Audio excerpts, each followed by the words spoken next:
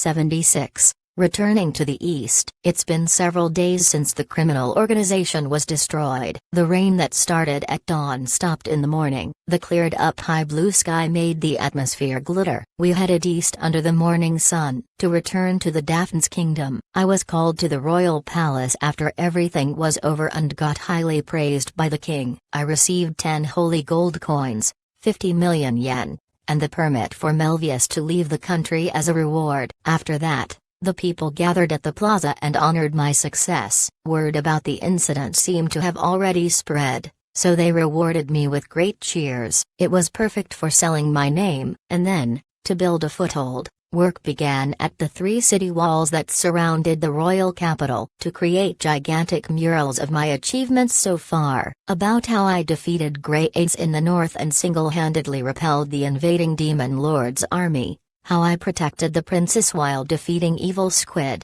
how I defeated and tamed the rampaging dragon, how I defeated Barrier Ma'uk and saved the World Tree, and finally, how I freed Industria from the clutches of evil that were lurking in the shadows. Of course, there are also love romances with a mermaid lady, an amazingly beautiful princess, an elf, an angel and a goddess. Celica complained that it would be quite the stretch from the truth. But I don't care. History is made by the winners after all, so there's no problem. Anyway, why murals? Industria is a manufacturing city. That's why I thought that leaving something made by craftsmen behind would be the most effective way to sell my name. Moreover, the wall is high and wide. I also decided that all the craftsmen of the capital should work on it. Then their families and they themselves will brag about the great work that they had participated in. My name and achievements will surely be passed from parent to child, from grandfather to grandchild. Everything is as planned. My believers should increase as well. I mean,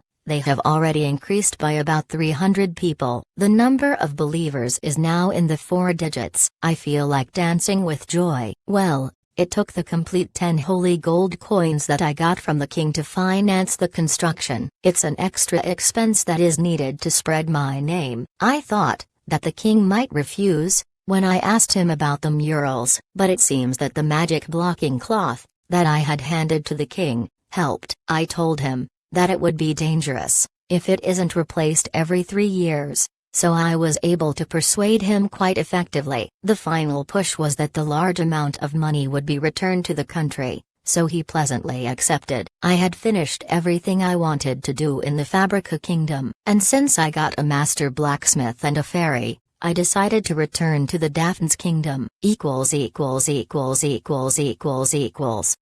It's been 1 week since we headed eastward. We arrived at the border. Lilil continued to teach Laeticia in the meantime, and Laeticia learned several god art magic techniques. I had actually also learned a new skill, Justice Slash, cuts through evil without harming the good. 2-fold damage against demons. The checkpoint could be seen in the distance. Lilil spoke. It's time for me to take a different route. You could come to the village though. Well, I want to look around the north. At Edelston. That as well, don't get lost. You're quite clumsy after all. Lilil inflated her cheeks. It still doesn't hurt her beauty though. I'm not clumsy. I only have to think a little before I act. Won't that make it even worse? Shut up. And I taught Laeticia everything I could for now. Laeticia, you'll obediently keep up your practice, right? Yup.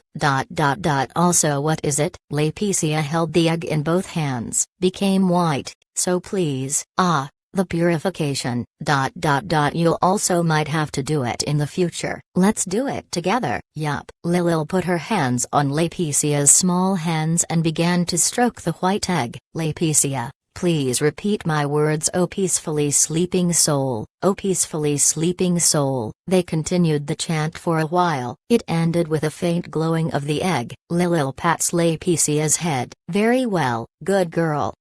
Worked hard. I tilted my head while pondering. Should we return the eggs to the dragon? They might get stolen again though. Once they are purified, they won't give birth to calamities anymore. But it's certainly a difficult question. If they won't cause any calamities anymore, it's the dragon's own responsibility. So let's give them back. Are you also okay with that, Laeticia?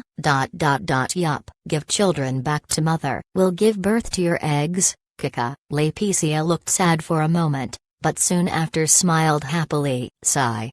Do you know where eggs come from? Wrong? Ah, I'll tell you once you've grown up. Understood. Looking forward, her blue twin tails swung as she nodded. I looked at the elf Nebula. Nebula, you also take care. Yes, thank you very much. Hiro-sama. Her green hair swung as she bowed. Lilil will accompany her to the Elven village since she is also heading north. However, Foria and Ri will go with us because Ri's status is still worrying. Thus, we parted with Lilil and Nebula and crossed the border. We were warmly welcomed by the villages that we were passing through. It seems that the villages that were damaged by the dragon received some treasures from the dragon. I received their gratitude because apparently it was thanks to Hiro Kika. I got some believers. The mold for the statues was made in Kirkia, the village further to the west. My bronze statues will be finished within this year. Everything is working well, and while I was at it, I decided to let them make another statue for my village. After that, we met the dragon and returned the 2 eggs. We could now use the shortcut though the dungeon. Oh. It's a beautiful white. You have my gratitude. Don't let them be stolen again, okay? Ah, yes, I'll give my best also, since you have an agreement with the kingdom. Don't leave the mountain area for a while. I know. Then I conveyed another idea for a dungeon and we finally were on our way back. It's been 2 weeks since we left Industria. We had returned to the royal capital Chloe of the Daphne's kingdom. We go to Kinmerok's Inn, which is located in a back street. The tavern's floor was clean and it was thriving although it was already past noon. Minya speaks. It's so clean. It seems that the dirt at the walls was hid by hanging cloth at the walls, and the tables are now covered with marble to make them easy to clean. Celica was impressed. Lionel, who was serving customers, noticed us and came with a refreshing smile to the entrance. Kika-san, everyone, it's been a while, hasn't it? Please, take a seat wherever you like. He wears a white shirt and black trousers, and the bow tie gives this juvenile with his delicate body a somewhat adult-like atmosphere. We have already eaten, so we don't need any meals. We also won't stay the night since we'll go to the village. Lionel looked lonesome when I said this. That's a pity. I'll serve you tea and sweets for now. Did you come up with that? Yup. I have many ideas. It's fun to make everyone happy. Thank you for introducing me, he answered while letting his white teeth shine. His straightforwardness seems to be his main strength. It's a good trend. So, have you found a goal for you? No, not yet, but I can also think about that after I've rebuilt this rundown inn. Hey, you don't have to call it rundown. Kinmerok scolded him while he was peeping from the kitchen. Lionel stuck out his tongue. Sorry, Master, the earning are only dropping when Minya isn't here. You're too cruel. Rather, Kika, thanks for coming. Oh, Minya rushed into the kitchen and hugged him. Dad, I'm home. Welcome back, Minya. Above all, I'm glad that you're alright.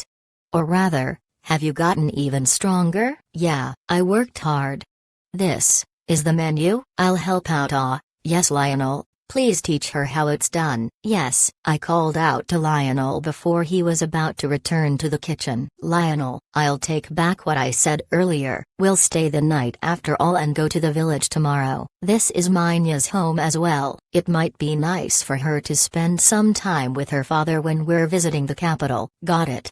Ah no, thank you very much, Kika-san. I'll immediately prepare the rooms, so please wait a moment. He swung his hair, bowed like an adult and quickly returned to the kitchen. Some women at the other tables murmured cute, and I could somewhat understand them. The gap that is created by this boy who acts like an adult might be quite popular. Celica and I sat down at the counter. Everyone else sat down at a table. I wonder whether the fairy in Minya's bag is still okay. I talk those at the table. Ri, are you alright? Yup, I'm okay. Melvius, how is your wife? She seems to be fine. I'm sorry for the trouble. Melvius and his wife nodded with a smile. I took a quick look at his tired wife. It was the right decision to stay the night after all. Then Kinmerok came out of the kitchen. His formerly wildly growing beard was now neatly trimmed. He wears black trousers and a white vest and shirt as well. and hesitatingly speaks. It's been a while, it must have been about a month. The impression of the inn changed, your appearance as well. I look around the shop. The number of rough men has decreased and the number of female customers has increased. We sell meals at daytime and alcohol at night time. We also decided to serve tea and confectioneries. It was Lionel's advice. Were the beard and clothes also Lionel's idea? Something like that.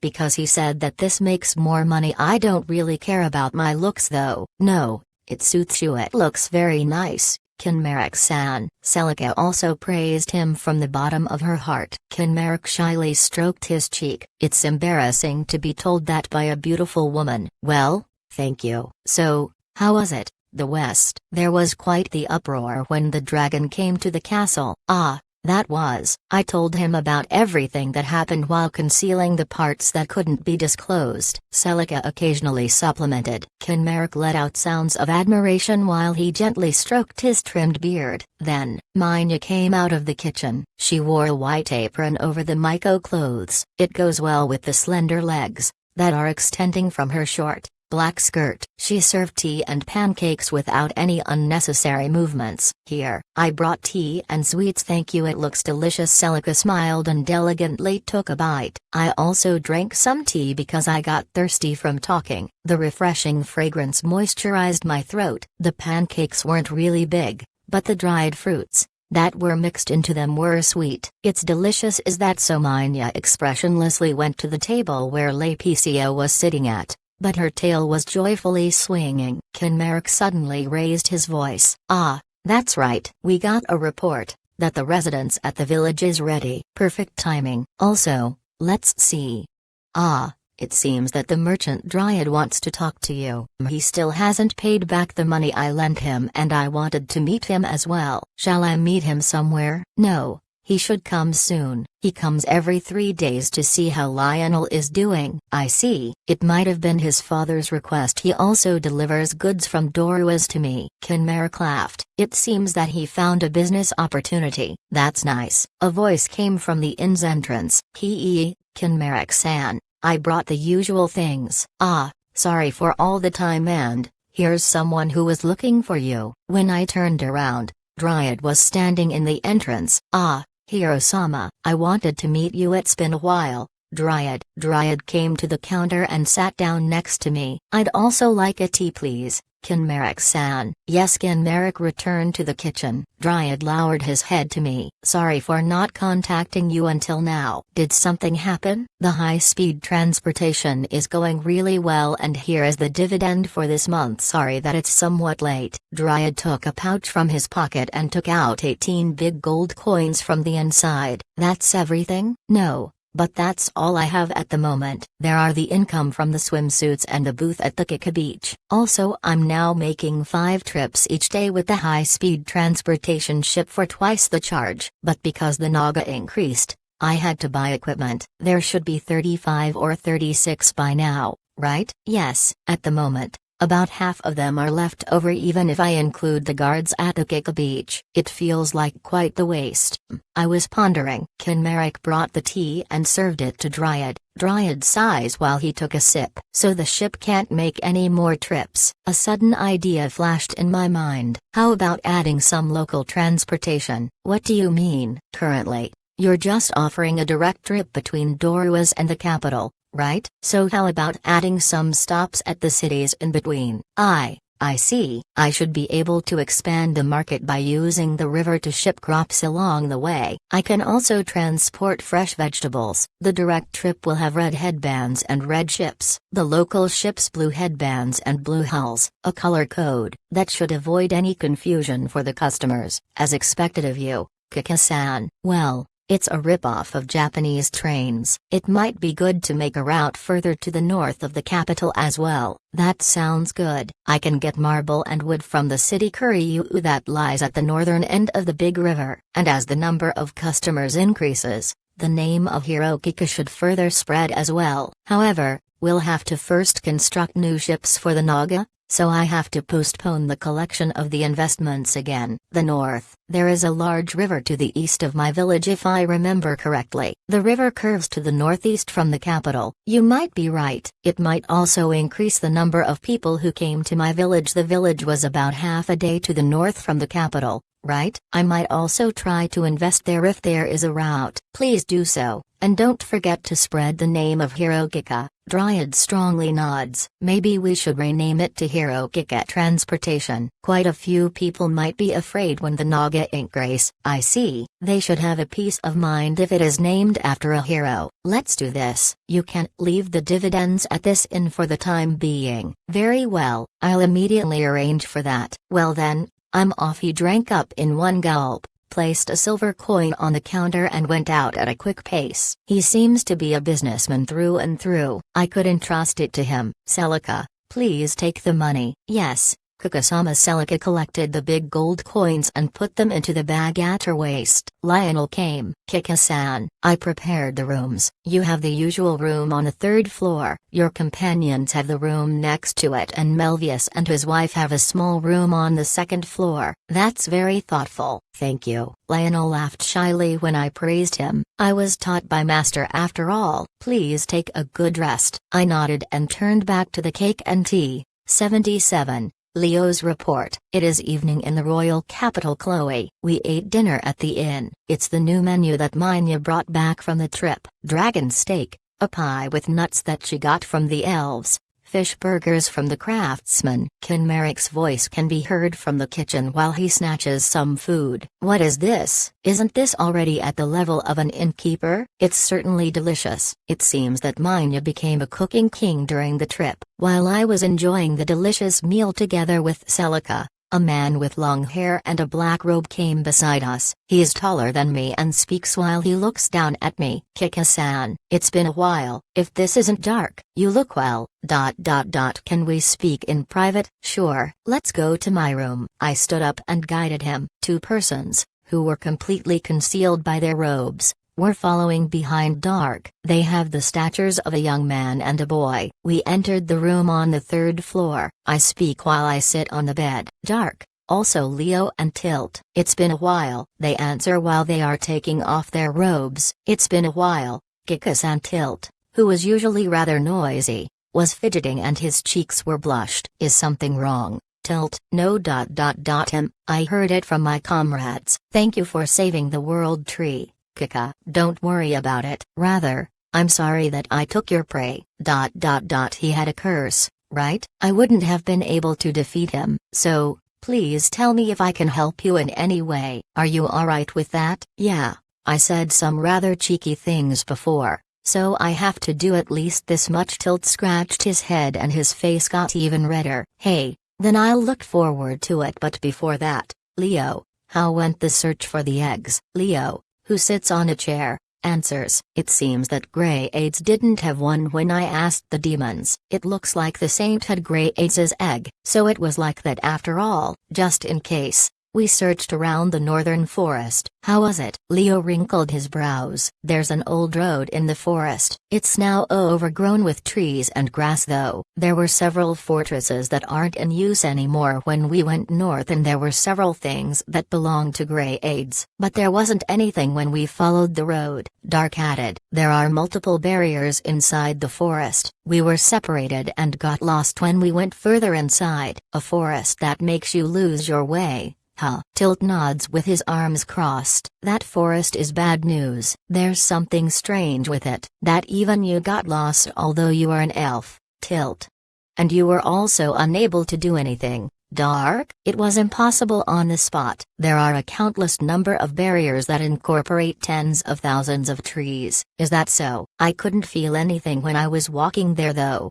Maybe they were created when the Demon Lord's army withdrew. Well, it couldn't be helped that you were unable to investigate when you got lost. Leo's hair swings when he nods. I think that we should look at other places and leave the forest be, since my demon friends said that there isn't anything in the forest. That might be for the best. Do you have some other clues? Yes, according to the demons, Barrier Ma'uk at the World Tree had won. I spontaneously raised my voice. He had won? I searched for it though. It seems that he drilled a hole into the stump and buried it together with some demons' corpses. It seems to be at a recessed place on the northern side. At such a place. Please wait a moment. I telepathically contacted Lilil while I scratched my head. Lilil, are you there? There's no reaction. Ocean Hag.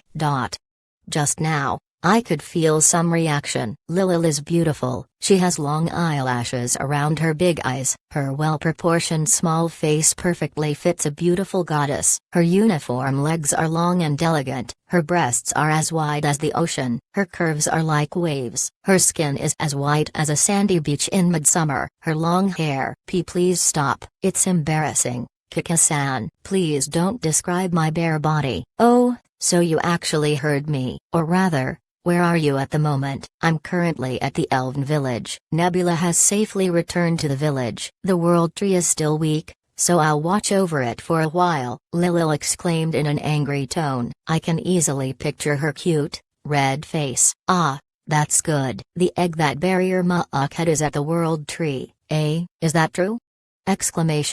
Even though there wasn't anything when we searched for it, it's in a hole in the stump together with the corpses of demons. It's on the northern side in an area that is slightly recessed. Please look for it. At such a place. Understood. I'll immediately take a look. Please do so. I breathed a sigh. Just what the hell did I do? I've never even thought about the possibility that it might be buried. I relied too much on truth sight. It seems to have been hidden quite well, so it couldn't be helped. Well, it's alright. I just requested the collection of Barrier Ma'uk's egg. Eh? Just now? You're awesome. Kika, what kind of magic is that? I can't even guess. Tilt and Dark were impressed. I couldn't say that it's a godly power, so I kept silent. Leo speaks. We also searched for the other eggs. It seems that they are with the most influential guys after the 4 heavenly kings. Are there such guys? Who are they? It seems that there is a vampire king, who lives in the southeast of the kingdom, but the exact location is unknown. I tilted my head to the somewhat vague information. That's quite vague, given that the information comes from your demon friends. Although he seems to be cooperating with the Demon Lord's army, strangely there isn't much information about him. It's said that he even hides the information about himself from the Demon Lord. Eh? Is that so? I'm surprised that the Demon Lord accepted that. Either he's amazingly strong, or might he have received some favor. He seems to be an incredibly dreadful guy. It's said that his territory is just like hell. Oh, please be careful when you investigate. I'll let you know once I have more details. So, now we are at 4 eggs. Another one should be with the last guy of the 4 heavenly kings. Yeah. The 5th is with Gerdolf. We're still investigating the 6th. Tilt is poking his cheeks while sitting on the chair. Gerdolf is always moving about for management purposes, so he's hard to grasp as well. Even for my friends among the demons, he shouldn't even have time to sleep if he is managing everything by himself. We'll let you know once we find out his schedule. Dark swung his hair while he answered. What is the dragon doing? It seems that she is busy with the creation of her dungeon. That's fine. The non-interference pact might crumble if she'd heedlessly move. It might also cause trouble for you, Leo. Well, we already asked her to leave everything to us without making a move herself. Dark spoke while he pushed his glasses with a finger up. She's probably grateful for the help since she wasn't able to find even one on her own. It might just have been the solution for her problem. Maybe it feels like the direct intervention of the gods to her. She certainly stands out with her large body, so it's no wonder. Dark spoke with a bitter smile. Then an idea flashed in my mind. Leo, I have a favor to ask. What is? You're currently acting while hiding your identity, right? I looked at the robe in his hand. That's right then. Could you help me by making it look like the work of Hero Kika? Why do you ask? I need the faith of many people to defeat the Demon Lord. In other words, it seems that my name has to be known. I see. You need everyone's prayers. Huh, understood. I'll try. I'm sorry for snatching your achievements. It's alright. You're the one who saved me after all. I'm only alive because of you. Kaka-san. Leo swung his blue hair and vividly laughed. I bitterly smiled with admiration as he spoke from the bottom of his heart. He's just too nice a person. Dark and Tilt gestured something like it can't be helped with their hands. Then, there was a knocking sound. Who is it? It's me, Fal. Kaka-san. Ah, please enter. Excuse me. Fal entered the room, wearing a navy blue habit. She stopped for a moment when she caught sight of Leo, then she clung to Leo while she cried, Leonisa-en. Fal, I'm glad you're alright. I was so worried. I'm so glad that you're alive. Fal hugged him tightly. Leo smiled while he stroked her head. Just looking at them was heartwarming and I felt glad that I had saved them. You should talk at your room since it seems that it's been a while. We'll depart tomorrow. Fal, yes. Kaka-san, thank you very much. She lowered her head while she bowed. Her veil slip softened, her brown hair spreads out. Leo smiled with a grin, picked up the veil and spoke. You never change, huh? Then, shall we go? Yes, Nissan. Tilt and Dark also stand up. Well then, Leo, we'll return to our inn. Take care both of you. Thank you. Thank you as well. Kaka-san. Leo leaves the room together with Fal after expressing his thanks. Well then, Kika, we'll come back when we have some new info. Tilt and Dark are also about to leave the room. Ah, Tilt. Foria is in the room next door. Tilt stopped and frowned. I'm not really good with Foria Nichan. Riz also there. You should be about the same age. What, really? Ah. I see. Rig grows up fast because she is a half-elf. She was so cute when she was little. Are you friends? Tilt points at himself with his thumb. She's something like a little sister to me. I guess that's why you're on bad terms with her mother. You probably took her along while doing mischief. Shut up. I'm already through with the time at the village. A mischievous black history. Huh. But it's nice that they could be friends without any discrimination or distinction. Even though Riz a half-elf, how nostalgic. Riz 70 years younger than me. We even have the same birthday. Can you tell me her exact age? What is it suddenly? I'm 142 years old, so she is 72. I see. Thank you. I was quite troubled because I didn't know her exact age. So her father was a human after all. That's right. Remembering months and years is quite hard for elves since we live for thousands of years. I remember the number of years because I also lived in the human society since I was young. Well, she might be happy if you show your face. I get it. Dark. I'm sorry. But please go back to the inn without me. You don't have to mind me. Dark had a parenting smile floating on his face. Then they left. Suddenly the room feels quite empty. It might be quite a while until the next report. Maybe I should go back to dinner. I stood up and went back to the tavern. I was contacted by Lilil during the meal and got told that she had safely secured the egg. We were unable to find it because the hole was completely covered by the World Tree's life force. It seems that she was attacked by rotten demon beast zombies after she dug up the hole and got completely covered with liquids. I wish I would have seen you, all wet and see-through. Ah, please don't say strange things. I definitely won't show you. She was still mad, although it sounded like she was alright. I was still worried that she might have been injured by poison or acid. So I looked in the direction of the World Tree with clairvoyance. It would hurt my heart if her smooth skin would be scarred. Then I caught sight of a peerless beauty who was bathing in a spring near the stump. The water droplets on her white skin are bewitchingly shining as she bathes in the moonlight. She is a beauty with well-formed breasts and wonderfully proportioned curves. The wet, peach-colored hair that reaches until her waist is beautiful. This goddess doesn't have even one single injury. I'm glad. It doesn't seem like you've been hurt, eh? Kaya. Pervert. Lilil's face turned bright red and she stooped down into the spring, emitting a splashing sound as she hit the water surface. A barrier was set up and I couldn't see her anymore. Too bad. Celica was staring at me while I was grinning. Kika-sama, you're thinking about something indecent again, right? Celica has a sharp intuition, but I won't dodge. You knew? Ah.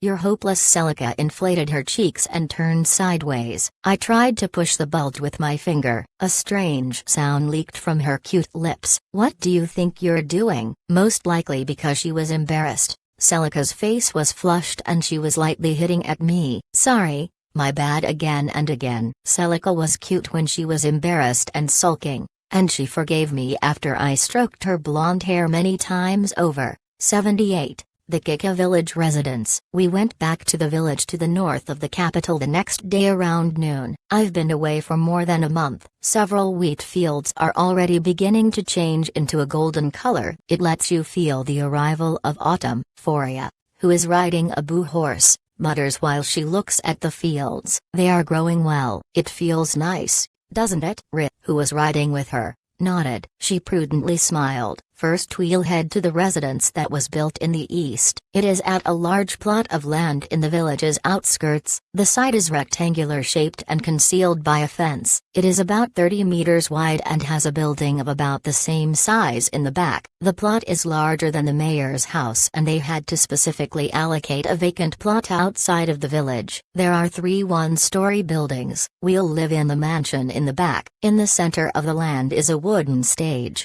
and to the right is a tenement with 5 rooms. There is also a backyard, although it's not visible from the front. The point is, that was laid out like a typical shrine with something like an inner sanctuary, a front shrine and a shrine office. Although it was made with the local crafting techniques and looked like a blend between Western and Japanese styles, it was without a doubt my shrine. I can't stop grinning. Celica spoke while she surveyed it. It's a wonderful residence. It's quiet and splendid. Val nodded in agreement. It also feels sacred somehow. It has a nice atmosphere, as expected of a nun. She knows her stuff. I nod while I have a smile over my whole face. Yeah, I can't go with anything less when I'll become a valor god. But there are no buildings with 2 or even 3 stories. That would be difficult with the village's crafting techniques, and even then it would take a lot of time. They also have to do agricultural work, so there aren't enough hands. Ah,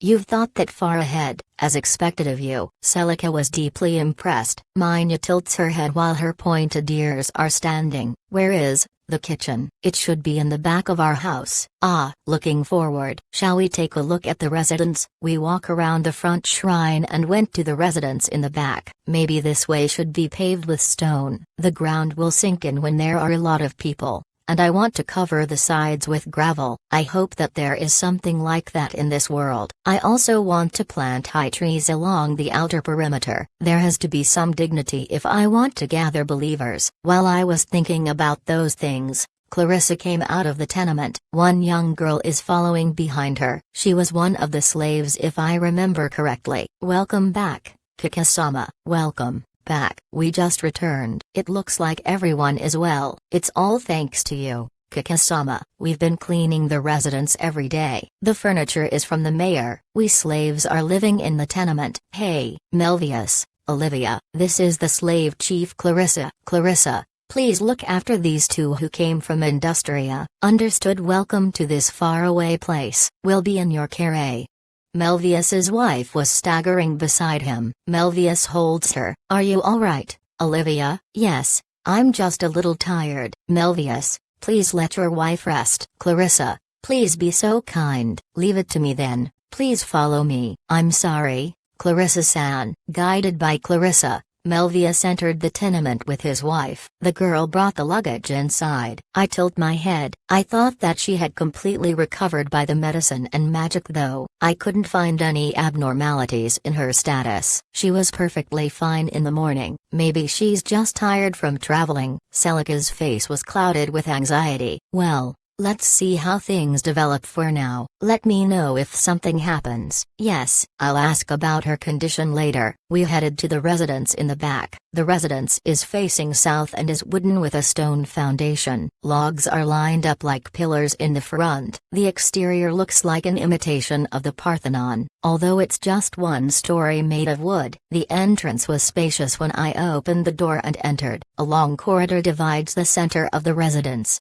and there are 3 rooms at the southwestern side and 3 rooms at the southeastern side. 5 rooms were lined up on the northern side, and in the northeast were the kitchen and the dining room. Let's make the room directly after the entrance to the west into a reception office. My room will be next to it. That makes it easy to deal with guests. Do you want the room next to it, Celica? Yes, she behaved as if she had received a surprise attack. Her blonde hair swung. By any chance, did you plan to take a room together with me? This is ... I'm fine either way. Celica's cheeks blushed as she cast her eyes downward. I also want a room. You're right, Laetitia. Let's give you and Minya rooms on the northern side. Foria, Renfell should use rooms on the east side. The room at the entrance will be a storeroom. Isn't the storeroom usually in the back of the house? Well, since it's you most likely have already deeply thought about that, so please do as you like. Celica tilted her head but didn't retort. Well, in case of an ordinary person that would be the case. Actually, I was thinking about putting an object of worship into that room while making it look like a storeroom. That way, I can hear the wishes of the people who visit the front shrine, no matter where I am in the world. Laetitia's eyes sparkled as she spoke. I want entrance room. Rejected. Laetitia, you're even forbidden from entering there. Ugh. Yes, Laetitia tempered her cute lips to a point. It'll become your shrine if you live there after all. Laetitia. That's what I thought but couldn't say because everyone present. She probably grasped the function of the residence instinctively. She might be a child, but she's still a god after all. Well then, everyone, how about checking your rooms? Suddenly, Minya's bag was moving violently. The fairy Haya shows her face. Where is my room? Maybe the room next to the storeroom. No, you might be seen when someone comes to the entrance. Celica, can fairies stay at a normal house? There are rumors that fairies have miraculous powers and they can be sold for a high price when captured. Hence it might invite unnecessary trouble. I don't want to live with forced labor again. She wildly shook her head. Her triangular, pointy hat is shaking. What do you want to do? I just want to live in peace and create tools. I also want you to create tools. Maybe I can build a small workshop in the backyard. Then Foria spoke. In that case, how about leaving her with us for the time being? We know more about fairies than humans after all. That might be for the best. I was told that fairies and elves belong to the same group. I'll leave her to you. Yes, Kakasama. Celica, you'll protect them in case of trouble. Yes, Kakasama. Riz spread her arms. Come here, Haya-chan. Ease. She jumped out of the bag and leapt into Riz's arms. Haya looks just like a pretty doll when she's held by a girl. Well then,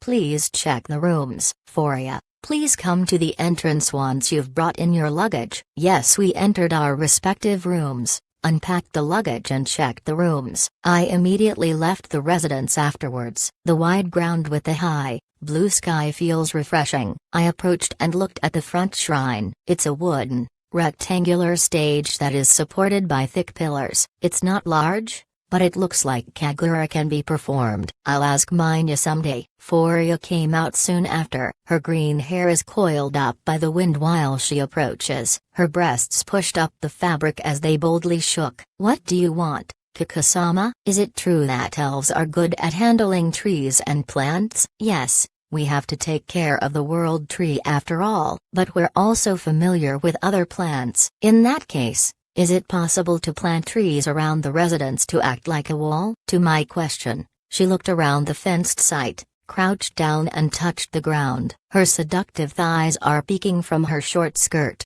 Let's see. The earth is a little infertile since it's residential land. It might be difficult for trees from foreign countries to grow even when using fertilizer. I see. Is there a forest nearby? It's easier for young trees, that are growing in the same earth, to take root. That's an expert for you. That might be for the best. Can you please do that? Yes, please leave it to me then. I'll go ask about the forest. Until later. Foria saw me off while holding her disheveled hair down. I headed to the mayor's house.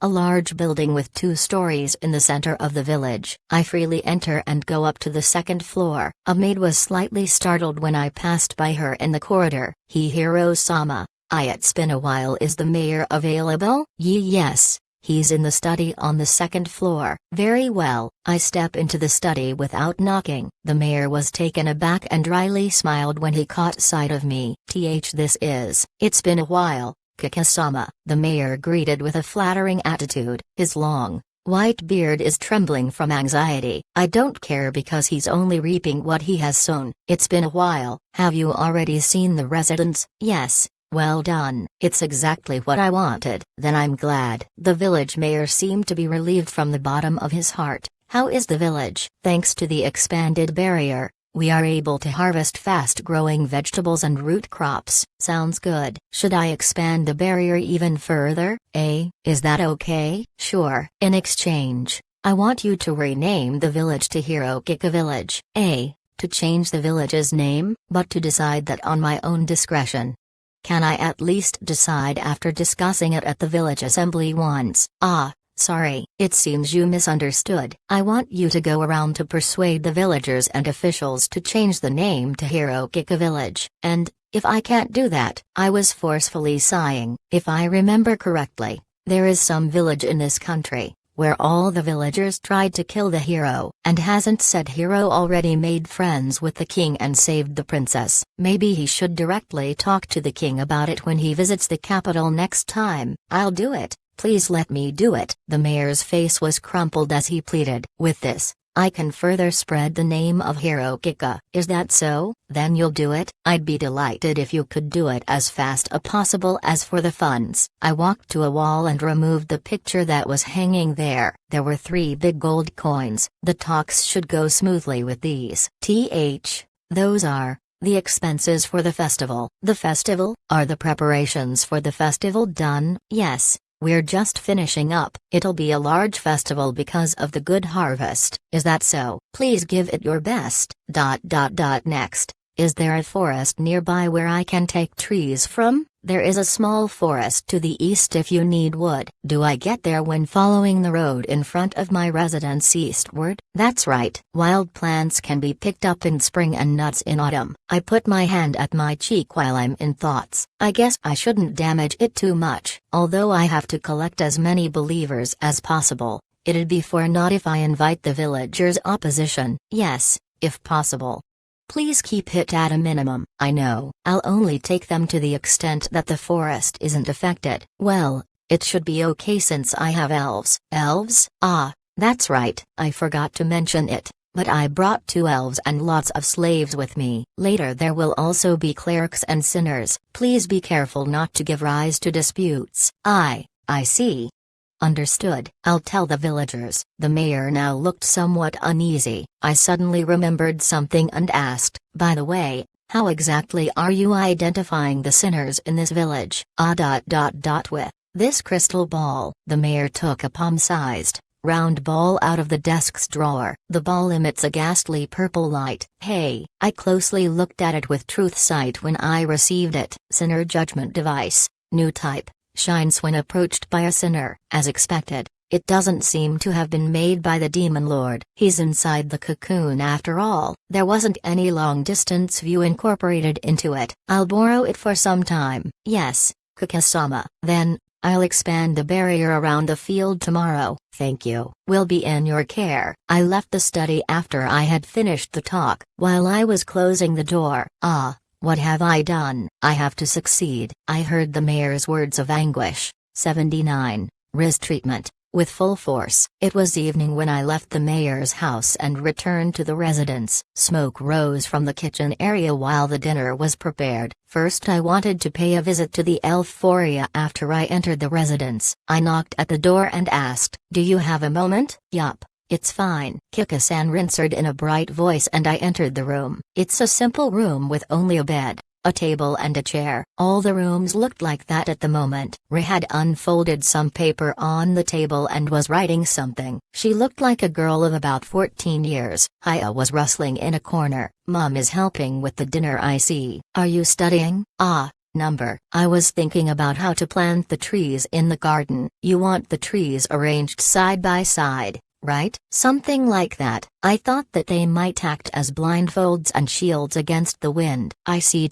Then, it might be best to plant the trees about 1 or 2 meters away from the fence in equal intervals and grow shrubs near the fence. A hedge. That sounds good. Very well, then we'll do it this way. Riz whistling a song while she moves the pen over the residence's sketch. Her shoulder length, green hair is silkily swaying. I approached Haya. "Haya, can you help me with something? What's the matter, Kika-san? Here, can you modify this? I took the Sinner Judgment Ball, that I had borrowed from the mayor, from my pocket. It is emitting a way stronger purple light now than it did at the mayor's house, most likely because it's now near Ri with her light attribute. It really doesn't seem to be sufficient to only change the status entry to fool the new devices. Haya looked at the ball and wrinkled her thin eyebrows. She seemed to be disgusted. It emits a sinister aura. It feels creepy. It's a Sinner Judgment device. It shines purple when the light attribute is present. Seems like that. Haya took the ball, frowned, and examined the ball by tapping at it with her small hands. Can you modify it too? Let's see. Maybe let up when a demon approaches? I don't think it's impossible, at least if you know exactly what distinguishes the demons from other creatures. Oh, is that so? Greyades and evil squid are without a doubt complete demons, but big wolves and lizards can also be considered as ordinary creatures. In the end, it's a matter of perception. It depends, for example, on the person whether they see a naga as a demon or not. Then, can you let it lit up when the darkness attribute is present? As of now, the people pretty much only have one of the 4 basic element attributes or the light attribute, and I haven't really seen the darkness attribute often. That's easy to do. Haya hit her chest with her small hand. Her triangular hat is slightly fluttering. Then, please modify it in that way. Alrighty, it'll be done by tomorrow morning. Very well. Haya took out things like a small hammer, a chisel and a burner. I borrowed a pen and paper and drew some magic circles. They are the multi-layered magic circles to deceive the Sinner Judgment. Also, can you please engrave these into iron scraps? I want you to make them as small as possible. Yees. These are invalidating the ball's effect, right? I'll give my best. Alright, I'll leave it to you. Haya was happily enjoying herself as she held her tools and started to work. That should ensure Fal's, Riz, Celica's and the other sinners' safety. When I raised my head, I saw Ri, who was curiously looking at us, or rather, she was keenly looking at Haya's hands. Ah, perfect timing. Ri, I'll fix your body, so can you please lie down on the bed, and please take off your shirt. Right now? Yeah, the same as before. It'll be over in a moment. I now know her age and race since Tilt has told me. All I have to do is to edit the status. Rick cast her eyes downward and blushed. It's embarrassing. Your condition will worsen again if I don't cure you. Ugh. Understood. She slowly undressed and laid down on the bed. She hides her chest with her thin arms, but the not concealed, white skin is dazzling. Only her childish, shapely face and her long elven ears were red. The bed was creaking when I sat down next to her. I took her hands, that were hiding her chest with one hand, and held them above her head. Then I slid with the other hand over her small breasts and delicate body.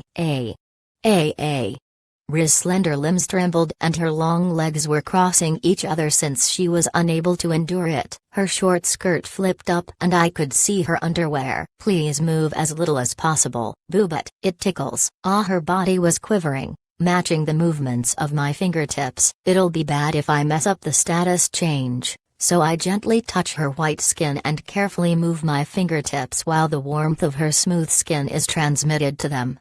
Riz's well-featured face distorted when she closed her eyes and was biting her teeth. Nevertheless, gasping sounds leaked from her of flower-like, red lips. Oh, does it hurt? I'm fine, so, please hurry. Then, don't move. I move my fingertips further. After all, can't. Rit tries to escape by twisting her body. Her green hair, that reaches until her shoulder, is violently disheveled. Hey. It's dangerous. Any interruption to the procedure would be an unnecessary risk. I forcefully moved my body onto her slim waist and trace the shape of her breasts with my right hand while I press against her shoulder with my left. No. She's struggling beneath me, but her slender arms don't have any strength when they are pushing against my chest. I moved my hands with a little more strength and traced her sides and neck with my fingers. Riz's cheeks got red and she roughly breathed with hand. Pinning her down certainly made the editing easier. I rewrite the text in numerical values at the same time. I currently have 1000 believers. I should be able to rewrite a little deeper than just on the surface layer now, as if diving into her slender limbs. I put strength into my fingertips. Her fingers are covered with moist sweat. Maybe because of pain, Ri was strongly gasping and her slender limbs bent like bows. Finally, I put my hand on her forehead and looked at her with truth sight. Status, name, Ri, gender, female, age, 72, race, half-elf, job, spirit user, classes, Spirit Heart user, LV8 magic tool engineer, LV1 gardener, LV1 attributes, woodlight. Alright, it's a success. How is your body? I moved to the side while I asked. Ri didn't reply, covered her eyes with one hand and was repeatedly wildly breathing. Her skirt was turned up and although her thin legs could be seen until their base, she didn't plan to hide them. I picked up the crumbled shirt and put it over her body. Then Ri spoke in between her breathing intervals. My head is spinning, eh? Are you alright? You should be properly healed though, I know, but this is different. She raised her body while speaking in a scolding tone and leaned against my chest with her half-naked body. The directly felt, flushed skin was hot and soft, as if it would melt. Are you really alright? Your body feels hot. My body feels way lighter than before. That's a good sign. I felt relieved and tried to separate from her, but she held on to my clothes and I couldn't get away. She looks up to me with upturned eyes. Her large, round eyes are moist. Kika-san, pat me.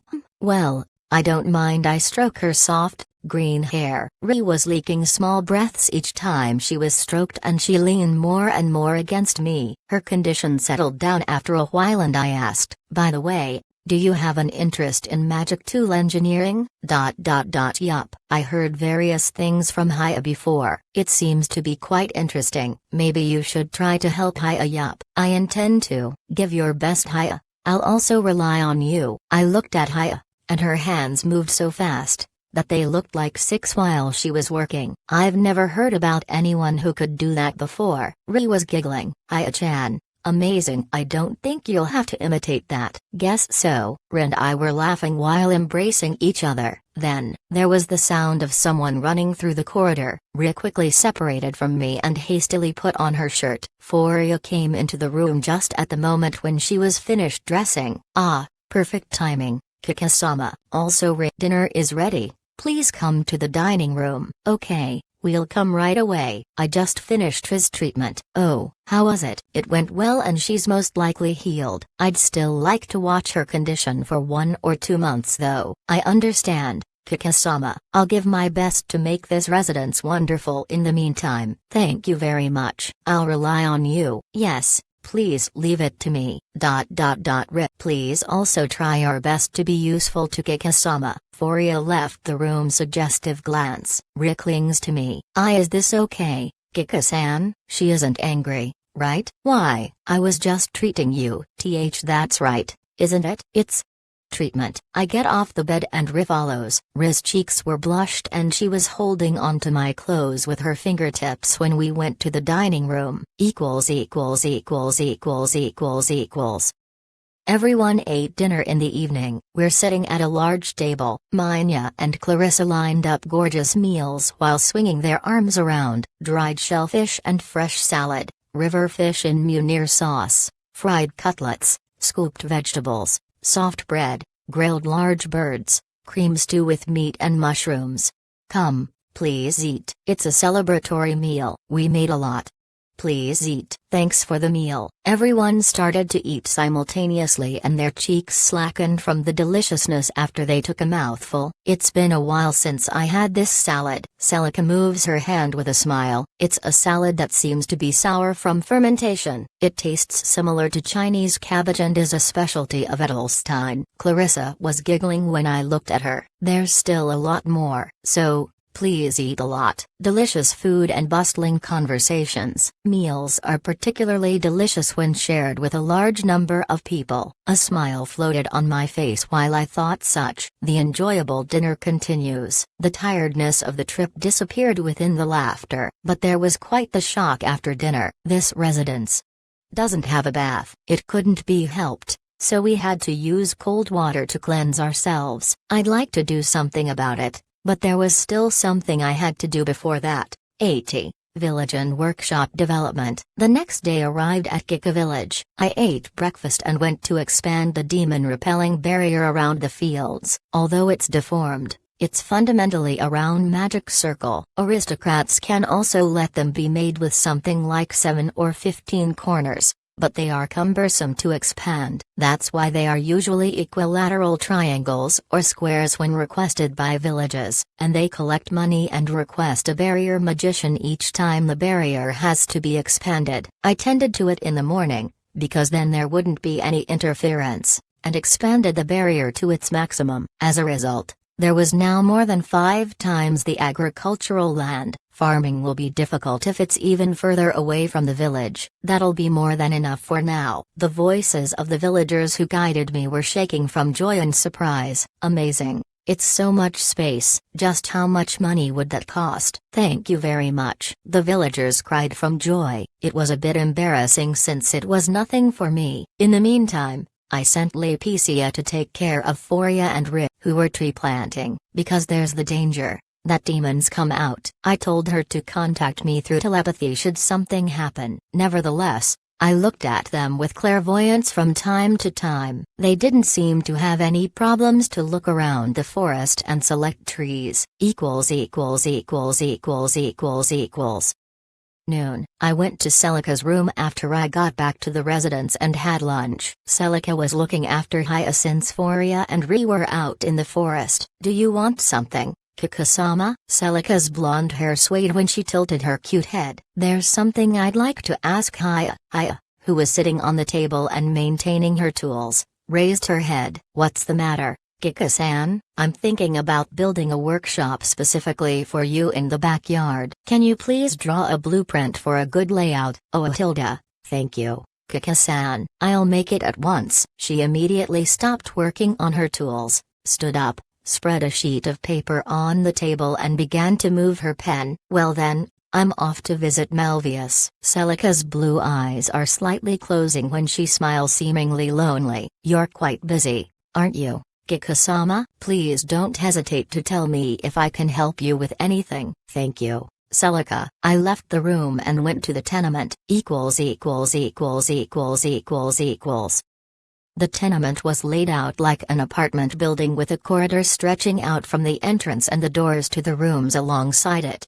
I knock at the door to Melvius's room. What is it? It's me, Kika. I've got work for you. Kika-san, it's open. Melvius was having a meal when I entered the room. There was an empty plate on the table. His wife Olivia was lying on the bed. It seems that Melvius was nursing his wife and helped her eating. You don't look very well. No. I'll be better once I've slept. Thank you for your consideration. Olivia's reddish hair swayed as she lowered her head. Let me take a quick look at you. I approached Olivia, put my hand on her forehead and looked at her status with truth sight.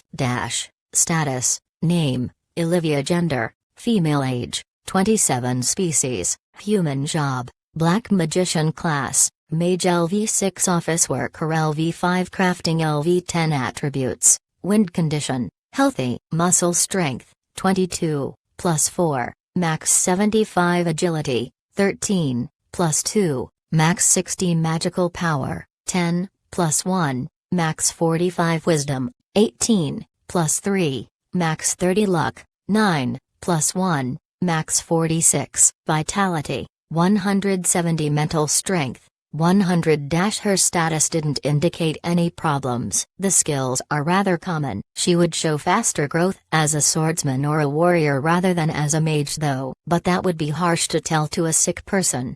There don't seem to be any problems. I understand. Thank you very much, Hiro-sama. I plan to help everyone with the work afternoon. Will this really be okay? Melvius frowned anxiously. Olivia smiles. I'm alright, thank you, darling. I spoke. Well, don't push yourself when you're sick. But you never told that you're a mage. Eh? What do you mean? The couple put their heads together. It's the same gesture I've often seen during the trip.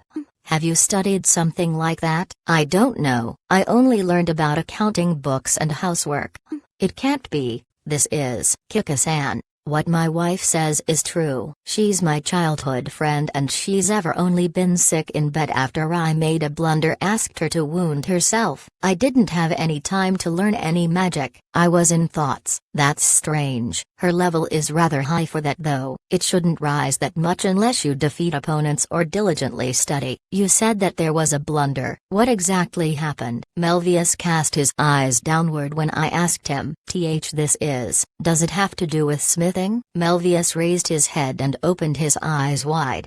How do you know? I'm a hero after all. It's not really an explanation. But he was convinced, lowered his head and talked about it bit after bit. I liked manufacturing ever since I was little. How simple materials became useful tools by my own hands. I was praised when I made good tools. I was happy about that. Moreover, you had talent, right? Yes, just by normal forging. When I made a knife, it became a magic knife. I was called a prodigy, but then I quit. What happened? It was her birthday. So I worked diligently and made a knife for her as a present. She had said since like forever, that she wanted to become one, so I made a knife that let her become a mage. Oh, I made the knife with the thought in mind, that everyone who is wounded by it becomes a mage. But when she cut into her fingertip, she was in pain, got a fever and had to stay in bed since then. I regretted it so much that I wanted to die. I put the hammer away and lived for her sake after that. So that's the reason why he didn't become a blacksmith.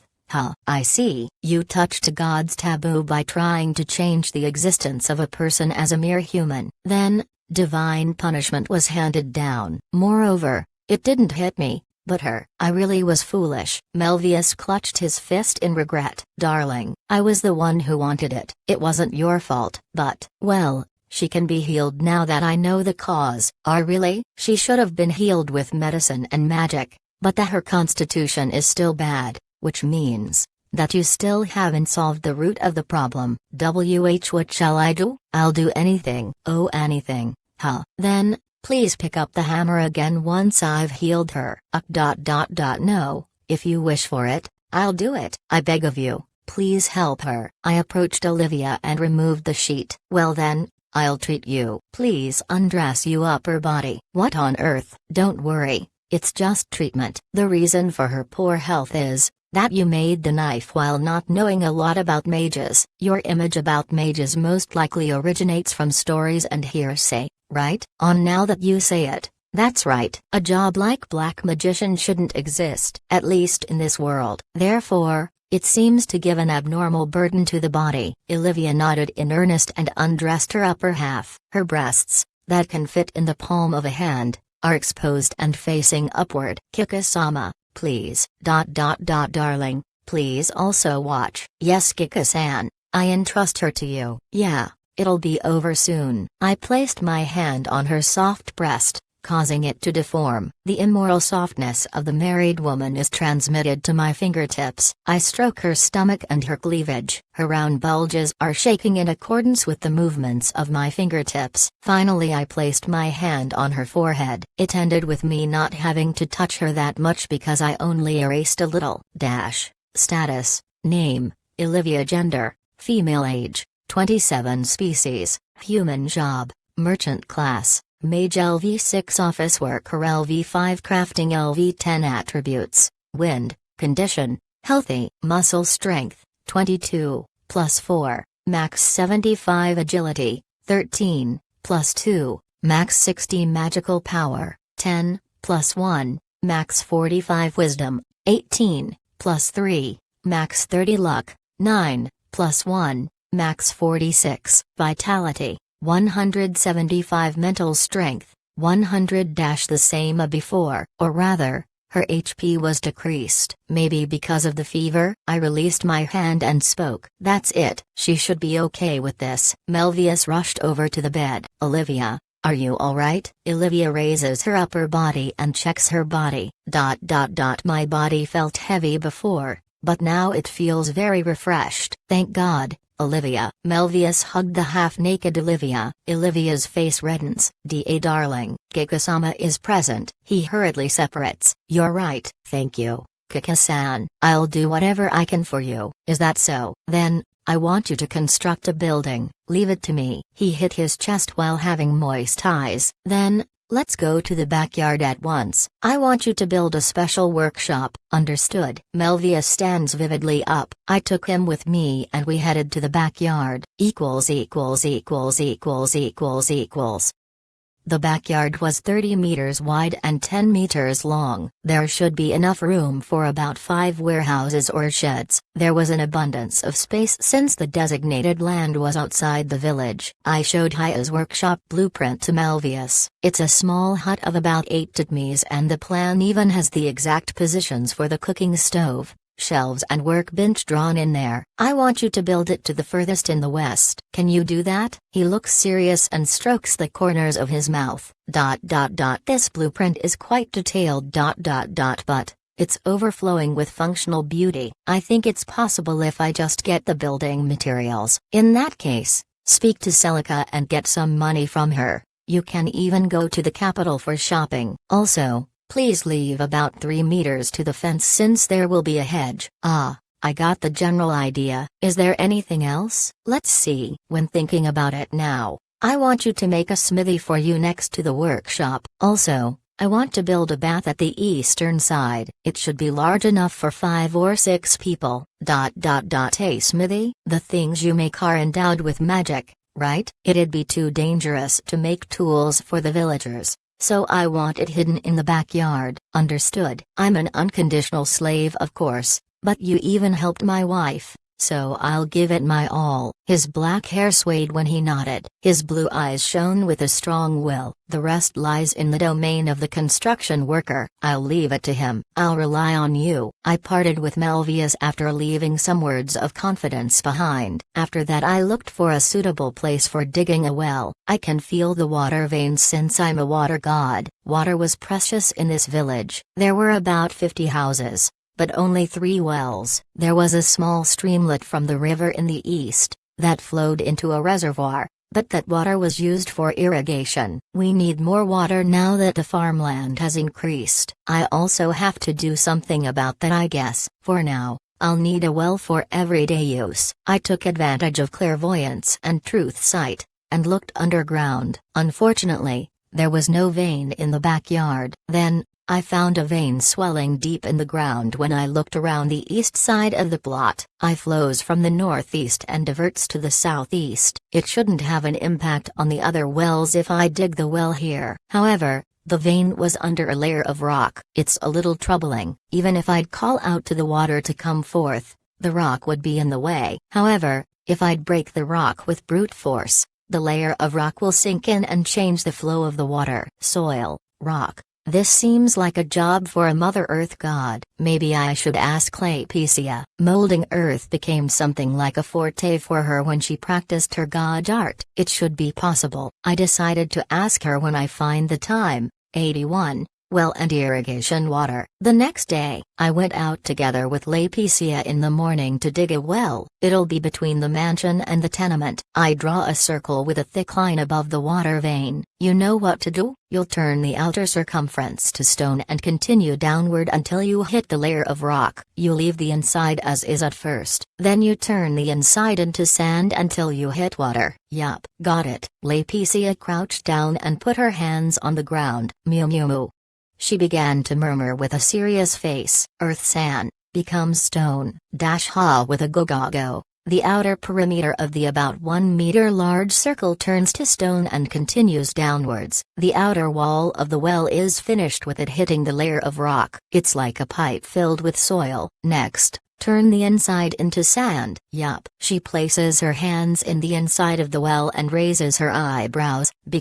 Sand. Immediately, the soil begins to turn into sand. When it reaches the layer of rock, the process slows down and then also turn that into sand. Finally, she hit the water vein and the water immediately started to ooze out. Is this okay? Very good, Claypecia. Well done. Claypecia jumped in delight when she was praised. Her blue twin tails rhythmically bounced. I hold my hands out and cast a spell. Gentle wind that obeys me, hoist the sand. dance like a whirlpool in the sky, wind sand tornado. The air above the well swirled violently, Laeticia's white dress fluttered in the wind, the sand whirled upwards and the water inside was spraying around. The water created a rainbow in the sun. Oh, a rainbow. Laeticia smiled and opened her mouth in astonishment. The tornado only blows the sand mixed with water into the sky and empties the well. The sand in the well is steadily decreasing. Once I reached the bottom, I transported the sand to the east and disposed of it outside the village. When I got back to the well and peeked inside, I was awarded with water in the depth. It's still muddy since I have just dug it out. We can use this for meals, bathing and to water the plants. Thank you, Laeticia. That's fun. Let's make more. I'll ask you again when I find another water vein. For now, please help Foria and Rick. Yes. Laeticia moved her slender legs and went back to the mansion. Which reminds me, I still have to do something about Laeticia's next level. Next was Know the Sky. If I remember correctly, maybe I should let her fly through the sky once. After I'm done with the village's development, I returned to the mansion. While thinking about that, I reported the construction of the well to Clarissa and Minya. I asked Haya for a tool to draw water from the well. It's fairly deep and it would be quite exhausting to work with buckets. So, what should I do next? I invoked clairvoyance and looked at the village, the fields, and a little bit further away, a streamlet is flowing from the east, creating a large reservoir at the west side of the village. However, it won't be enough water for all fields as it is now. Are you going to secure irrigation water? Even if I dig another reservoir, there has to be enough water. Why, I'm increasing the farmland. Increasing the farmland will invite more settlers. I was thinking that it might help to increase my believers if they receive my favor. I could see an embankment 15 kilometers ahead along the river with clairvoyance. Water is transported over the embankment to create the streamlet. A windwheel is used to power the mechanism that draws the water from the river. It looks inefficient. Maybe I should ask Haya to replace it with some golem parts. I guess I should take accurate measurements first though. I went outside to the road, then I saw the mayor approaching at a quick pace. His long beard is fluttering behind him. What's wrong, Mayor? It's rare to see you here. Kikasama,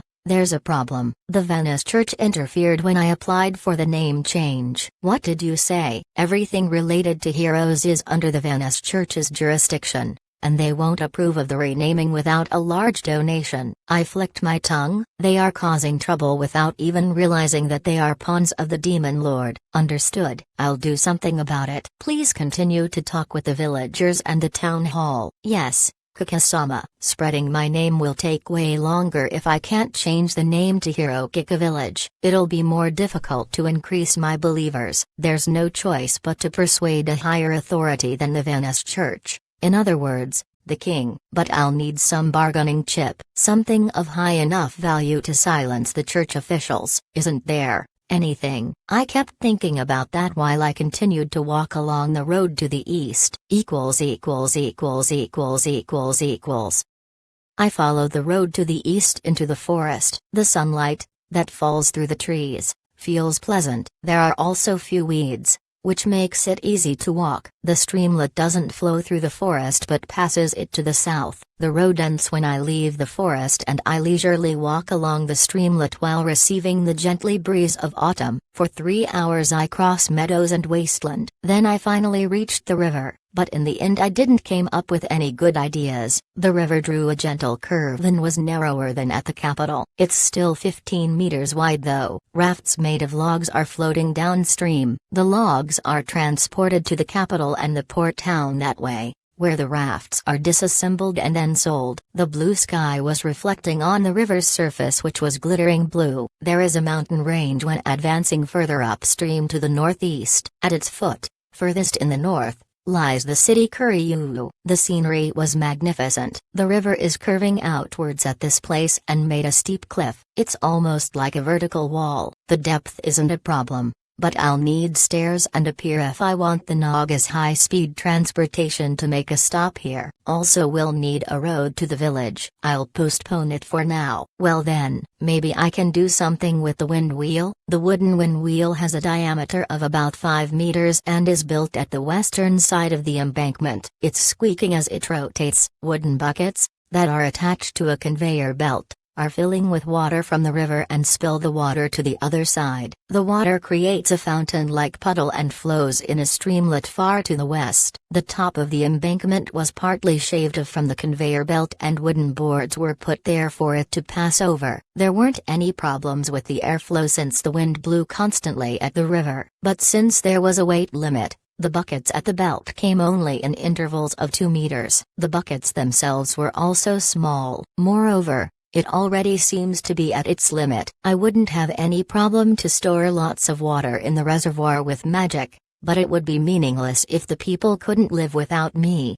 I wondered why they didn't make a water wheel though. The current is quite strong. Just when I was thinking that, a ship pulled by a horse came from downstream. The horse was walking on the embankment, and a coldly ringing bell was hanging around its neck. "We're coming through. Be careful." I avoided the horse on the embankment by making a step onto the slanting side. Ah, I see. They use horses to pull the ships back upstream. A water wheel would be in the way. I wonder how the high-speed transportation is coming along. I looked to the south along the river with clairvoyance. Then I caught sight of a construction site at an embankment. The city spread close to the embankment. A man of Dryad firm is giving out instructions. It seems like they are constructing a water gate at the embankment to let ships enter the city. They seem to plan to close the gate at night and stormy weather. I see, but that can only be done since the embankment and the city are close. Also, demons are inhabiting the river. It'd be dangerous without any guards. Moreover,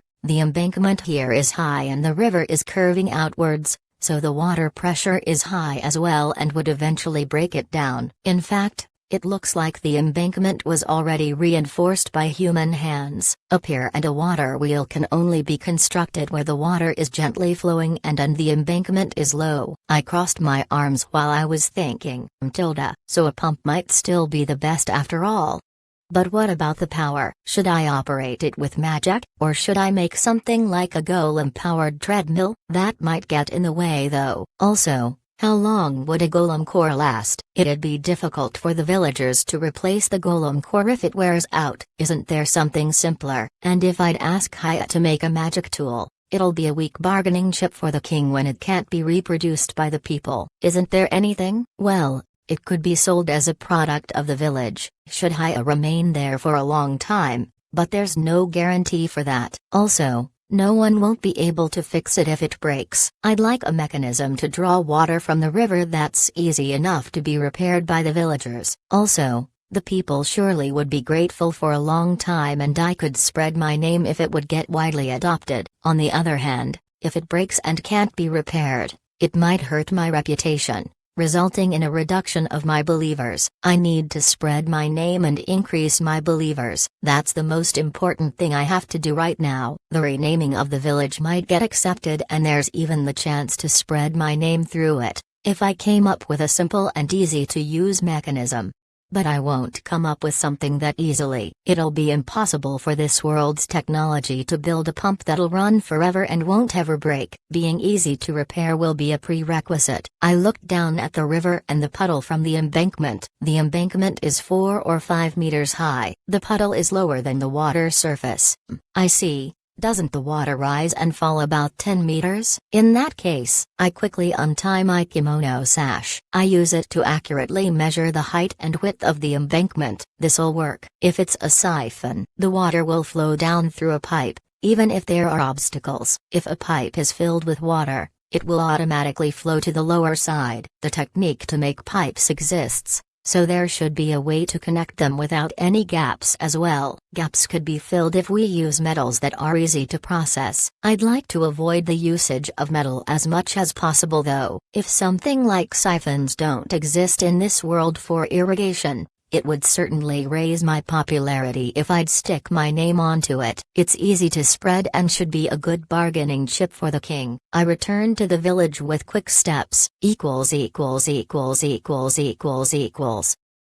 took about 1 hour to get back to the mansion. The tree planting has begun in the garden. The trees are too big to be called saplings, but Laetitia easily carries them and puts them into holes. Foria then covers them with earth and Laetitia adds some earth magic as finishing touch. It couldn't be any better. I quickly enter the residence while looking at their work from the side. I soon arrived at Celica's room. Celica, I'll come in. Please come inside. Kikasama. Haya was sitting in a corner of the room when I entered. Celica was sitting at a desk and had spread account books. I stand next to her and take a peek. You keep accounting records? Yes, I wanted to correctly list the income and expenditures since you entrusted me with the money. You don't care about money after all. Yeah, I'll leave the money to you. So, there's something I'd like to ask. Do you know siphons? Sphones? Is that the name of a someone? Ah. It's a method to draw water from higher to lower places. Celica tilted her head,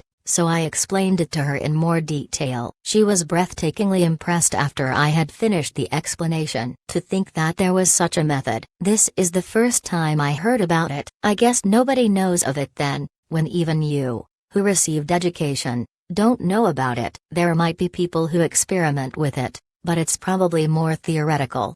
But, what about it? I thought about using it as a method to drain water from the river over the embankment. I see. It can be used for irrigation water, right? Celica was astonished and looked up to me with her round, blue eyes. I'll spread this technology as Kika water drawing system. Are you selling it to the country? I won't take money. I'll just sell my name. I'll also use it to promote the renaming. Celica frowned and looked somewhat sad for some reason. Kika-sama, I'm a little concerned. What's wrong? I know that it's for you to become a valor god, but I feel that you're too fixated on selling your name. Huh? Haven't I told her yet? I have to gather 50,000 believers to be able to defeat the Demon Lord. Moreover, within 1 year. So that's what it was. I'm sorry to selfishly speak up without knowing. Her blonde hair swayed when she lowered her head. I put my hand on her shoulder while she was sitting and hugged her. The feel of her big beasts is transmitted to me. It's my fault for not telling you. So,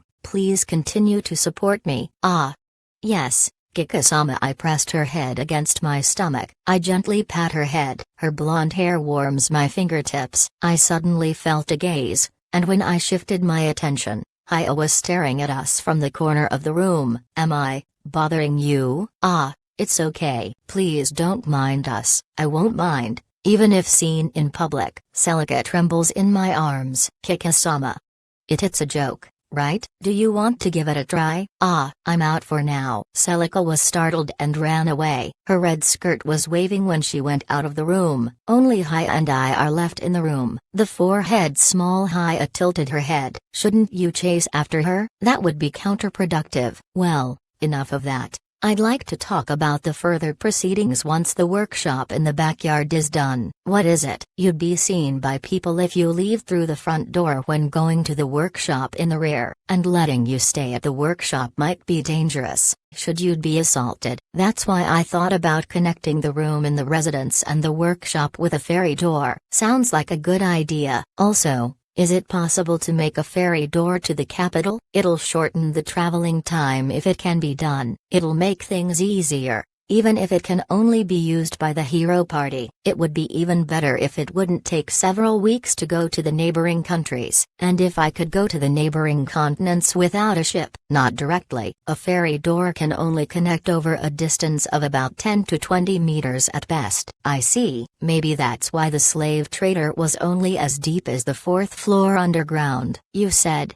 that it doesn't work directly. You can go everywhere if you move through the fairy world. But it was destroyed, right? I see. That might have been the reason. So the heroes can't freely move through the world. Is that so? The fairies are extremely in trouble because of that. I'd like to do something about it. How is the fairy world at the moment? It's a demon graveyard. It's a disposal site. there's an earth-shattering amount of undead. Hundreds of thousands or even millions of undead seem to be roaming about according to her. I guess I don't have another choice but to reclaim the fairy world. Might Orphalie actually have meant fairy doors when she spoke to me of something hidden of great importance in the fairy world? The princess and people who have her permission can set up as many doors as they like. I see. Conversely, it'd be a disaster if it would fall into the demon lord's army's hands. Enough to die for. Yes, the princess had resolved herself. I'd like to regain the fairy world, also for the fairies. But let's return to the previous talk. I need a ship. A ship. I always wanted to try that. You can build one? Then,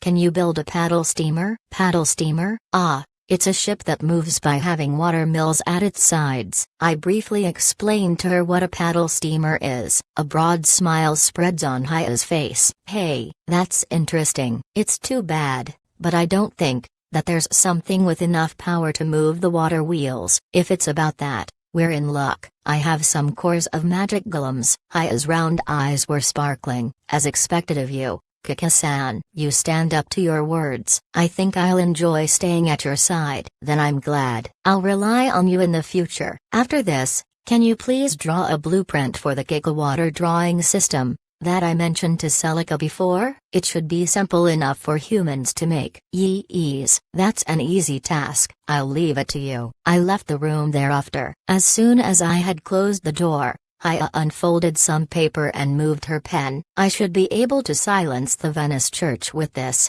82. Name selling at the capital. I went to the capital Chloe the next day. People and carriages are going back and forth on the stone-paved main street. The capital felt very crowded after staying at the quiet village. I only planned to stay for the day. Hence I took neither Minya nor Laetitia along. I brought the staple boy Bailey instead. I took Celica and went to the royal castle to meet the king for negotiations. Of course, with the Gigawater drawing system as bargaining chip, I met with the king in the audience hall on the second floor. Celica is kneeling diagonally behind me. It's been a while, King Sama. Yes, since the incident with the dragon. I'm still waiting for the report. Ah. I forgot about that. I dodged his questioning gaze while stroking my cheek. That will come later on. I came with a request today. Oh, a request. I have a certain useful technology and like you to spread it as Gigawater drawing system. Also,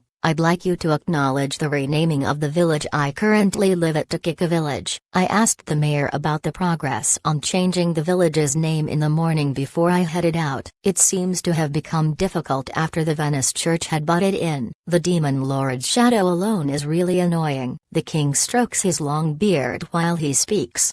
I don't mind changing the name, but exactly what technology could be of that high value? It's right here. I took out 2 glass containers with colored water that were connected by a transparent tube. It's a simple explanation for the Gigawater drawing system. The water is drained from above to below without the need for any external power. Oh, can you explain it to me in more detail? The king almost falls down when he enthusiastically steps forward from his throne. He seems to be that curious. I gave a brief explanation. The water flows from above to below, even if there are obstacles in the way. As long as the pipe is filled with water, the flow of water can be stopped with a valve, and when the valve is opened again, the water continues to flow. I explained that it could be used to irrigate the agricultural land. The king strongly nods. We were aware of that phenomenon, but didn't grasp it in such detail. I approve of renaming the village to Hero Giga Village and swear to spread the Gigawater drawing system throughout the country. Very well, as expected of the king. I can now rename the village without making a large donation to the Venice Church. I deeply bowed to hide my grinning face. The people will certainly be delighted. Thank you very much,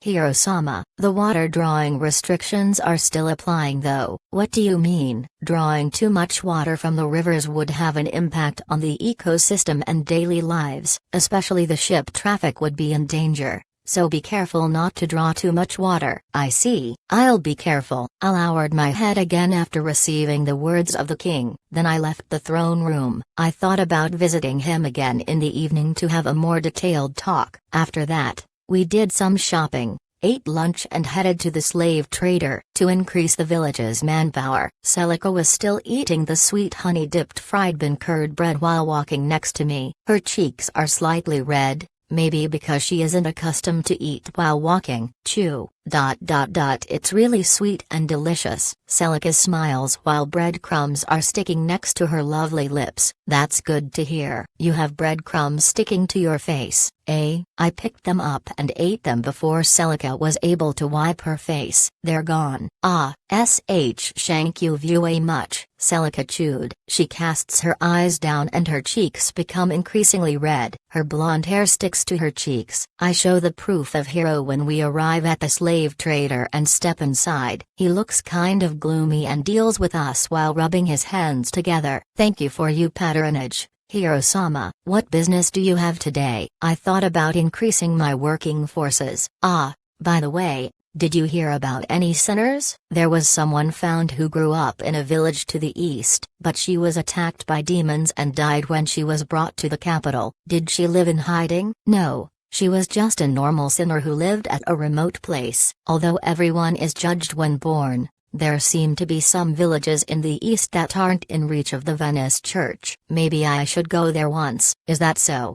It's too bad, but it can't be helped. Now then, please show me your slaves. Yes, this way please. I was guided to the back of the building. About 10 slaves were chained together in a dimly lit room. I looked at each slave with truth sight. There are 4 conditional slaves. They were a carpenter, a maid, a warrior and a teacher. They'd immediately be useful at the village. Then there were 6 unconditional slaves. They were strong men and skilled women. There were also an alcoholic and a bandit. They are obviously out of question. Let's see. I'll take everyone except those 2. How much will that be? Oh, as expected of the hero. In total, the 8 people cost 154 big gold coins. Expensive. I thought about haggling for a moment, but decided on said price after remembering how I ripped him off last time. Celica, how much do you have at hand? I think about 80 big gold coins. Then we'll pay 54 now and the remaining money will be delivered later. Oh, you don't want to bargain? Do you want to go out of business? Not at all. But since you're a hero, I'll give you a discount of 10%. So let's make it 40 now and 100 later. Maybe it's still part of the hush money to keep silent about the former incident of bringing demons to the capital. I nodded. Alright, let's do this. I dealt with the formalities and brought the slaves outside. I spoke while the afternoon sun was pouring down. Well then, I want you to support Gika Village. The slave head Clarissa will tell you your respective tasks. Yes, Hiro-sama. A woman looked uneasy. Maybe because of the bulk purchase. For the time being, I asked Bailey to prepare the wagon and bring them to the village. Celica speaks while watching the wagon. Aren't we going home together with them? I still have a small business to attend. Let's go to Kinmeric's Inn. Yes, we walked down the street and headed to Kinmeric's Inn. Kinmeric's Inn was still as popular as ever. Although it was only afternoon, Lionel greets us with the blunt smile of a boy. Welcome, let me guide you to the counter. He guided us to the counter with polished movements. Kinmeric came out of the kitchen and spoke. Oh, Kika, how rare. It's just the 2 of you. Yeah, a small urgent business came up. I plan to stay the night. Lionel speaks. Then, I'll prepare the room. I leave it to you. His blonde hair swayed while he went up the stairs. Kinmeric speaks while serving tea. You spoke of an urgent business. What did you come here for? To meet with the king and buy some slaves. Please tell Dryad to deliver 100 big gold coins when he visits. Again, haven't you built the residence already? I wanted some people to work at the village. Oh, I heard some rumors. You seem to do some interesting things. Please help to spread my name even further. I don't mind. Now I also want to visit it once. It's not done yet. I'll contact you once it's ready to invite visitors. It's something you're doing after all. I look forward to it. Kinmeric laughed heartily while stroking his short beard. Lionel returned. The room is prepared. Thank you. I took Celica and headed to the room. It's the same room as always. A large room on the 3rd floor. There is a king-size bed. I wonder whether this room is used by anyone besides us. Who knows? It might just be expensive to rent. I spoke while looking at the bed. Come to think of it, it's been a while since we've been alone. hasn't it? That's right. Celica blushed and turned away. I sit down on the bed. Celica sits down next to me. It's still only been several months since we met and I became a hero. Yes.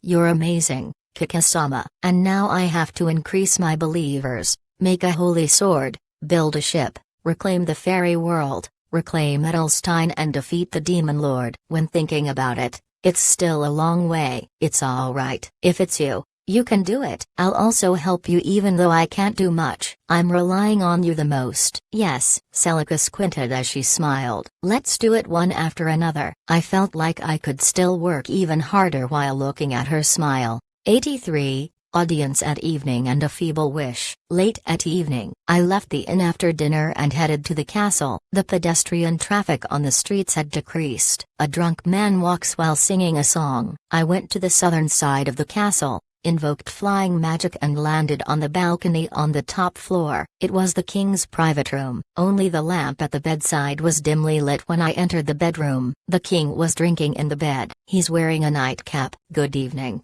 King Sama. I came to talk. You're always suddenly appearing. I'm a hero after all. I was urged to sit at the bedside and sat down. The king sipped at his drink. So, I guess you want to talk about something that you don't want others to hear about when you sneak in like this, as expected of you, King Sama. Should I talk about the truth about the dragon first? Well, I'm certainly curious. I talked about how I searched for the eggs that were stolen from the dragon by the Demon Lord's army, how their content is influenced by those who warm them and that they might give birth to disasters like starvation or mass panic if warmed by demons. There are eggs that bring forth disasters. Didn't you say that a treasure was stolen? I couldn't tell the truth because people were around. I see. Have you recovered all? I'm only halfway yet. 3 are still left. I asked Leo to look for them. That young man. Huh. It seems I lost a youngster with a promising future. You did a good job, Kika. By the way, might you have heard rumors about the remaining eggs? They are about this size. I showed the size with my hands. The king tilted his head. There was a merchant who brought a round ball of about that size. It wasn't black though. It was red with golden stripes. And the merchant said that it was a phoenix. Is that true? What have you done with the egg? I refused because he requested a ridiculous price. I told him to try it at other aristocrats. Thank you very much, King Sama. Just that information is helpful. Maybe I should also discreetly investigate. I also thought about asking Kinmeric and Dryad. The king spoke. But, you said that you couldn't talk about the eggs while people were present. Does that mean that there are people among my subordinates who are leaking information to the Demon Lord? There's no proof. But, it's already dangerous enough with the Venice Church around. How can you say so? Isn't he a god who caused many miracles? That's a self-made performance. The true identity of the Demon Lord is Venice after all. What? Is that true? It's definitely true since I heard it directly from the ocean god Lilil. Then I talked about Venice while omitting considerable parts. I also kept silence about how Lilil lost the holy sword. The king listened with his hand at his forehead. He looked worn out. That the Venice Church itself is moving at the Demon Lord's will.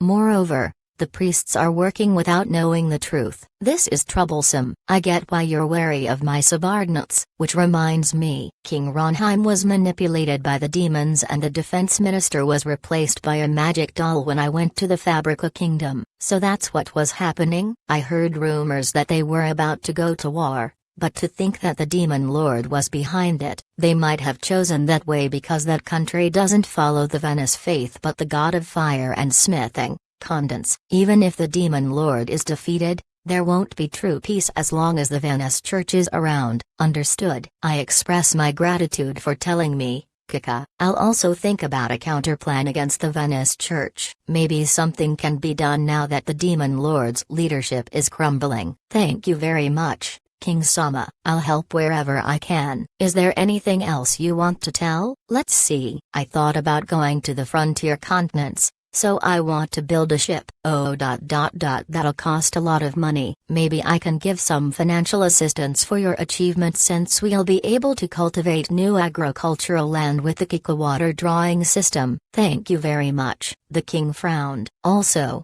There's the thing with that toll. What about the princess? She grew up to be very arrogant, but she became very modest after being rescued by you. She also doesn't look down on the people anymore. I'm really grateful. Thank you." The king's nightcap swung when he lowered his head. There was no kingly dignity but only the gratitude of a father. My heart hurt for a moment, given that the truth was somewhat different. "No, it's all right, King Sama. I only did what was expected of a hero." "Ha ha ha, as expected of you, Kika." "Well, whatever. Now then, it's time for me to return. Please let me know when something comes up again." "Yes, I'll visit again. Good night." Now I felt like running away and quickly left the room. I stepped out onto the balcony and was about to return to the inn. Then, I heard a voice from the neighboring balcony. I turned my head in surprise, and there was Ethel with her red hair, that reached until her back, fluttering in the evening wind. "She's wearing a dress like negligee,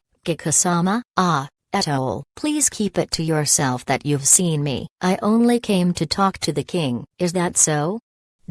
How about coming to my room?" "I really shouldn't sneak into a princess's room." She puffed her cheeks sulkily when I said this. "Although you are spending the nights with Celica, who's also a princess." I walk along the balcony to Ethel's side. "We're only often sleeping together because it feels good to embrace her, but we're not doing anything." "Embrace?" "Ah, of course. I know. Celica is a lot cuter than I after all." "I'm really sorry." "If you mean that you rarely come across such large breasts, then you're right." Sniff. Ethel looks sorrowful as she puts her hand on her small chest. TN. In chapter 42, she had large breasts.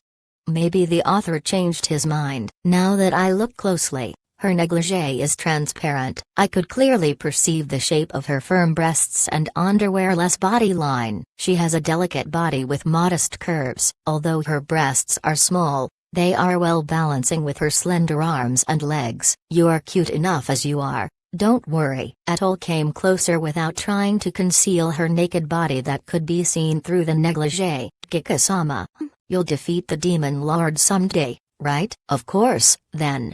With me."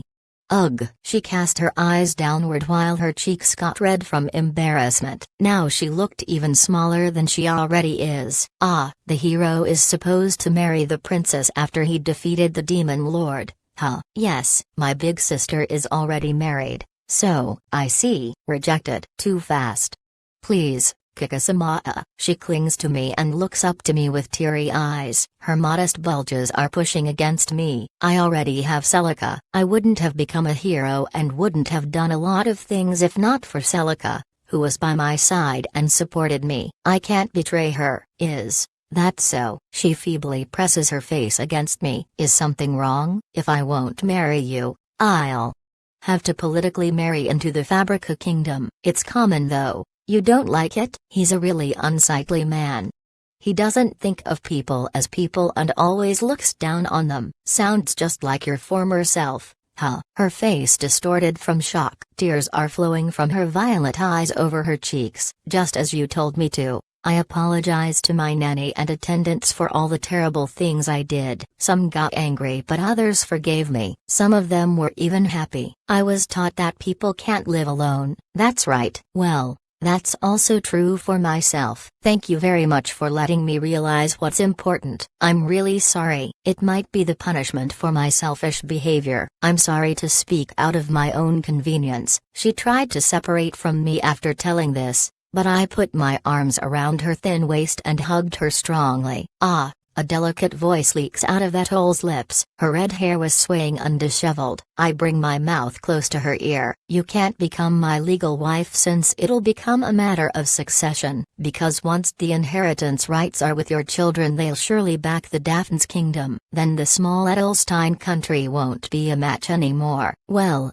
I might just kidnap you on the spur of the moment." "Kikasama. Please." "That wish, I'll keep it in the corner of my heart." I kissed her on the forehead and separated my hands. Ethel is one step apart from me. Her transparent negligee flutters in the night wind. She looks up at me with a heart-rending face. "Kikasama, I'll be waiting. See you." I flew from the balcony back onto the nightly street. I went back to the inn. Kinmeric was still preparing for the next day in the kitchen, so I asked him to use his connections to merchants to search for the eggs. Celica was still awake when I entered the room on the third floor. She was lying face down on the king-size bed and reading a book. She had placed her chin on the pillow to relieve her breasts. "Welcome back, Kikasama. I'm back. I met with the king and Princess Ethel. How is it?" I talked about the eggs and Venice with the king. He was really astonished that the demon lord is Venice. "It's frightening." Celica frowned. I lie down next to Celica and gently hold her shoulders. After that I met Ethel. She begged me to marry her. Ethel-sama, she's cute, right? I think that you're cuter though. Celica's cheeks are blushing behind her blonde hair as she gazes down. "Ah. Don't say that while looking that serious." "Then, should I rather say something like you, Celica? You cutie," while drooling with an insincere attitude. "Definitely not." Celica strongly shook her head. "Her blonde hair hits me." By the way, Ethel was wearing a transparent negligee. "Is that normal for royalty? Should I buy you one as well? Or rather, I want her to wear it." Ethel was looking like that? Then she's being married off. Huh. It might be part of the bridal training. "Is that so?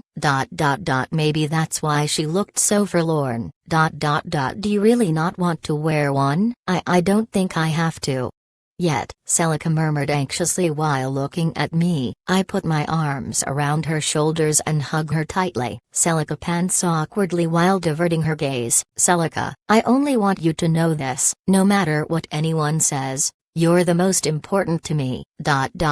What has come over you suddenly? Did something happen with Ethel?" "Ugh. No, not really." Celica stretched out her arms and hugged me. "You're tired, aren't you, Kikasama? You really should relax from time to time." She speaks in a gentle tone. Her soft body presses against me. My heart feels calm by Celica's warmth that is transmitted through the skin. We kept embracing each other in silence until late at night. 84. Progress at the village and robbery. 3 days later at Kika village, the construction of the Kika water drawing system, that I had asked Haya to make, was complete. The flowing water increased to 2 or 3 times the amount. We're still using the wind wheel along with it, but not because of the water but because it might act as a landmark for passing ships. For now, I asked Laetitia to make a new reservoir for the increased water. It'll be to the southwest of the existing one, at the western edge of the new agricultural land. I also made it with the thought of further expanding the farmland in mind. Laetitia put her hands on the ground, and with a simple shout of "Ha!" the lake-like basin was complete. "Can you make it square?" "Yup." With a further rumbling sound of go-go-go, the huge rectangular pool was done. After that we dug the canal and connected it to the reservoir. The sound of the water can be heard when it flows inside. "Is this alright?" "Of course." "Well done. Good girl." She smiled happily when I stroked her head with her blue hair. Laetitia is unbeatable when it comes to civil engineering work. She's truly a Mother Earth god. The other party was also done with the tree planting in the garden around the residence. Just looking at the greenery that surrounds the shrine feels refreshing. Laetitia played an active part here as well. Laetitia spoke when she looked at the not yet grown hedge. "Why did you plant this?" "This'll become a green wall of about 2 meters. First it has to grow though, then I'll grow it." Laetitia puts her hands on the ground and sends magical power through them. The power feels like that of a gentle mother. The hedge grew a little when she did this. Even the smallest plants were now at least 1 meter high. "Could we use this power for the fields as well?" Foria stares in amazement. "Isn't that the power of good harvest?" "It can't be. Laetitia-chan is a Mother Earth MMM. I covered her full lips with my hand. Then I realized my blunder. Damn, it's just like saying that she's correct if I keep her from speaking. I removed my hand and looked into her green eyes while I spoke. "Don't tell anyone." Yes. Kikasama, you also mustn't tell." Yup, got it. I won't tell. It's a secret just between us." "Ah, yes. Kikasama." Foria's cheeks blushed for some reason. Also blushed while fidgeting. A shared secret. just like a vow between husband and wife. Don't interpret it like that. Foria pulled Riz's hand while scolding her and they went into the mansion. Only Laeticia remains by my side. Her eyes are sparkling like that of a puppy. Ah, well done. You're truly a good girl. Hooray! Laeticia jumped happily, unrelated to her being a Mother Earth god and being essential for the outcome of the world. I'm glad that she's such an obedient child. Laeticia rushed outside after her work was done. She seems to be playing with the village's children. I warned her to not go all out should she get involved in a quarrel. I entered the mansion and went to Fal's room. She kept making small bags that could fit in the hand as she was told. They are piling up in a corner of the room. There were hundreds. It seems to be going well. Yes, I'm doing my best. But what do you intend to do with such small bags? They can't be used as purses or something like that. Let's see, I guess you can slowly move on to the next task. What will that be? I take out a small wooden board with symbols written on it. It's just large enough to fit inside one of the small bags. Make the same wooden boards with the symbols written on them like this one and put them into the bags. Yes. Fal's blonde hair swayed when she tilted her head in puzzlement. It couldn't be helped that she didn't understand it. It was written in Japanese after all. It's the same pattern that I asked Fal before to embroider onto the small bags. Talisman is written on them. When speaking of shrines, you can't leave out written oracles, talismans and charms. I plan to handle them. Once completed, I'll be able to hear the wishes when they're made while the talisman is held. It depends on my mood whether I'll grant them though. I plan to sell them. By the way, did you receive one of the pendants that Haya made? Yes, it's a beautiful pattern. Thank you very much, Kikasama. She pulled on the chain around her neck and took out the magic silver plate with the engraved magic circles. It was given a design that won't interfere with the magic circles. It was the pendant that deceives the sinner judgment devices. Always keep it close to you. Yes, but this was the first time I got such a wonderful present from a man. Moreover, the only others who received one are Selika-san and Risan. That's what it means, right? Maybe because Fal had misunderstood something, she shyly let her body wriggle while her cheeks got red. Well, I'm not displeased with it if she's happy. Well then, I leave it to you. Yes, Kikasama, I'll work hard. I left the room after Fal grabbed a small bag and replied, I go behind the residence. The workshop and the smithy were completed in the backyard. The workshop and smithy were smelling of wood. It was thanks to the added carpenter and Haya, who was helping at night, that they were completed that fast. I was surprised to see that Melvius had finished way faster than planned. Kika-san, we're already done. It's like I'm dreaming. Very well. Next, please make the bath, and after that extend the tenement. Furthermore, I want you to build an inn to the south of the residence. An inn? Does a village without any sites need something like that? I smirked. I need a facility where many people can stay. If you say so, I'll complete it as soon as possible. I'll rely on you. I plan to make the Harvest Festival grand and wanted to invite people from the surrounding villages and the capital. I need accommodations for that. But that's not all. I have a lot more plans. This village is located far in the north of the kingdom, close to the Demon Lord's territory. As a result, there are few people and a lot of wasted land. It leaves lots of space for development. A variety of ideas come to mind. I also want a store and a blacksmith for the village. Well then, I have to visit the mayor. I headed to the mayor's house in the center of the village.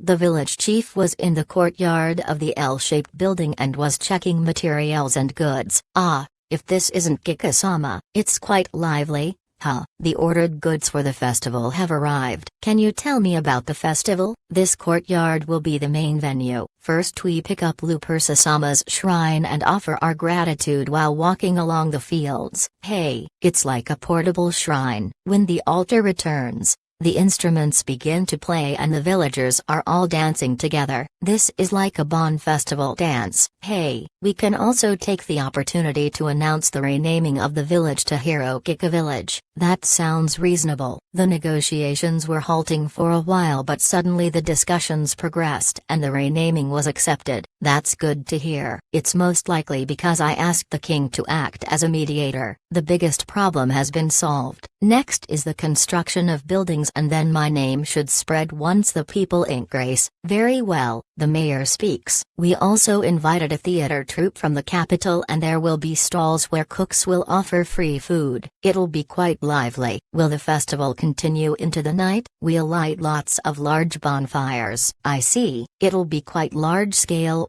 Huh. People from the neighboring villages will come as well. That's why we made this courtyard to be the main venue. I see. I think I have a general idea of the course of the festival. I saw a group of men in the courtyard who weren't villagers. They were 5 adventurers, a warrior and a swordsman who were wearing armors, an explorer who was carrying a bow, a mage and a monk. Is something wrong? Kikasama, who are these men? They are hired adventurers. Oh, do you need to exterminate something? Thieves and demons are attacking the villages at this time of the year, aiming for the wheat that was harvested. So we hired them for protection. Is there something like that? I see. At that moment, a single man came running inside the courtyard. Mayor of Kika village, there's an emergency. Oh, aren't you the son of the mayor Ifroni? Roni village was attacked by a group of demons. The barrier is dangerously close to breaking down. There are more than 100 demons. What, 100? If there are 100 demons, they'd have enough war potential to even invade a town with an outer wall. The mayor looks at me. Hirosama. This village only has enough to protect itself. I know. We can't abandon them though. So I'll head out. Which road do I have to take? You leave to the west and follow that road for a while. It will then fork to the northwest. That road leads to Roni village. Got it. Tell Celica. No, tell Minya to assist the villagers. Tell Celica to protect the village. Let the villagers organize a defense party to protect the village and a relief squad for Roni village. Yes. The Princess Celica is better suited to command the defense than Minya. I rushed out in a hurry. The hem of my clothes are fluttering. I met Laeticia, who was playing with the children in the outskirts on the way. What's wrong, Kika? It seems that the village to the northwest is attacked, so I'm going to help them. I'll also go. Laeticia's eyes were sparkling while she made fists with her small hands. I thought about it for a moment but immediately rejected it. No. I don't know anything about the enemy's fighting strength. It'll be dangerous if everyone leaves and they attack this village with a detached force. You'll protect this village? Yes, Kika. I'll protect everyone. Laeticia clenched her fist while she was breathing in excitement. Please tell the mayor to investigate whether other villages have been attacked. Yup. I started running again with the obedient reply in my back. I leave the village and run westwards. The road passes the yellow wheat fields. I could see the curving road that leads to the northwest along the way. I follow that road while I'm still running. I murmured as soon as I couldn't see the village anymore. Gale legs. I whirled up clouds of dust when I dashed at highest speed. After running for about 3 minutes, I could see the village beyond a gently sloping hill. It would have taken several hours when walking. Houses are built around a large pond at the foot of a mountain. Smoke is rising at several places in the village. People are fighting at the village while others have already fallen. It seems that most of the villagers are fleeing to a stone church. Lizard and frog demons are coming from the pond. The assault is spearheaded by demon beasts from the north and west. A little bit further away, fox and cat beast folks led by bear demons are loading bags filled with wheat onto carriages. Their number is about 50. It seems to be just like the mayor said, and they are aiming for the harvest. They took wheat, barley and soba. When I looked at it with truth sight, the number of demons in the village itself is less than 100 and they are scattered about, so it'll take some time to annihilate them. I'll still need some time to reach the village. It looks like the number of deaths will increase in the meantime. I'd like to do something, even if it only saves a single person. I picked up a stone from the roadside and threw it. Pasho! It broke the sound barrier and flew straight. An explosion occurred on the road in the village and the head of a beast demon that looked like a platoon captain was blown off. A little later, the sound of the explosion was echoing with Dogu-un. I threw stones at the strong guys that I made out with truth sight. I also threw them to the places where the villagers were outnumbered. The demon beasts were blown away. At one time, a home run was hit by a demon that looked like a pig human. but all other stones hit their targets. I also shot down guys that looked like monkeys who were climbing the roof of the church. I reduced those I could clearly make out as demons by half. There's a reason why I'm not using magic. My water and wind just aren't flashy enough. The tremors, smoke and explosions that frightened everyone not only caused damage but also threw the enemy into confusion. The surprised demons stopped moving. The disorder spread as they didn't know what was happening. The trailing troops stopped to advance as they froze from the thunderous roars. Of course, I also took down the commanding bear demons with some splinters. The villagers were also surprised, but they raised their voices once they understood that the stones only targeted the demons. Reinforcements have arrived. We're saved. All strong guys are dead. We can do this. Let's push them back. The villagers were in high spirits and attacked. Alright, it worked. I picked up some stones, put them into my pocket and rushed toward the village. 85. The reason for the attack. I entered Roni village where the fight continued. I run on the cobblestone road. First I head to the east of the pond. The lizardmen are causing the greatest damage. Their scales were hard, so they couldn't be defeated by the villagers. Windblade Grant. I cut them down with my Taki while running through them. Gajia. What gwa? Gofu. Ran blood splashed and 3 of them collapsed. Atako, Hitori, Kukum. 5 lizardmen lined up in a row to the voice of their captain. It was a quite composed movement, however. That's convenient for me. Gale slash. I swing my Taki horizontally. Zan. Jaya. Guja-e. With a single swing of my Taki, the lizardman collapsed while the blood was spurting. A warrior-like man was exhaustedly kneeling on the ground and muttered, what strength. Who are you? I'm Kika. I'm a hero. I smiled while I held my Taki up high. To not cut down the man, Gale revolting blade. I slashed at some lizardmen in the distance. I chanted recovery on the man and the surrounding people while I spoke. This place should be saved now. You should hide inside a house until reinforcements arrive. Understood. Please help the others. Leave it to me. I ran and headed to the next battlefield. Of course I cut down the demons I encountered on the way. The south side of the pond, some frogmen were making a fire in front of the church. The monkey demons and their dead companions were lying in the surroundings. They were the ones that I had shot down when they had climbed the church's roof. The platoon leader was among them. It seemed that the frogmen were acting on their own now without their captain. It looks like there are only women and children inside. Let's grill them. Kek gets tasty when they have some fat. Hi hi hi. The order was not to kill any people if possible, but I don't think we have to listen to that. Who knows whether we can snatch the harvest away next year. We should eat now. They ignited the timber and it became an open fire. No, you guys will burn. What? Who is it? There's no point in telling. What was that? Oh, wind. Blow. Roaring wind. Kaulu. The open fire flares up. The flame catched the frogman like the tongue of a monster. Gai Ge. Jaya.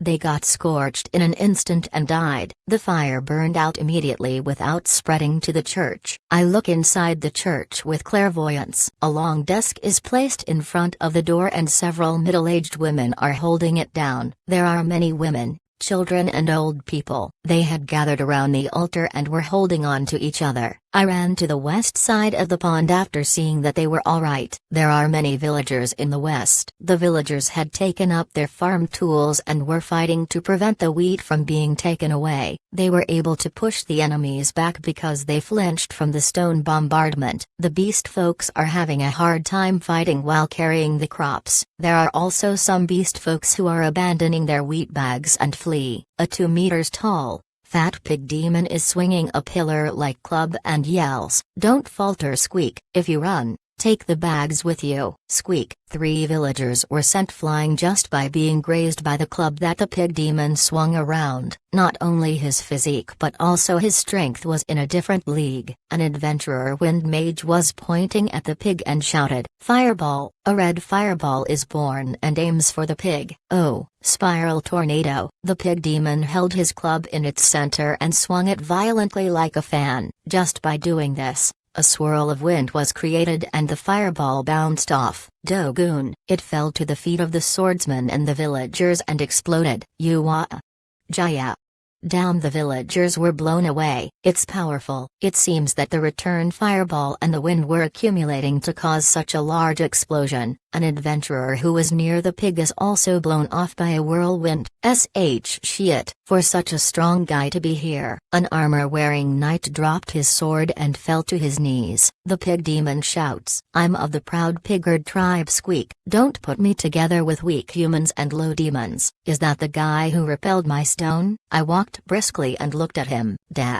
Status, name, Guriman species, Pigard tribe. Job, Regimental Commander of the Demon Lord Army's Beastfolk Corps and Beastfolk District Governor. Attributes: Wicked Wind, Darkness, Attack Atarang, 3500 Defense Strength, 2200 Vitality, 5000 Mental Strength, 300 Skills: Downswing, Storm, Down Spiral, Tornado, Pressure, Down dash. Hey, you're quite strong. Who are you? I'm the hero Kika. Hero, I'll become one of the 4 heavenly kings if I defeat you. Squeak. Die. He was drooling from his face while he kicked the ground. His giant body was rising toward the sky. The sun is in his back when he swings down his club that is engulfed in wind. Pressure down.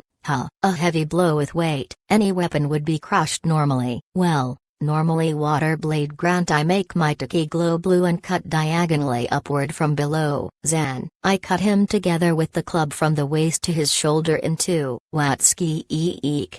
He makes a strange sound, scatters blood and tumbles to ground. I'm only approving of strength to cut through my technique. A gulp. Blood spewed from his mouth when he exhaled. The surroundings fall silent from astonishment. A knight, whose armor is rattling, speaks. What was that? Just now, I couldn't grasp the movements of the sword with my eyes. The villagers are muttering, amazing. He killed him with a single blow. This is a hero. Thank you very much, Hiro-sama. Are you okay? I walk leisurely and heal them with recovery. The gathered beast folks panicked. You are? The governor is. Run away, run away. The fox and cat beastmen started to run while they screamed. Some of them were carrying bags with wheat.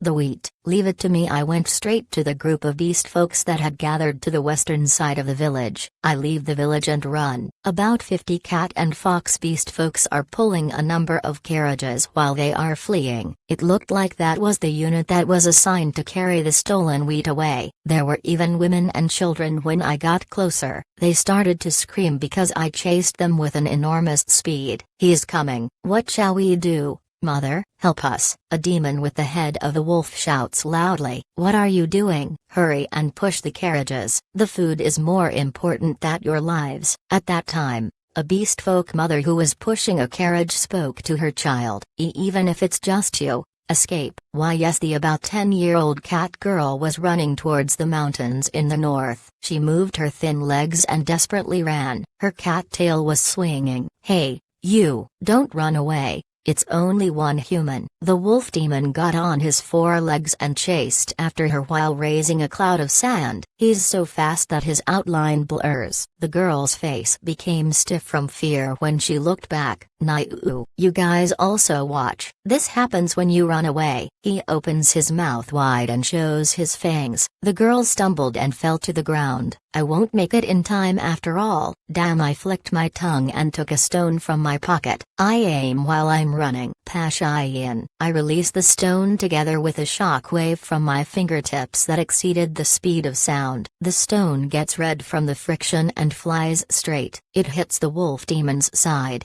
runs through him and flies far into the distance. It reached the forest at the foot of the mountain, where white smoke rose from the explosion.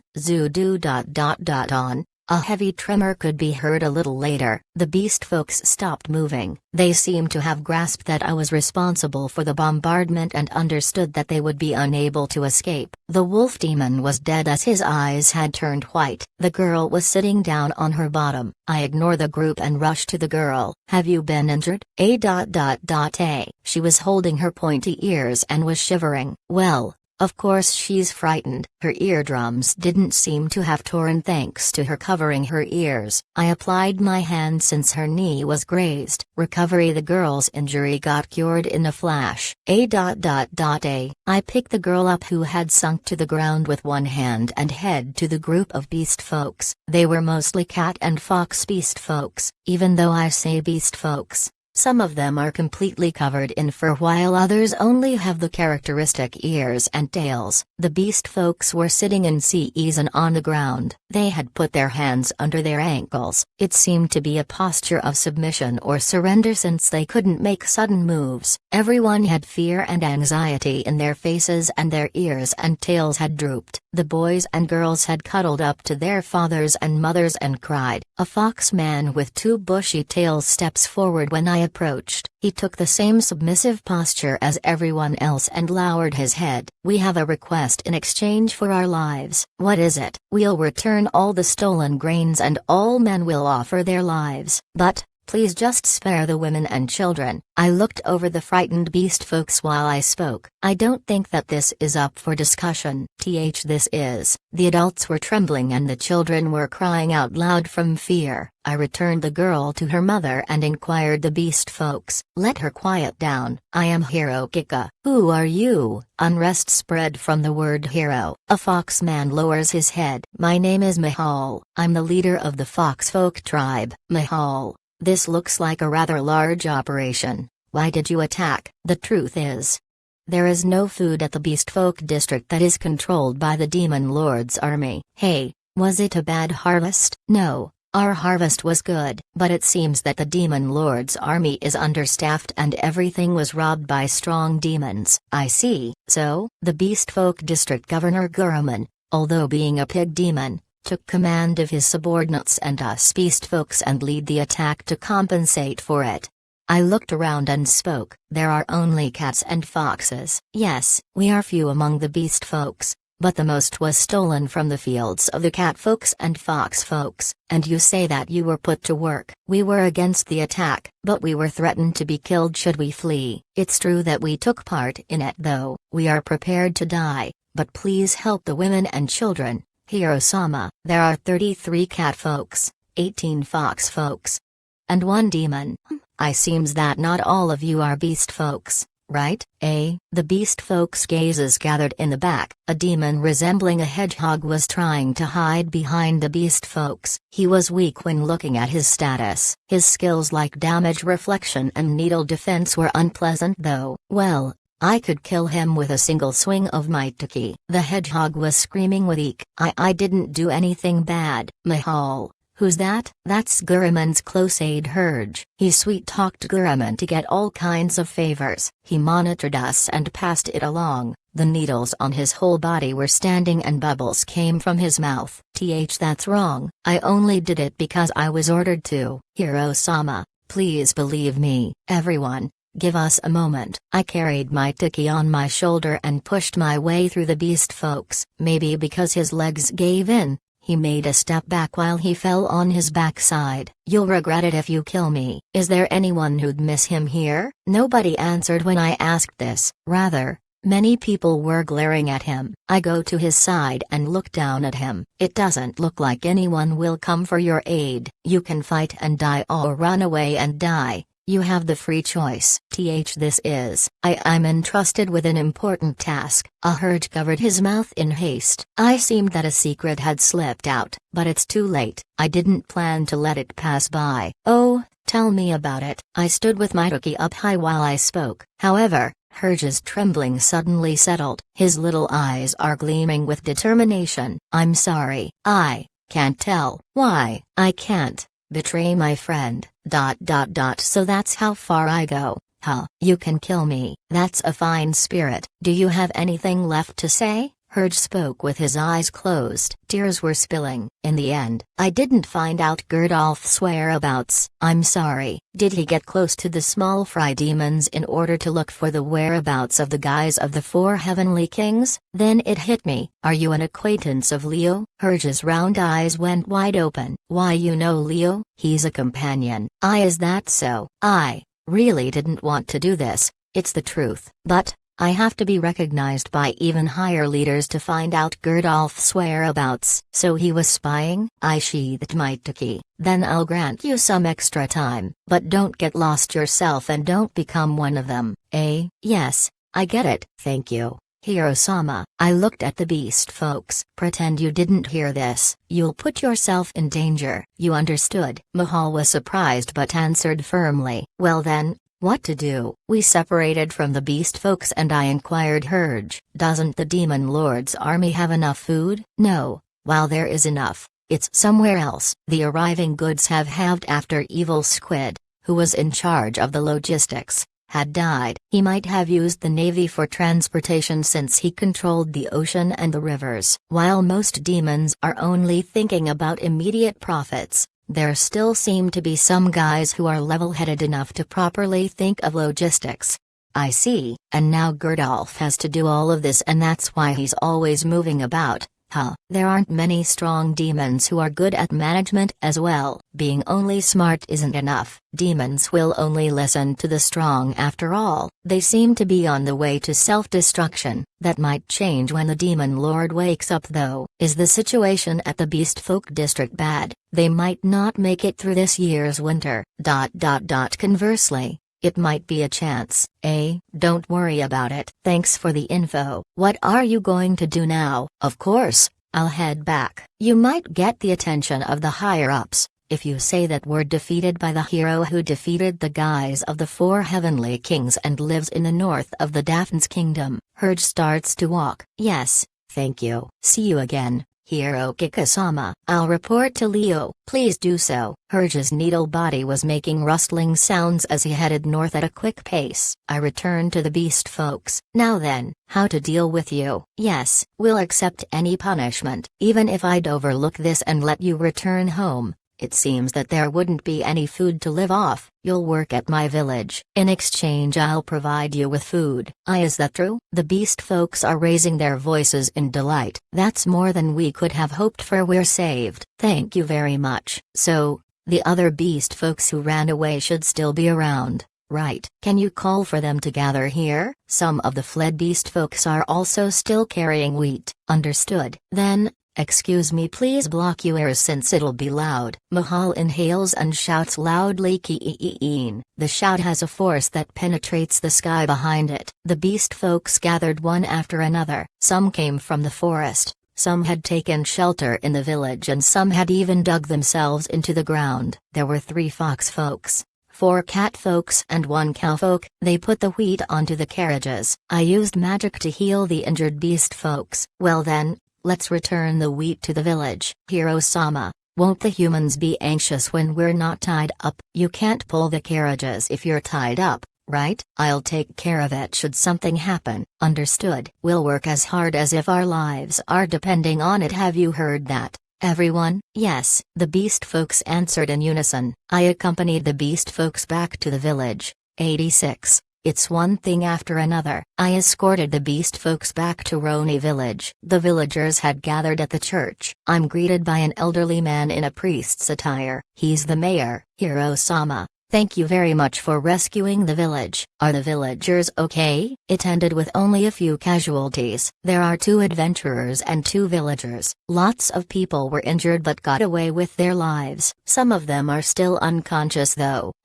I see. Where are they? I should be able to heal them. Is that true, Hiro-sama? They are lying on the benches inside the church. Alright. I quickly entered the church. Since most people only have some shallow injuries, I'm chanting while I'm walking past the benches. Recovery. Ooh, the pain is this for real? Hiro-sama, amazing. Thanks. Voices of amazement and praise resounded in the church. The people who were lying on the benches in front of the altar were certainly about to die. There are a blood-stained young man with a deathly pale face and a boy whose neck and spine are broken. A priest was stabbed through his chest. A middle-aged man is suffering while his guts are spilling out. Although I talked big, this might be tough even for me. Recovery. I treat them while I touch them. The young man was quickly cured. The boy was healed after reconnecting his bones and nerves. Because his heart was still beating, The priest was healed after fixing his lung. The middle-aged man was in the worst condition. Before I could heal him,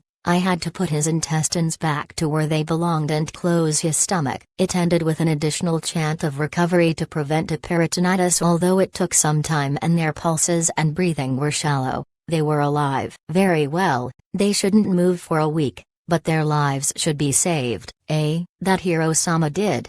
Wasn't that person over there already dead?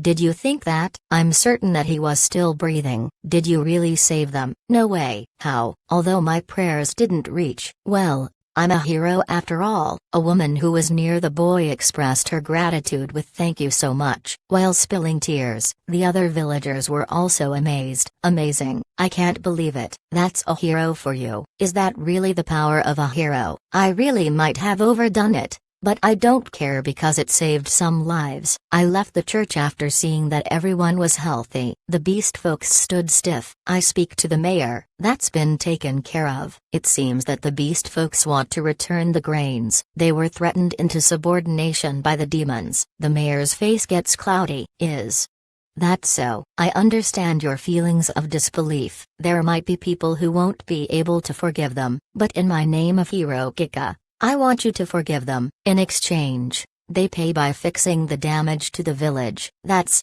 a grateful offer, but right now, we're in the middle of discussing whether to abandon the village. Abandon the village? We don't have the expenses to request the restoration of the barrier around the fields. It was steadily created over decades, but it's already. Probably because the mayor couldn't bear it, he covered his eyes. Sniff. He sniffled his nose. It is done for, if a rural village can't cultivate its fields.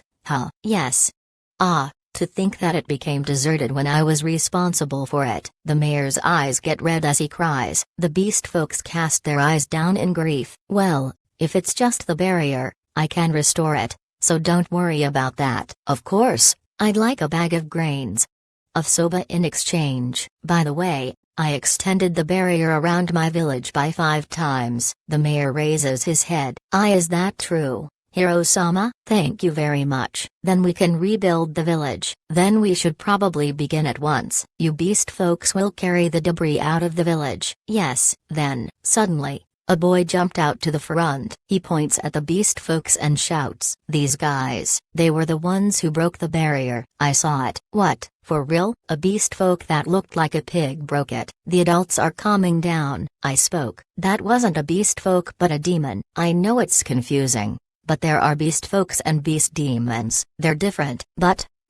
even so, I glared at the boy who was still speaking with the coercion of a god. Be quiet. You'll go to jail if you doubt the hero's words. Do you get it? Eek! The boy fell on his backside and was shivering. Then I glare at the adults. You as well. The beast folks were forced into submission and really didn't want to do this. Do you get this? Yes. The men were shivering. The hooves of horses could be heard. When I looked there, Bailey, some villagers and swordsmen entered the village while riding on 5 horses. Minya was running next to them in her Miko dress. Her ears were standing happily. Kika Oniya-chan. Thanks for coming, Minya, Bailey and everyone else. We were just about to clean up the village, so please help together with the beast folks. Yup, they nodded and headed to the beast folks. I look at the mayor. Then shall we go restoring the barrier? Yes, this way please. I was guided by the mayor and put up the barrier. Some remaining lizardmen and fire lizards were still lurking in the pond, but Minya took care of them when she found them. She gutted them afterwards and turned them into raw materials. After that she went on to silently gut the dead demons. It was decided that half the materials were left to the village while the other half would be brought back by Minya. Meanwhile I surrounded the village with a large barrier and the fields with several barriers. I returned to the village's entrance after several hours. Minya, Bailey and the beast folks were standing in a row. The mayor speaks while handing over a bag of grain. It's heavy. It seems to be about 25 or 30 kilograms. Hiro-sama, Thank you very much for rescuing the village. Please take this soba as an expression of our gratitude. I hope that you're really fine with it since it's not wheat. Soba is fine. It can be harvested after 75 days after all. I plan to sow it immediately. Immediately? You won't make it in time before the first snow. Well, it'll work out one way or another. Then,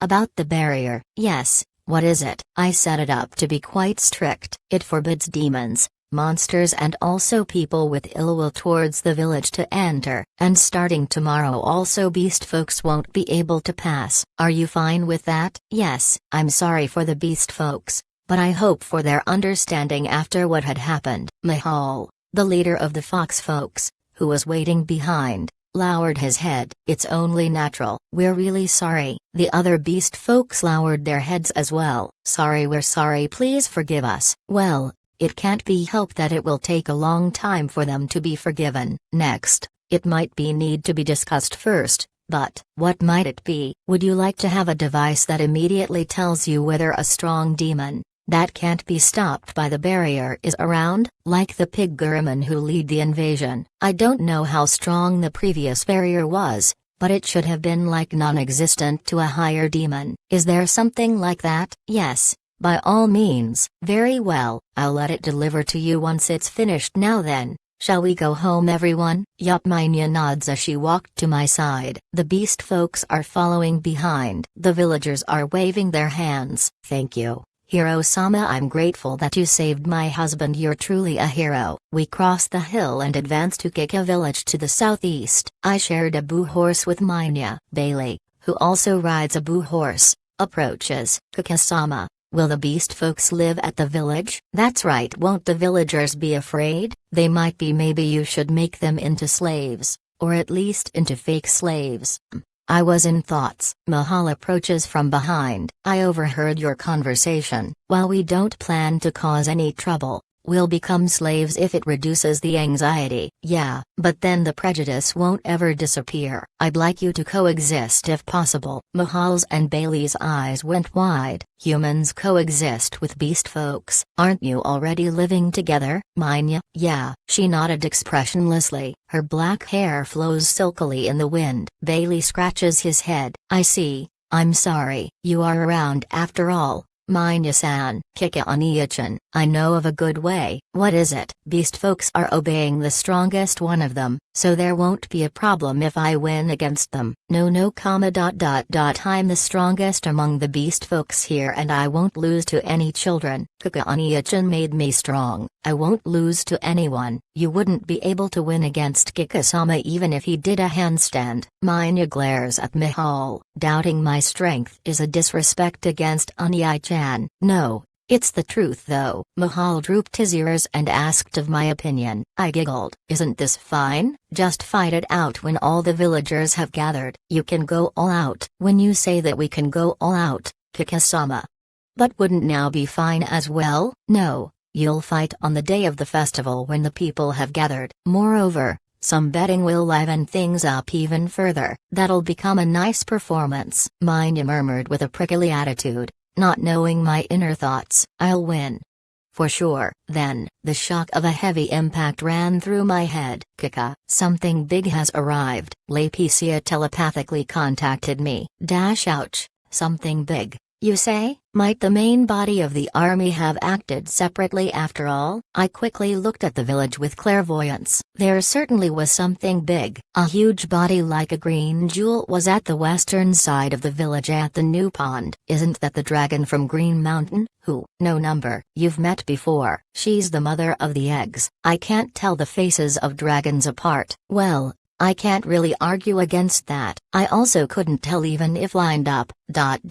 For now I'll quickly head back to the village, so please tell the villagers to be at ease. Understood. I jumped off the horse. I've got business at the village. I'll go ahead. Please take your time to return. Understood. Minya nodded expressionlessly. Mihal and Bailey also nodded. Yes. Kika-sama, we'll come later. Shouldn't you ride the horse? I'm faster when I run. I'm a hero after all. Bailey tilted his head, but I had already started to run. At any rate, Just what the hell had happened that she came to the village by herself? I hope there isn't anything wrong. I hurried to Kika village with a bad feeling. I chanted Gale legs as soon as I was out of everyone's sight. 87. Dragon consultation. I ran at full speed and arrived at Kika village in about 10 minutes. The dragon was sitting near the rectangular pond and was drinking water, or rather, wasn't the surrounding barrier broken? I guess I'll have to restore it again. When thinking about it,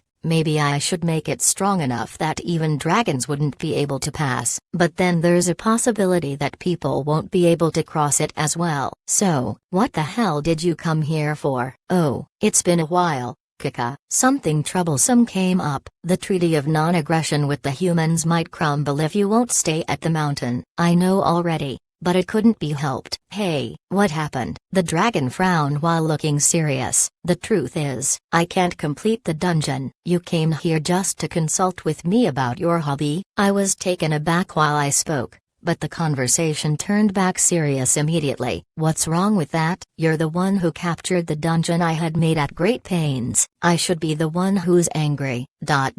So, what's the problem? I can't get my hands on any eye-catching big monsters. Haven't you given up on big monsters? Dungeons are all about floors after all, and floors need floor bosses. There's no way to get a high rank in the contest without any rare and strong monsters. Didn't you have a crystal boa, a sand whale, a dragon zombie and a magic golem at that time? And you have eliminated them all. She looked at me with a reproachful look in her eyes. That's your own fault. Can't you just paint your body and appear on the 5th, 10th and 15th floor? As if I could do such low-budget play. That would be way too embarrassing. I don't have any ideas, and I don't care about your contest. The world is in a crisis, you know. The dragon's eyes went wide. In that case, I think there is a relation. What? You want to kill the demon lord but don't have the holy sword, right? I'm surprised you know. I already have my sights set on the raw materials and the creating process. Then all I need are the gems from Metalstein. I see. Do you already have the silver iron? Which doesn't exist in this world. Silver iron? You have to mix it with the gems and the pulverized holy dragon fang to forge the heaven-calling holy sword. Right? Lilil didn't tell anything about that. The corners of the dragon's mouth distorted as if she had eaten something bad. I don't want to talk bad about that goddess, but she's a little unmindful, I guess. As I thought. Does everyone think so? Yeah, but please don't tell her that I've said that. I certainly did have some doubts that only some gems and bones would be sufficient to make the sword. So, from the flow of the talk I guess that the silver iron is a prize in the contest? Exactly. You want the silver iron and I want to win because of the prestige and because I'll then get 5 additional floors. Then you can make 20 floors? Yeah, I want them by all means for the eggs. At present I put the rooms for the eggs on 2 floors. I don't have to worry about them being stolen if the floors aren't used. I see. That makes sense. I've actually found another egg since then. Lilil is holding on to it. That's so. I'm glad. I already can't bear it anymore to be separated from my eggs. I'll put my faith in the hands of the gods. You're thinking of a deus ex machina. What's that? Well, it basically means that everything is resolved by the direct intervention of the gods. Originally it was a technique used in theater where a god appeared, for example by hanging on a mechanical system and then told the end of the story. That's interesting. A god hanging on a mechanical system.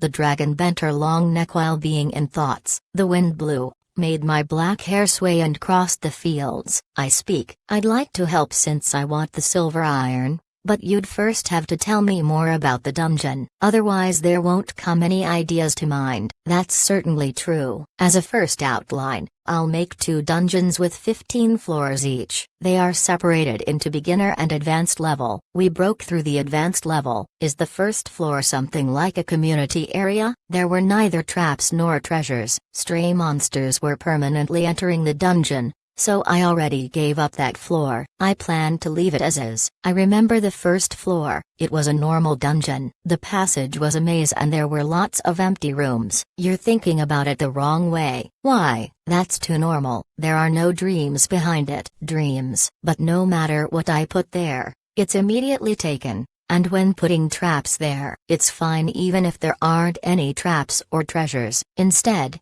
you should make the interior like a royal tomb. Make a large room in the center and small, empty rooms around it. In the center could be a sarcophagus and at the wall a huge stone statue. Oh, that way, even if there are no treasures on the first level, it'll look like there are good items to get. Adventurers will then challenge it one after another. I see.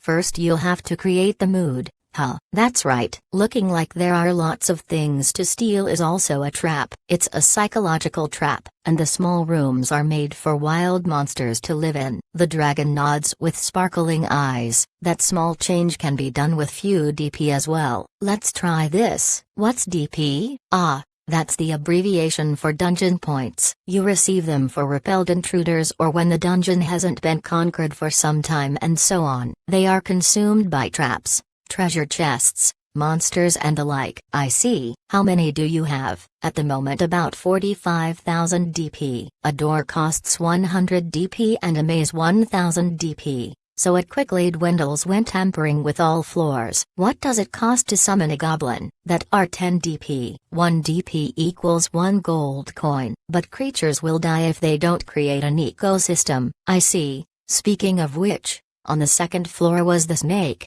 rats and trees. On the third floor were ants and caterpillars. The rat population exploded after the snake was dead on the second floor. It was really bad. Even middle-class snakes were devoured when put there. I ended up laughing without feeling bad for the dragon. Ahaha, so what became of it? They began to devour each other, and at the end, the remaining one evolved into a golden king rat. Isn't that a good thing? But to think that they are also evolving, it might be interesting to aim for that. Sure, but there isn't much time left. I completely neglected it because the dungeon was already complete, but the contest is in 1 month. That's really soon. Then, why don't you place the king rat on the 15th floor and make it into a complex maze? That's troublesome. I made the 14th and 15th floor large enough for me to enter and put the eggs into hidden rooms there. Also, I don't want to place monsters on the same floors as the eggs. That's no good, right? That's why I'd place the king rat on the 13th floor at most. No, that's not it. I meant that it's no good to hide the eggs in hidden rooms. Why? Won't they be taken if they're not hidden? That's pretty much like saying that they are valuable if they are hidden. I, for example, would find them even if I had to break the walls down. Then I'd think that they are valuable and take them with me. Gulp.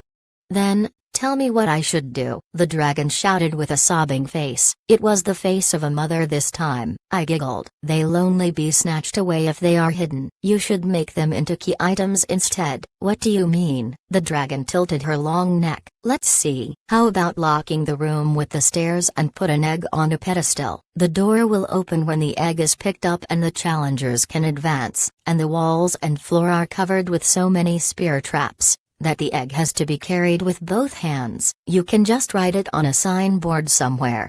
Then, the door to the room with the stairs to the next floor will open when the egg is placed on a pedestal in front of the last room. The door will close in an instant should the egg be removed. The adventurers have to leave the egg behind to go through the door. To avoid the traps and thinking that it is the key item that opens the door, they'll leave the floor without thinking about taking the egg. I see. Also, having to carry the egg with both hands has another point to it. No matter whether it's carried by a swordsman or a priest, one member of the party won't be able to participate in battle. The war potential is greatly diminished. Additionally, all traps will be triggered simultaneously when the egg is let go off and everyone will be skewered and die.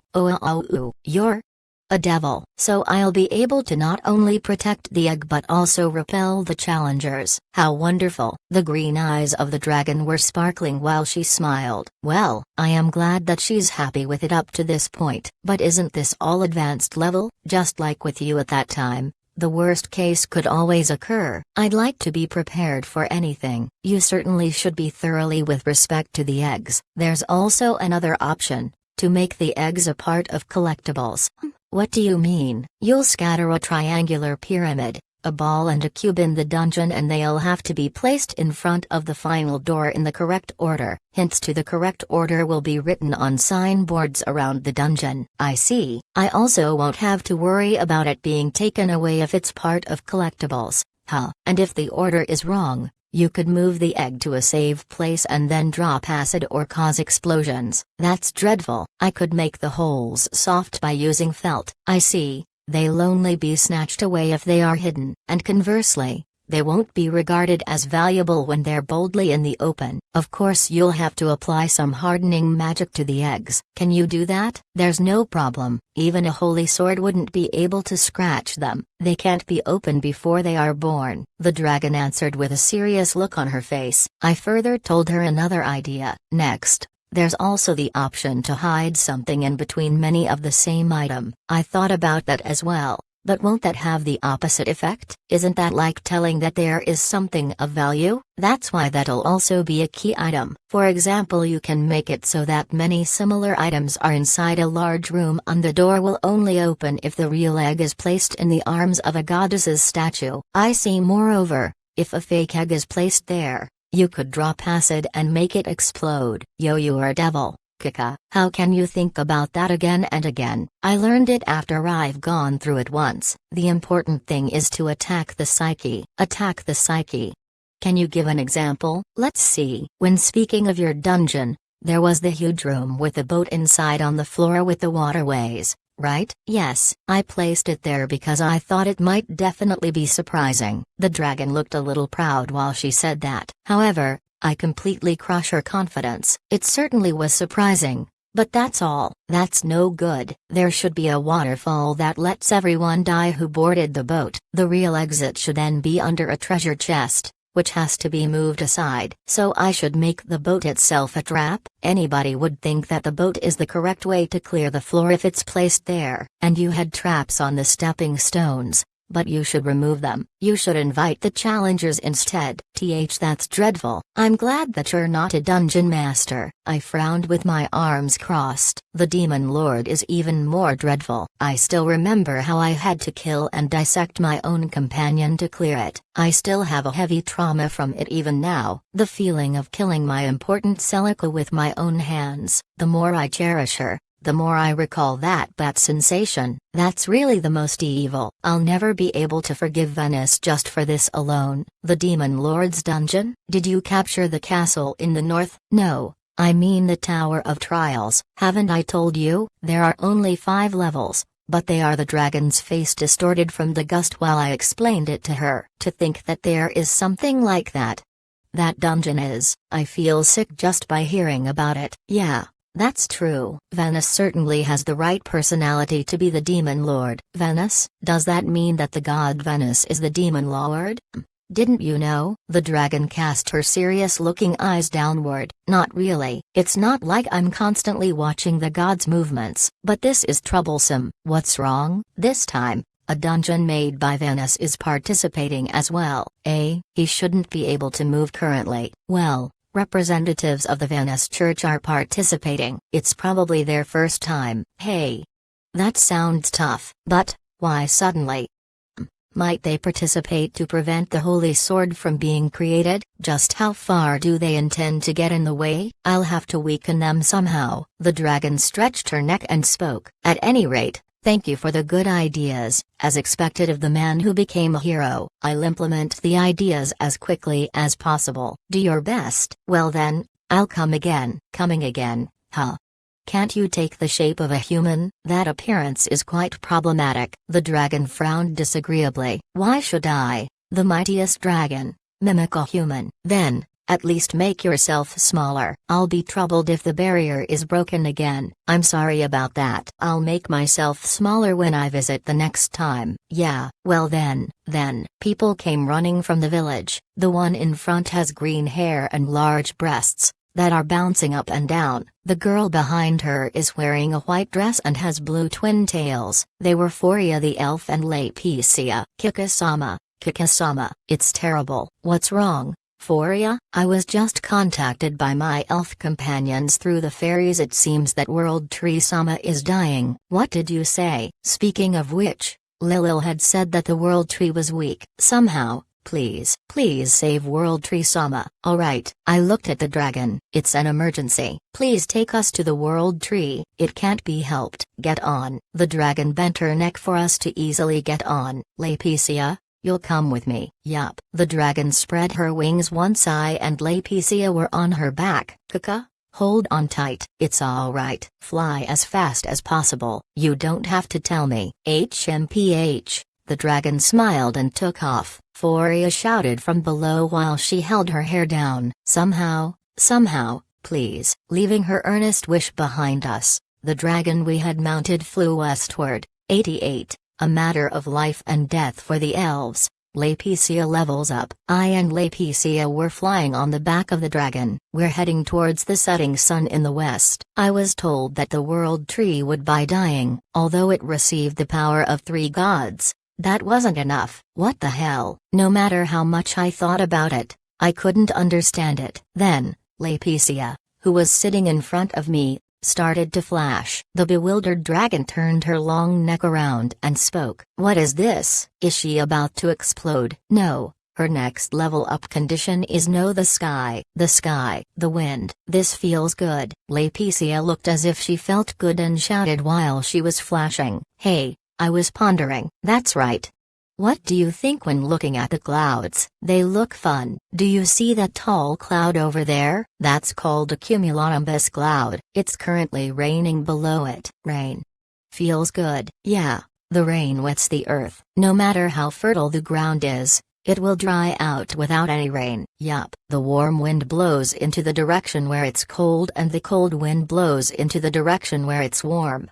Clouds are born and it rains when the cold air of the continent and the warm air of the ocean collide. The wind circulates around the earth and lets it rain everywhere. Then, is the sky a friend of the earth? That's right. Also, the sky is there because of the mass of the earth. The earth is pulling the air to itself. It's gravity. You know, as expected of a Mother Earth god, the earth would die without the sky that gives birth to the clouds. But without the earth, the sky couldn't exist. They are living hand in hand. The sky is important. I became to love it more and more. I love it. Her twin tails fluttered and she made a broad smile. Ka.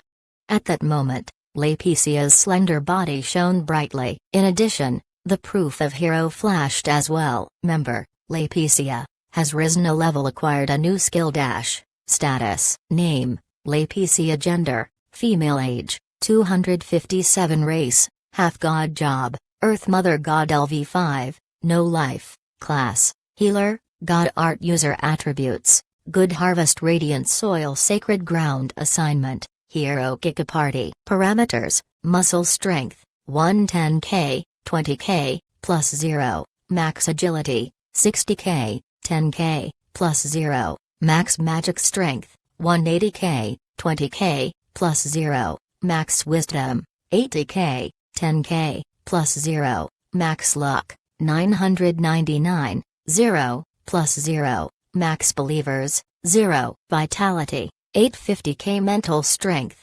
1.3 million. Attack Strength, 110k. Defense Strength, 120k. Magical Strength, 180k. Magical Defense, 80k. Equipment, Weapons, Non-Protective Gear, Silver Dress, a dress filled with motherly love. Defense X 1.5, Nullify all abnormal states, Recovery with elapsed time. Accessories, Ring, Earth Mother God. Skills, Earth Energy Collection, gathers the energy of the earth in yourself or another god. Attack Strength XLV value. Earth Crust Turn, reforms the earth by pulling the surface and putting it back. Terraforming, can transform naturally occurring elements like soil, sand, rocks and minerals into other known naturally occurring elements. Gravitational Pull, lets you draw satellites and planets to you and unite them like a sun. I only noticed it now, but Celica and Minya had also risen a level during the previous battle. But, you learned something dangerous again. Will the moon drop if you used this? It might be possible to use it on meteorites and comets, but listen well, Laeticia. Don't use the skill you've just learned under any circumstances, okay? Understood. I'll do whatever you say, Kika. Laetitia looked back at me and smiled. Then she leaned against me. I placed my chin on her head while I gently embraced her from behind. That's just right. This is. She inflated her faintly blushing cheeks in dissatisfaction. It's kinda cute. Then the dragon turned around. You said that she learned something dangerous. Will this really be okay? There's no problem as long as she doesn't use it. It's called gravitational pull and seems to draw satellites and planets to her. How nostalgic. The god used it to increase the volume of this star at the time of creation. Is that so? Or rather, are you already living that long? Of course, I was already alive before any other living beings. I was summoned by the gods and put to work. The words were will give you a world that you can freely control in exchange. That's how I became a dungeon master. It certainly is like a freely controllable world. It's close to fraud though. Well, it's fun to manage and I also gained some valuable experiences. So it's alright. By the way, what kind of person is the creation god? I don't know because I've never met her in person. Ah,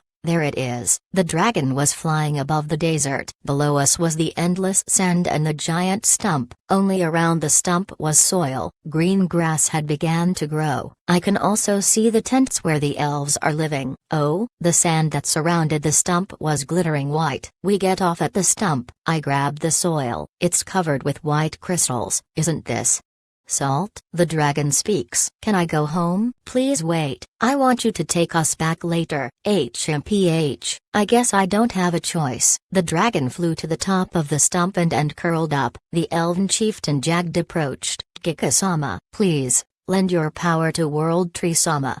It'll only grow weaker if we don't do anything about the salt. Why is the salt here? Is this the work of the demons? I don't know. But suddenly the salt gushed out to the surface. So it wasn't sprinkled from the sky by demons? No.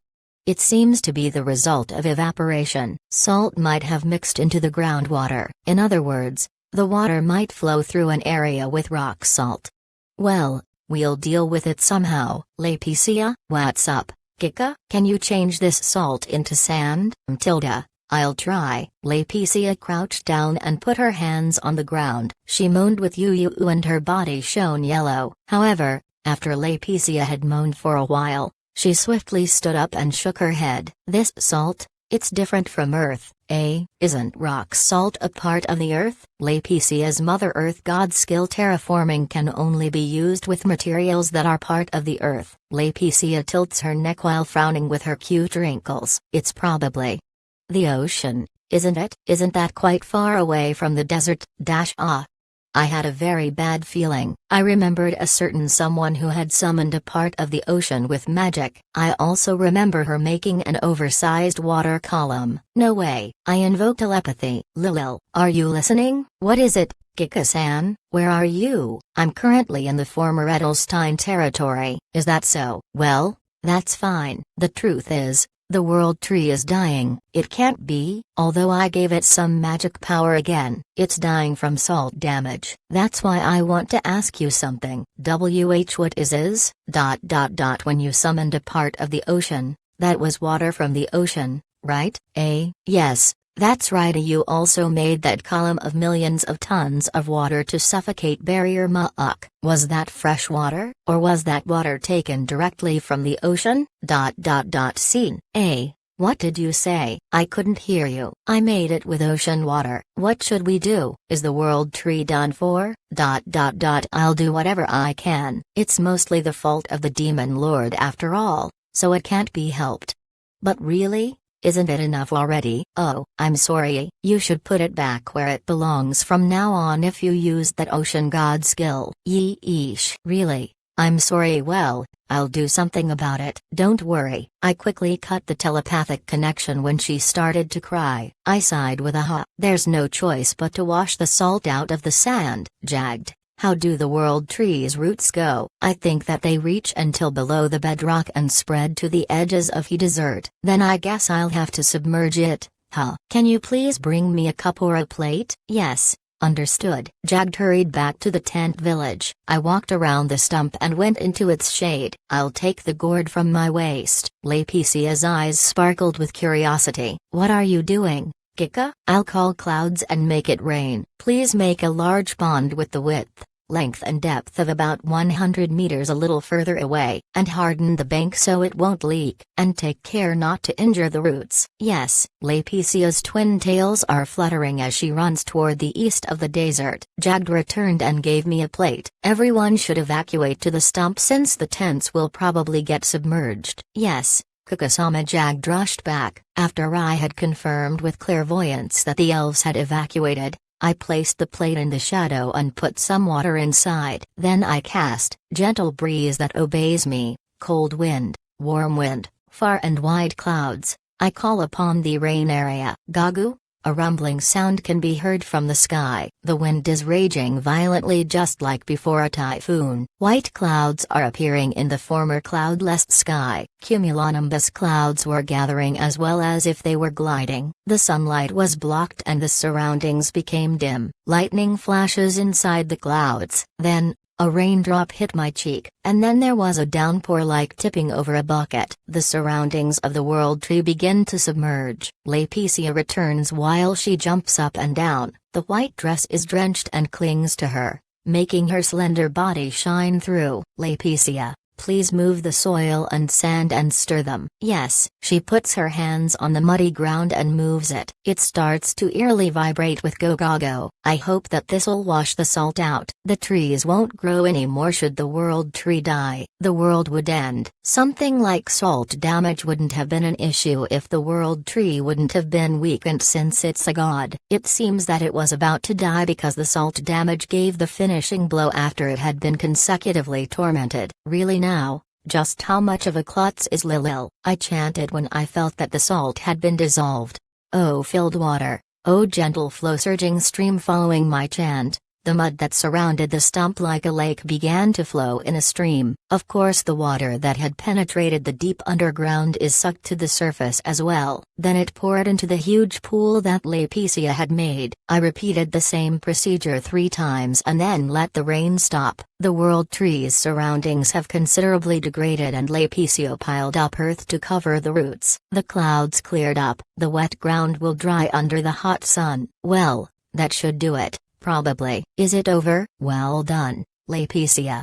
I worked hard. I got slightly wet when I stroked her head. For the time being we climbed the stump that was as wide as a plateau and went to look at the sprout that we had given power before. Previously it was just a sprout but it had grown. It was now thick like the torso of a human and about the height of a human. Leaves have appeared. Then I and Lapicia shared our power with it. But even though it received the power from 2 gods, the reaction was weak. I was curious and looked at it with truth sight.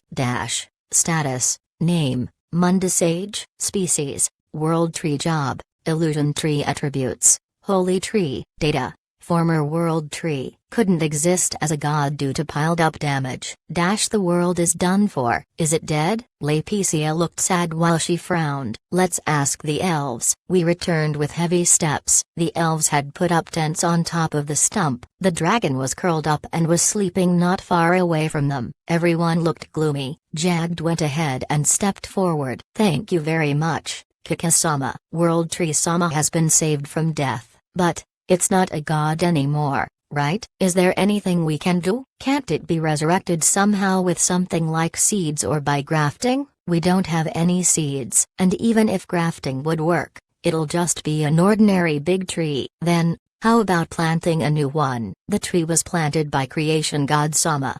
It would just be wishful thinking that it would revive as a god if planted. The creation god again? Well, myths are often getting out of hand before you know it. So that won't be good enough? Huh. I guess there's no choice but to bring some seeds from some different world. I should be able to find at least one if I could just visit some worlds. But Jagd shook his head with a sad look. Only World Tree Sama can open paths that lead to different worlds. It seems it can stretch its branches to exterior worlds. Huh? Suddenly I had a premonition. I sprinkled some water slightly apart. Oh, one who connects heavens and time. Heaven bird ship god, comply to my calling and open the road to the beyond. Spirit world gate nothing happened. Oh, one who gives birth to and raises the oceans far and wide, ocean god Lilil. In my name of Kikuhiko no Mikoto. Comply to my calling and open the road to the beyond. Spirit World Gate. Nothing happened. A chill ran down my spine. I can't return home anymore.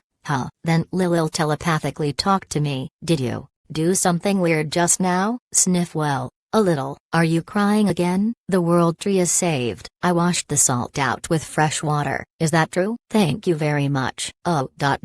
You. But since it lost its divinity, I tried to open the path to my former world in your name. I don't know where your former world is, so I can't open it even if you'd asked me. That's true as well. The one who knew it was the world tree. Huh. Ah, Mundus, we got along so well and it was such a cute child. I cut the telepathic connection again when her voice began to sob again. I catch my breath.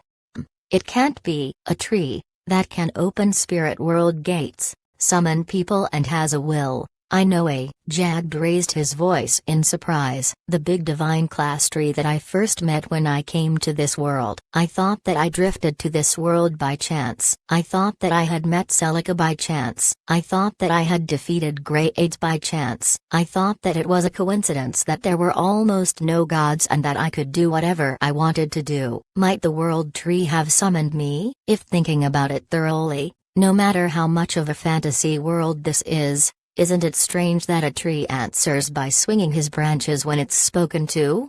By any chance, did the world tree fall into the eastern direction when it was cut down? That's right. I'm surprised you know. Would the world tree be able to create countless boundaries by making use of the trees in a forest? Yes. It can make you lose your way or guide you. I can do various things. I guess it spread seeds when it was cut down which then took root in the Daphne's kingdom. And when Leo's party entered the forest and they got scattered, might the world tree have wanted to call for the elves when Tilt was in its area of effect? However, Tilt had left the village at a young age and probably has hardly trained as an elf and wasn't able to notice the presence of the world tree. So that decides it. Huh. The world tree isn't dead, it only switched places. Where is it? In exchange for telling you, can you listen to a request? Of course, Hiro-sama. There's a large forest to the north of my village in the north of the Daphne's kingdom. There once was a road that led further to the north, but it has disappeared. The world tree might have used his power. Actually, the world tree at this place might just be a diversion against the demons. The world tree can't move. It'll be done for if it is found. That's why it concealed itself within young trees. No way. Might Greyades have been looking for the real world tree? And then the world tree felt the crisis and pulled me to itself when I was floating in hyperspace to defeat Greyades. Jagged braced himself and spoke. We should investigate it at once. I guess that would be for the best. We'll head home now. So we could take 2 elves with us. Dragon, please get up. Ah, are we returning? You can get on. The dragon showed her mouth with its lined-up fangs as she yawned and crouched down to make it easy to get on. I and Laeticia mounted the dragon and Jagged brought a male and a female elf along. These are the 2 strongest persons in our village. Please take them with you. Very well, dragon. It's for the sake of the world tree. So can you let these elves get on with us? At the end they'd get on even if I was against it, right? Well, get on. I'm really sorry, Dragon-sama. We're grateful that we're permitted to ride on your back. The elves waved their short linen clothing and sat down behind me. Well then, let's go. The dragon spread her wings and flew high up to the sky. We flew westward under the calm flapping of her wings. 89. Relaxing village days. It was dusk by the time we returned to Kika village. We dismounted to the north of the village, so the barrier wouldn't be broken, and I spoke to the elves. You've probably already seen it from above, but the large forest is about 1 day away when following this road. Tilt had said that he got lost inside it, but he was probably guided since he's an elf. Understood. Kika-sama, thank you very much. Please let me know if something happens. Well, I think it should be alright though. Yes, the elves replied with tense looks on their faces, and even though it was already dusk, they headed north. The mission of protecting the world tree was assigned to them. I looked at the dragon. Thank you for making the round trip. Don't worry about it. But, I've got one question. What is it? Since you're a god, Can't you fly in the sky by yourself? I earnestly nodded. Of course I can fly, even faster than you. Then why did you ride on me? She barked as if she was showing her fangs. I scratched my head. My black hair swayed. Even though I can fly, the consumption of magic power is enormous and it's tough over a longer time. It depletes about 10,000 in 10 minutes. Hey, my spells simply aren't optimized for this world, so it can't be helped. I also can't get the permission of the wind god since he's sealed, and without making use of the jet streams I have to fly with the gentle breeze. I have to use what's available. I see. So it's something like that. That's why it really helped that you let me ride you. Well then, please work hard on your dungeon. Yeah, I'll come again before long. The dragon took off and flew home. I sigh. That tired me off. I'll take a bath right when I'm back. Ah, it's not done yet. Kaka, are you tired? I ran, fought, flew. I had to make rain. It was one surprise after another. I'm mentally tired. Then, shall I carry you? Please stop that. That would mentally tire me even more. Understood. Lapicia's young face looked like she was full of energy. You look like you're full of energy. Yup, Tilda. I had you all to myself. I'm happy. She shyly ahead and her cheeks blushed when she took my hand. It's a small and soft hand. My mood lightened up from the gentle warmth. Ah, that's right. I wouldn't even have been able to do half of it if it weren't for you, Lapicia. Thank you. Yup. We held hands while we returned to the residence. Probably because she was happy, Lapicia was skipping the whole time. The beast folks were on the premises of the residence. They were treated to bread and soup from a big pot by Clarissa and Minya. Mahal noticed me and approached while his two bushy tails were swinging around. Kika-sama, thank you very much for taking us in. You still don't have a place to live yet. Should we build you some huts to the north there of the residence? Yes, that would be great. What will be our work later? Beast folks are strong, right? Please let the men follow Melvius's orders to construct the buildings. The women and children will work on the fields. Understood. We'll work with all our might, Mahal was humbly replying. I took Lapicia and entered the mansion. Lapicia rushed to the dining room. She's lively. I lie down on the bed after I entered my room. Sigh Tilda. I'm tired. The world tree tired me out. For a moment I thought that I wouldn't be able to return to the heavens. Even so, a bath. I should have mounted the dragon and get into her hot spring. A hot spring? Since pipes exist, can't I just dig up a hot spring near the village and draw the water to this house? Or if I'd make a public bath I could invite even more people to the village. Should I look into it tomorrow?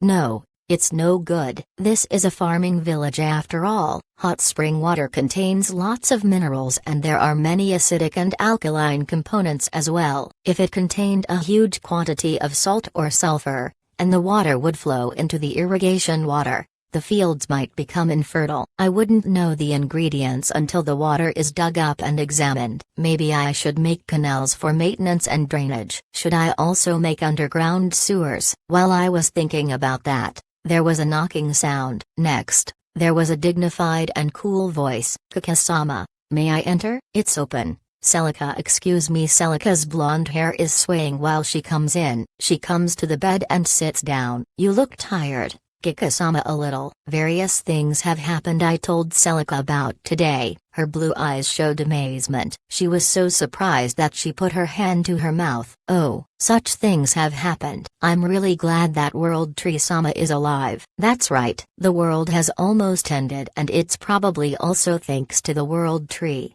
that I've met you. So it was like that. I'm grateful that I met you, Kika-sama. Celica smiled and grabbed my hand. It felt unsatisfactory, so I pulled her closer to me. Since the toppled onto me, I hugged her tightly. Her big breasts, that are pressing against me, are squeezed. As expected, you let me calm down the most after all. Kika-sama. I recovered by stroking Celica until dinner was served.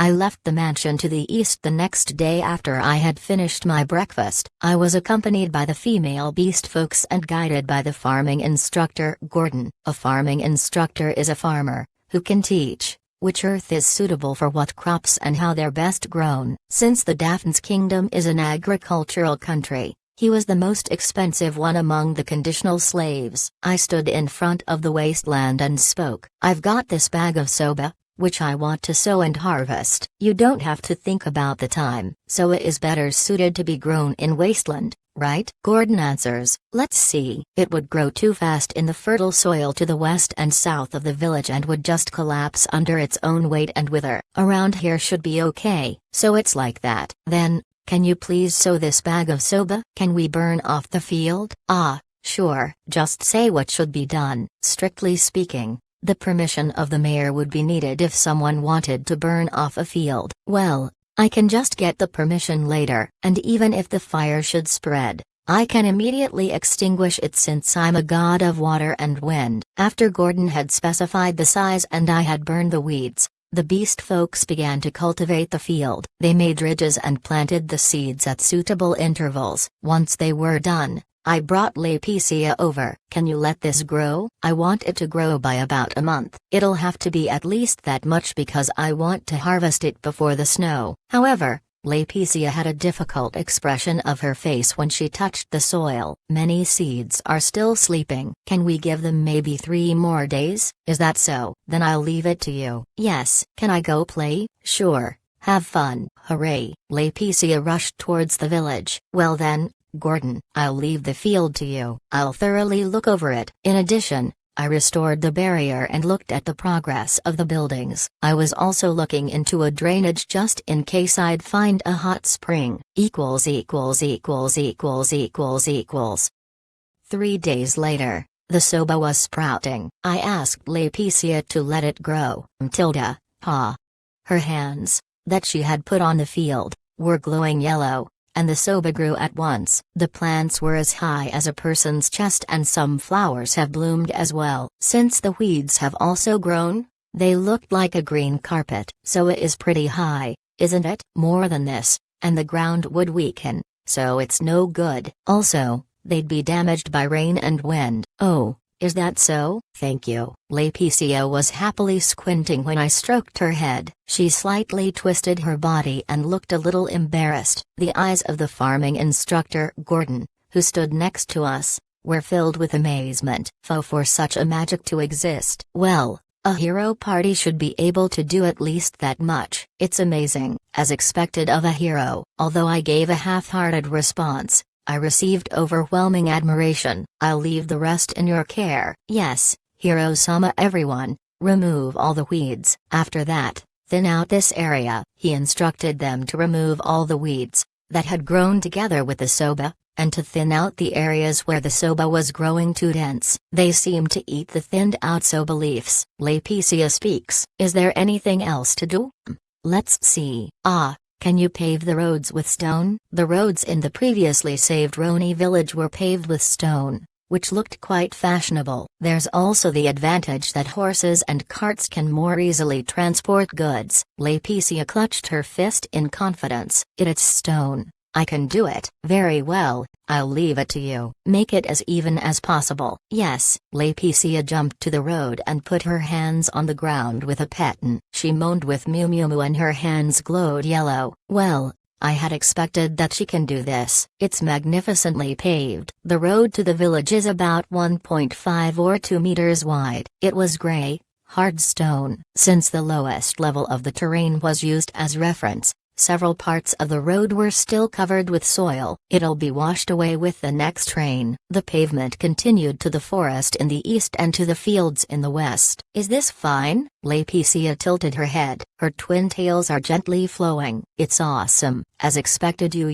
I'll ask to make your favorite things for today's dinner. Really? Hooray! Because Laeticia hugged me, I stroked her head while saying well done. Well done. I thought that I should praise her a lot more, since she has done lots of benefiting things for all of the villagers. Next I let her also pave the way to the shrine on the residence's premises in the same way and then let her go playing. By the way, there was no gravel. I leisurely stroll around the village while the autumn sunlight is pouring down. The village was in a building rush. Following the inn, The houses for the beast folks were made. The bath and a store to sell the talismans have also been completed, and the number of people who wanted to move to the village was also increasing. Some of the people had lost their fields to demons while others didn't have enough to eat and came to ask for employment. It seems that the rumor has spread quite wide that Kika village is protected by a hero. Since the harvest and drying would follow the field work, and since there is a building rush,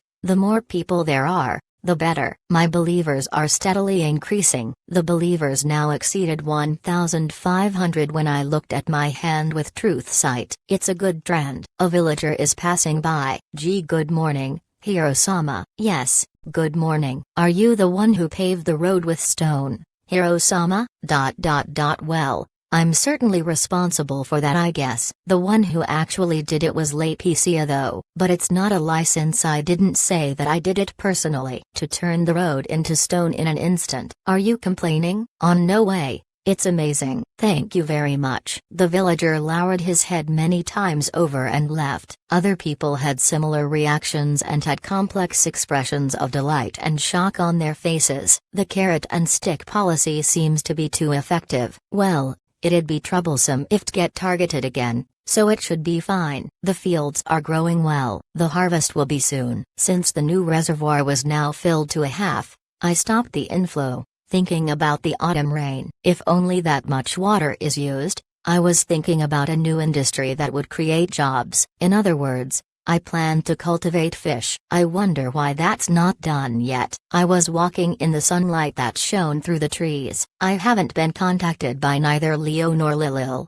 which means that there are no immediate errands for me to do. I thought about visiting the neighboring villages. Even if there are only small troubles, it would be a good way to sell my name if they are resolved by the hero in person. When I was thinking about these things, Bailey, who was responsible for the cattle, approached on a horse. This village only has few cattle, but I wanted to increase it since the land has increased. Bailey takes care of the horses, hence I assigned him to that post. He hasn't purchased any new cattle yet though. Bailey came to my side and spoke. Kika-sama, something has arrived for you. It has been brought to the mayor's house. Please come by soon. What is it? I'll go at once. The package for me was placed in the courtyard of the mayor's house. It is a box with a height of about 2 meters. What is this?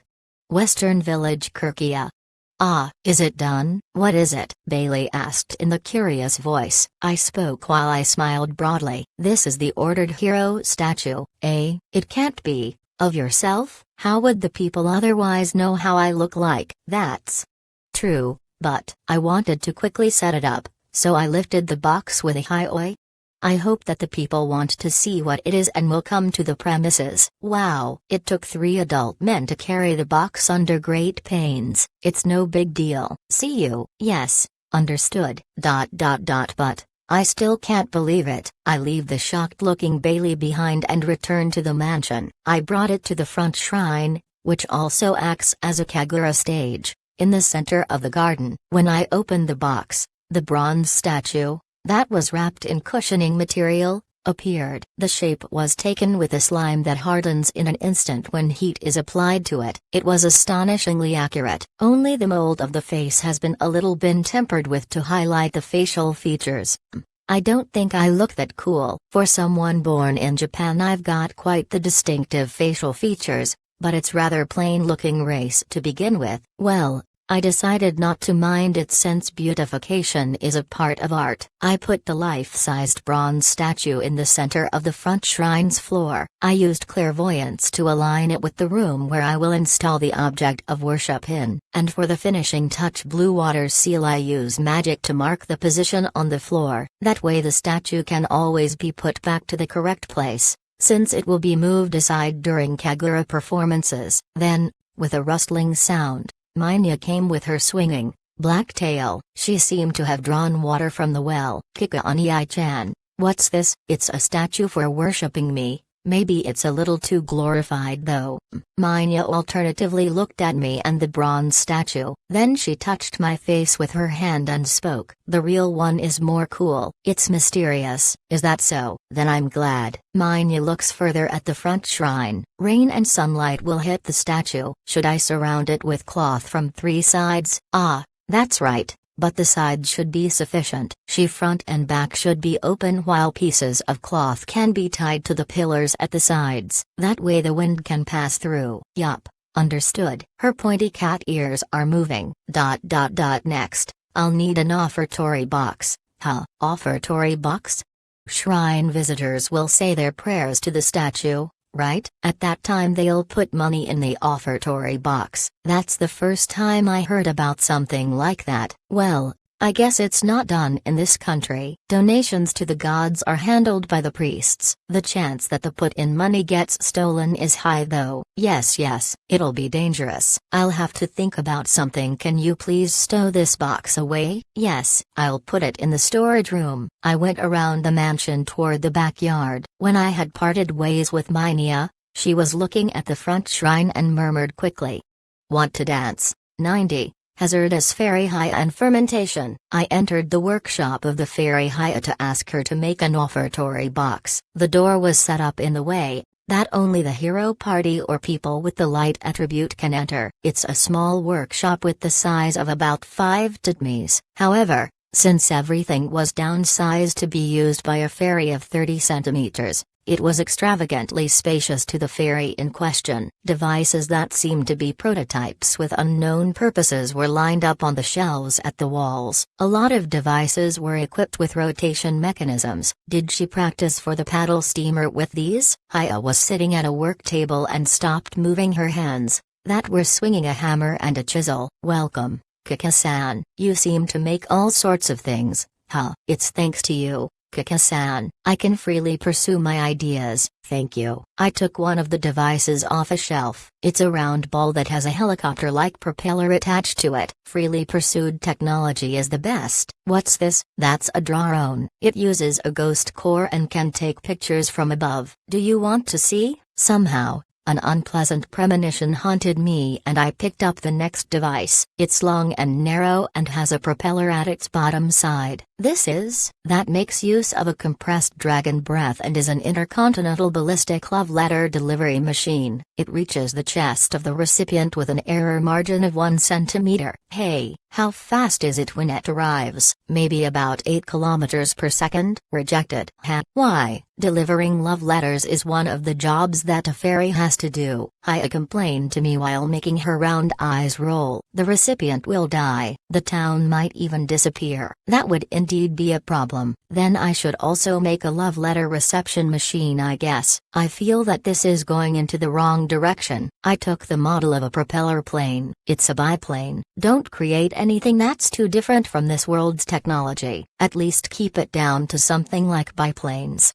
By the way, what is this? That's an ultra-high-altitude stealth tactic bouquet presentation machine. It can deliver a bouquet of flowers with an error margin of 3 centimeters from a height of 55,000 meters, that even dragons or magic won't reach. You can have a peace of mind even if you don't have air superiority. It's just like out of a fairy tale. Now I feel like the fairies should be left to die after all. Oh, Haya's face distorts. That's terrible.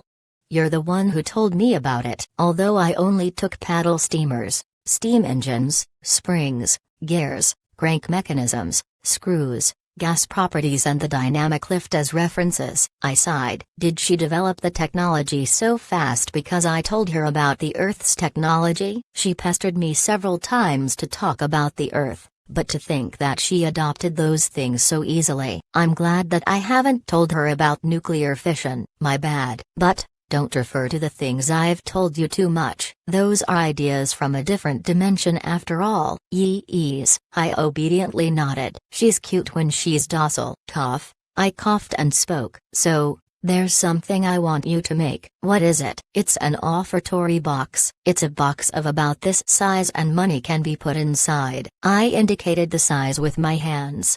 For what purpose? I want to set it up in front of the front shrine in the center of the premises for people to put money inside, but I want to make it in a way that the money can't be stolen. Additionally, I want it to make a sound when money is put inside. Can't you catch a mimic box and tame it? I'd have a really bad feeling about that. I want something with a less dangerous feel to it. I spoke after thinking hard. Then, no one would be able to steal the money if you keep the box constantly heated to several thousand degrees Celsius. Isn't that idea strange? The village will burn down and the surroundings will turn to magma. The money will evaporate as well. Atilda, it's difficult. You don't have to think that complicated. Can't you come up with something simpler? Things like installing a fairy door at the bottom of the box that transfers the money to the house. Oh Tilda, nice idea. It's as if you've got the mind of a fairy. No way. But let's go into that direction for now. What I also wanted to know,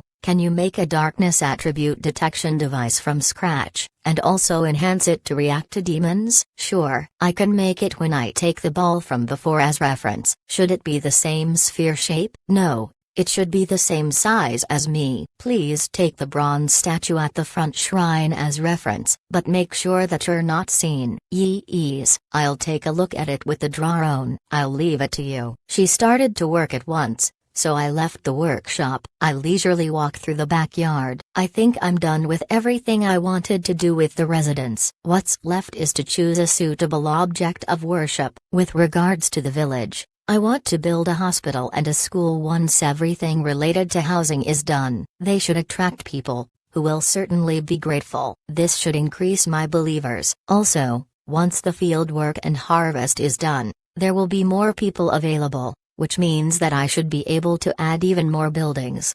The mansion's bath has also been completed in the backyard near the dining room. The dressing room is right behind the entrance, and in the back are a washing place and the bath. The bathtub is large enough for 5 of 6 people. If it's too big, it'll require a lot of energy to heat the water. Hence I had decided on a medium size. But most importantly, I finally have the bath that I had longed for. I'll go in later. I met Clarissa when I passed by the kitchen behind the house. She carried dry firewood. Oh, Kikasama, please wait a little longer until dinner. I don't mind.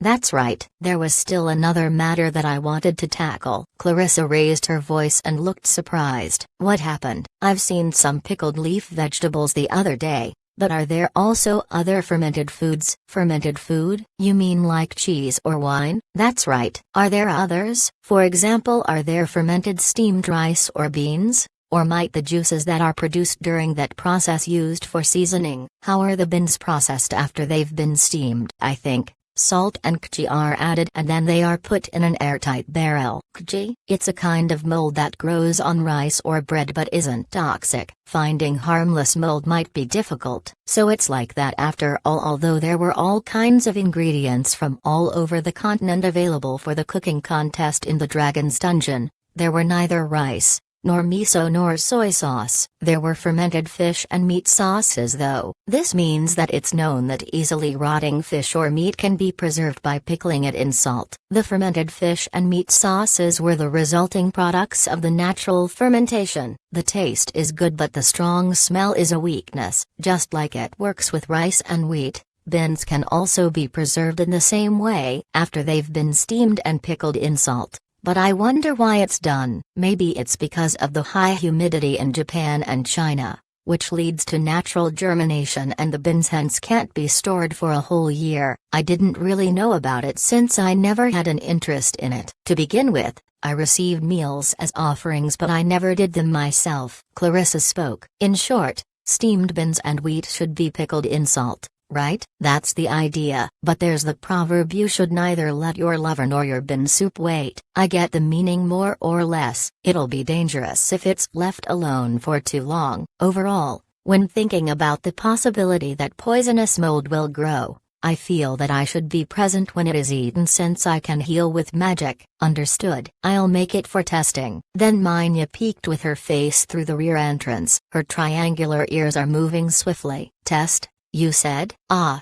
maybe I should ask for your help as well, since you're also skilled at cooking. Clarissa nods to my words. Minya-chan has amazing skills. I'm familiar with the cuisines of a lot of places, but she'll surpass me before long. Minya learned the cuisine of Edelstein by helping Clarissa, and her cooking level has already reached 30. If Minya participates, she can also think about ways to pickle beans in salt. Of course, I told them everything I knew. I don't know what's of importance, so I told them about how stones are placed on the airtight barrels, how the beans are immediately laid out in an even room after they've been steamed, how many days they are heated, and so on. Well, I guess I can consider myself lucky it works out. Since it's a different world, who knows what kinds of deadly poison might be born from that. I thought about giving Haya information about bacteria and enzymes for a moment, but then abandoned the idea because she might just begin to create bacterial weapons at once. I was thinking about making miso and soy sauce into local specialties of Kika Village. They are easy to transport since they can be stored over a long time. I can sell my name, and the people will have a lifeline should there be a bad harvest, so it should increase my believers. There are only benefits, and even if it's difficult or might even fail, I don't have anything to lose.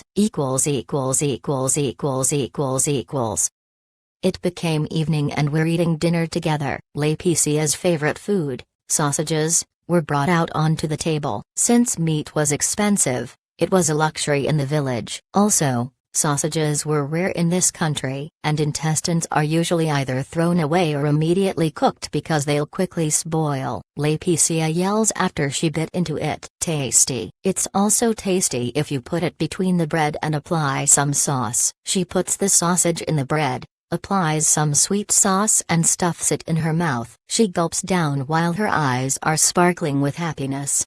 Tasty. Thank you, Kika. But also eat vegetables. You can put them in between. Yes. While Laeticia looked puzzled, she did as she was told, put the vegetables in between and started to eat. You worked hard today after all. It's your reward. I'll also work hard tomorrow. I don't really have any work for you for a while. Whether you'll play or study, just do your best. Ugh. Yes, I'll do my best. Laeticia looked somewhat sad and frowned, but she kept lively eating the sausages with the bread without interruption. At that time, Foria's hand, that she used to eat her soup, stopped moving. She gazed into the empty space and muttered yes.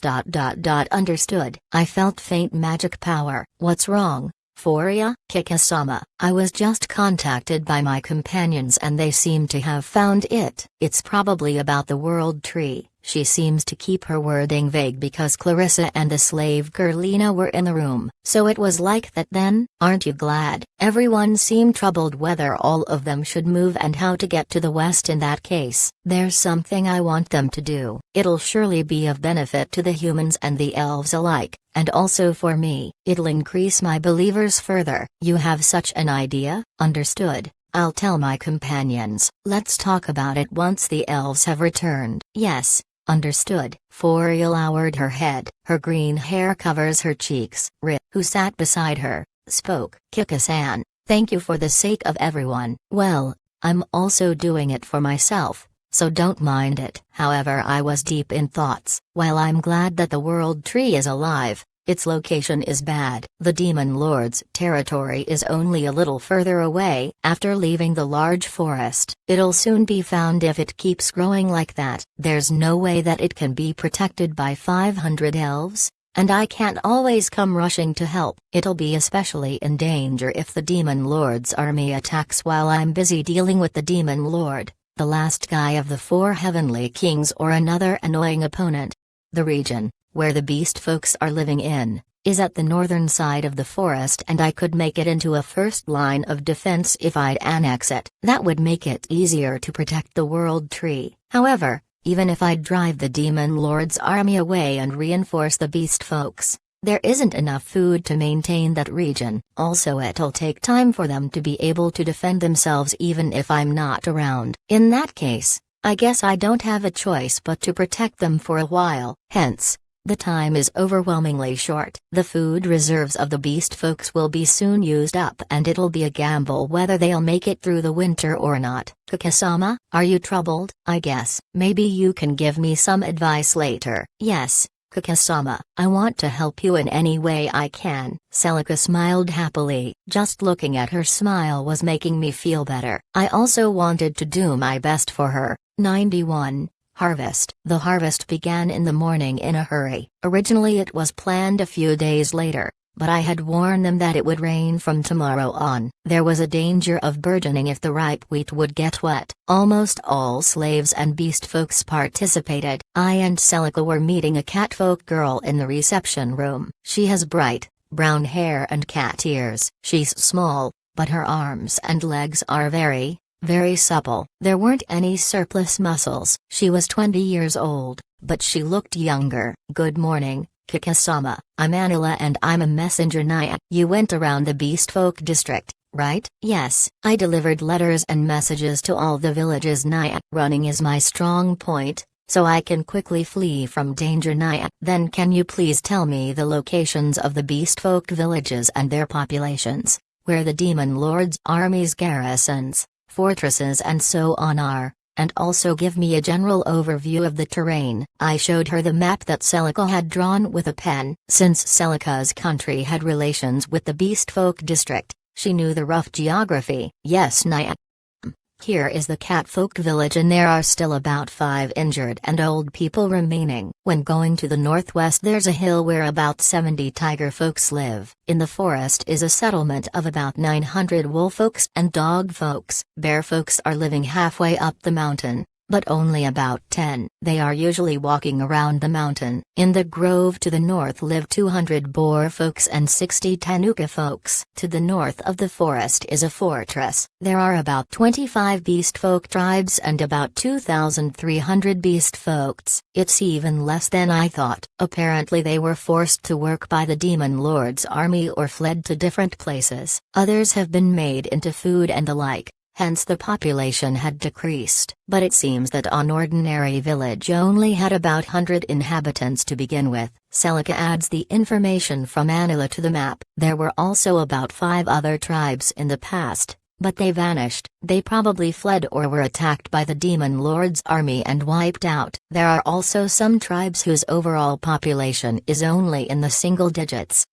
3 dragon folks, 5 snake folks, 2 elephant folks and 6 lion folks. Aren't they pretty much extinct? They challenged the demon lord's army and were defeated. They were almost completely slaughtered. Additionally, they also reduced the number of cats, mice, foxes and deer, who had cooperated. The cow folks are also quite few with only about 10. Since all female cow folks have huge breasts, they are kidnapped as playthings by the demons, and later their fate is to be eaten. The males are eaten when they're young. Apparently they are the most tastiest among the beast folks. That's tragic. They've probably been brought to higher echelons of the demon lord's army. That reminds me. There is also one among the sheltered beast folks. She certainly has huge breasts. The cow folk Sujata-san was supposed to be eaten as the victory banquet. So I'm really glad for your help. She was supposed to be eaten. The plan was to force feed her with wheat porridge until her stomach swelled and then roast her in whole.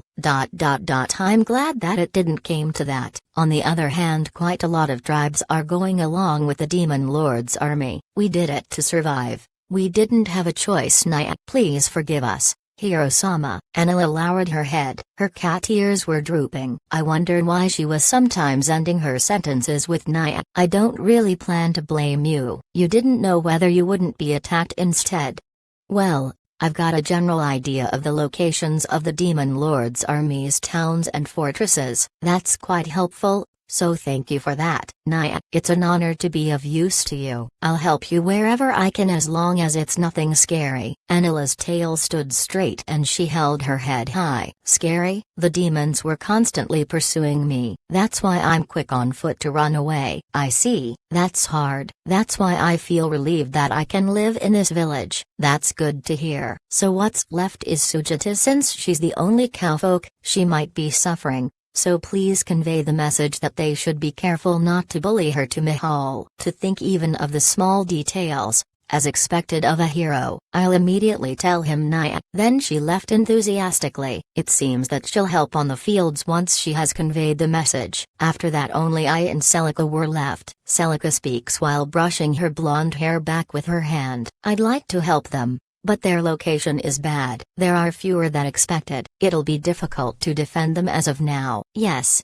Even if we'd make it into a self-governing dominion and add it to the Daphne's kingdom, we won't be able to rush there if they are attacked. Since the large forest acts as a barrier, it's a hindrance when they are attacked. That's why I want to make it possible to rush there at any time." "What should we do?" "It can't be. Do you already have an idea, Kikasama?" "There is a way. I could use a fairy door." Celica's blue eyes had an astonished look in them as she nodded. "If you say you can do it, you can do it, Kikasama." "Yeah. Leave it to me." I stretched my hand out and stroked Celica's head. Touching her blonde hair feels pleasant. Celica's cheeks are blushing. She's leaning against me. I'll also work hard. I separated from her after feeling her body temperature for a while. I head to another place. I left the mansion in Celica's care. I go around the mansion, to Haya's workshop in the backyard. As usual, the 4 heads tall Haya was creating something on the workbench. Her small hands left after images behind as they moved. "You're enthusiastic even in the morning." "Oh, is it already morning?" "Good morning." I asked Risan to install the donation box. Thank you for the help." "So, have you decided on the specifications for the paddle steamer?" "The plans are done, so I could make it in 4 or 5 days. I'll make large wheels and connect them with a shaft to the golem core. All that's left is to bring it to a harbor and install them into an existing ship. Creating the hull as well is impossible." "I don't have any coworkers after all. My hands are too small for that." Haya looks down with a sad face. Her triangular hat is drooping. "It won't be long. I'll go to the frontier continents and take back the fairy world." Is that true?" "Thank you very much, Kika-san." Her eyes suddenly sparkled after she's been looking down depressed. "That's why. Please begin with the construction." "Yes, by the way, I came up with even better ideas than a paddle steamer. That gives me a bad premonition." Haya spoke with her hand proudly on her chest. "The paddle steamer has bad energy efficiency. You could make it to the frontier continents in 3 days if you'd use a jet engine." "Hey, but won't the hull break into pieces from the waves?" "It can withstand them with magic." "Also, it'll perform better if it's screwed together. It'll last for 1 week. After that it'll start to leak, but that can also be prevented with magic." Rejected. Haya's eyes were tearing when I immediately answered. "Why if we rely on magic too much, we'll be annihilated when we encounter a demon that can dispel magic. And even if it's not a monster, there are also magic-dispelling barriers. I'd like for it to drive without any magic if possible." "I see. I get that you've thought deeply about it. It's no problem if it matches the humans' technology, right?" "That's what I mean." "Please tell me or Celica if you need some materials. Then, I'll leave it to you." Haya took her hammer again and started to process metal. In the evening, the harvest was finished. The fields were divided into several parts and wheat was put there to dry. The people were still picking up fallen ears. However, since the big job that they had to do once a year was over, everyone was radiantly smiling. The villagers and the beast folks were still somewhat distant, but they have started to open their hearts when they've helped with the harvest. It was a good trend. And since it seemed to take some time, I and Laeticia helped as well. Reaping the golden wheat was fun. Laeticia speaks while she looks at the piled up wheat. "There's so much wheat. Thanks for the hard work. What's left are the threshing and the drying." "Threshing?" "Removing the wheat grains from the stalks." "Look. Just like that." The villagers were pulling the wheat through a threading machine that looked like a comb with 1,000 teeth. Wow! Laeticia looked astonished when she gazed at the scene. She seemed to be deeply moved emotionally. I stroked Laeticia's head. I can feel the warm body temperature of a child. "By the way, thank you for the help." "Was I a good girl?" "Yes. You've been a good girl." Then she put her thin arms around my body and hugged me tightly. She frowned for some reason and spoke. "How much was I a good girl?" "You were a really good girl, a really good girl." "I'm happy." She buried her face in my stomach. She's slightly trembling. Somehow, she looks different from usual. I ask her while I hug her slender body. "What's wrong, Laetitia?" Then she speaks as if she's whispering while she hugs me. "Say, Kika. How much?" "What is it?" She raised her face to my words. Her young face shows the expression of an adult. "How much do I have to be a good girl to meet mother?" Tears were floating in Laetitia's golden eyes. I caught my breath. Laetitia has been a good girl all along. She rescued the world tree, improved the village and listened to anything I told her. She listened to all my orders and requests without even one complaint at all. Although she doesn't like studying or vegetables, she still endures everything well. She only throws a tantrum when her Mother Earth God instincts are kicking in for the sake of the world. I thought that she did it because she has mentally grown. Of course she has. But maybe she also tried to be a good girl the more she missed her mother. Did she everything because she wanted to see her mother as soon as possible? I want to let her meet her, even if it's only short. I hugged her body tightly. It's a pure body without any dirt. Her body is warm. I buried my face in her blue hair while I spoke. "You can meet her soon, Kika? Is that true?" "Yeah, it's true, Kika. Love." Laetitia hugged me tightly, with the whole strength of her thin arms. I thought that my ribs would break. I endured it with all my strength and gently patted her back. 92. The elves' future. It was a rainy day. I set up an object of worship in the storeroom of the mansion. I actually planned to bring a rugged rock from a mountain stream here, but since it was troublesome, I had decided to use a mirror for now. I placed a simple altar in the back of the room and precisely aligned it, and it's done. My head with my black hair and black eyes is reflected in the mirror. I grinned. It's been about 100 years since I had my own shrine, so it couldn't be helped that I was happy. Nonetheless, I have to work harder to gather more believers. There are only 11 months left until the demon lords return. Then Rick came in. "Kika-san, everyone has arrived." They have gathered a little apart from the village. We stumbled over some raw materials that weren't properly stowed away. I moved quickly and caught the falling girl. Her slender body leans against my arms. It's a flexible and soft body of a growing person. "Are you alright?" "Yes. Thank you." Ri was blushing and nodded in my arms. Her green hair smoothly flows. She panted with a small "oh." When I held her tightly, I let her stand up and spoke. "Then, shall we go?" "Yup." Ri nodded while having a gallant smile floating on her face. Her cheeks were red. By the way, I had set up a magic circle that only let Celica, Minya, Fal and Ren enter the storeroom. Foria was waiting outside the room. "I'm sorry you have to do this in the rain." "I don't mind. Let's go." We went outside and left the residence. I'm guided by Foria and Ren. We head northwards from the village. 1 hour later, we met up with about 200 elves. The chieftain jagged steps forward and lowers his head. "Kika-sama, thank you for coming in the rain." "Don't worry about it. I don't dislike the rain." "Then, you said that you wanted something from us?" "That's right. First of all, I want you to stop moving with everyone. It'll be suspicious if you all suddenly disappear." "Yes, that's why we thought that about half of us should remain there." "That's good. I want the stump to remain as a fake world tree, and with that regard, I want you to make the stump into a tourist attraction." Voices of surprise rose from the elves. Some are even gazing at me with obvious criticism. "Well, it's only natural." I heard that elves refrain from interacting with humans. Jagged frowned with his beautiful face. "We should invite humans." "That's right. Even though it's just the stump, that big tree is certainly magnificent. It shouldn't only be seen by the elves but also the humans to feel the greatness of all the trees in the world that come along with it. Also, you can't tell them the story about the dreadful demon lord and the frightening barrier Ma'uk and how Hero Kika repulsed the evil. It'll become a great tourism spot. Of course, it'll also lead to an increase of believers. Will it really be okay to make a show out of your deeds? I'm happy that you think about that, but there are still a lot of people who don't know about it and are frightened from the shadow of the demon lord. To give them a peace of mind, Even if you have to exaggerate, shouldn't you convey the deeds of the hero to them? I see.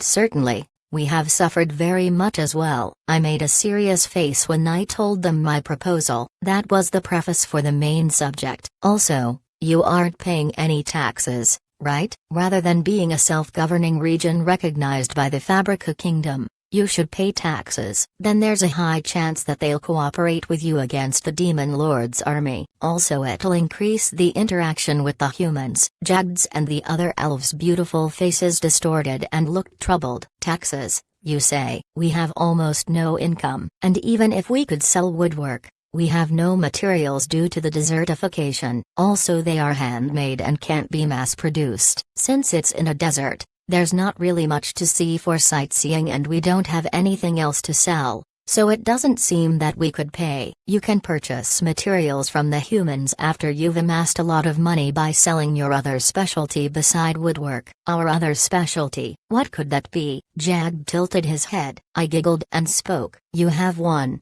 right? You have a huge amount of salt. 1 ton of ocean water contains 20 kilograms of salt. You should have tens of thousands or even hundreds of thousands of tons of salt. Just call it elf salt and sell it with the message of that's why the elves are living that long as sales strategy, and you can easily take twice the regular price, but don't forget to add the warning that eating too much of it will be harmful. Jagged and the other elves who were sitting in a row had their mouths gaping open and were lost for words. Say selling that salt. Something like that. I only thought about it as the bad stuff that weakened the world tree. It's the idea of the hero who saved the world. Doesn't that sound good? Of course you'll impose a limit on it. That way it'll be a rare product. And once you've built some shops and accommodation facilities, you can build a stone road from the world tree to Industria. Suddenly the dumbfounded Jagged got on his knee and saluted. Kikasama, I am deeply impressed. Not only did you defeat the demons but also thought about our future lives. All the other elves knelt down simultaneously. Maybe out of deep emotion there were even women with tears floating in their eyes when they looked up to me. Moreover,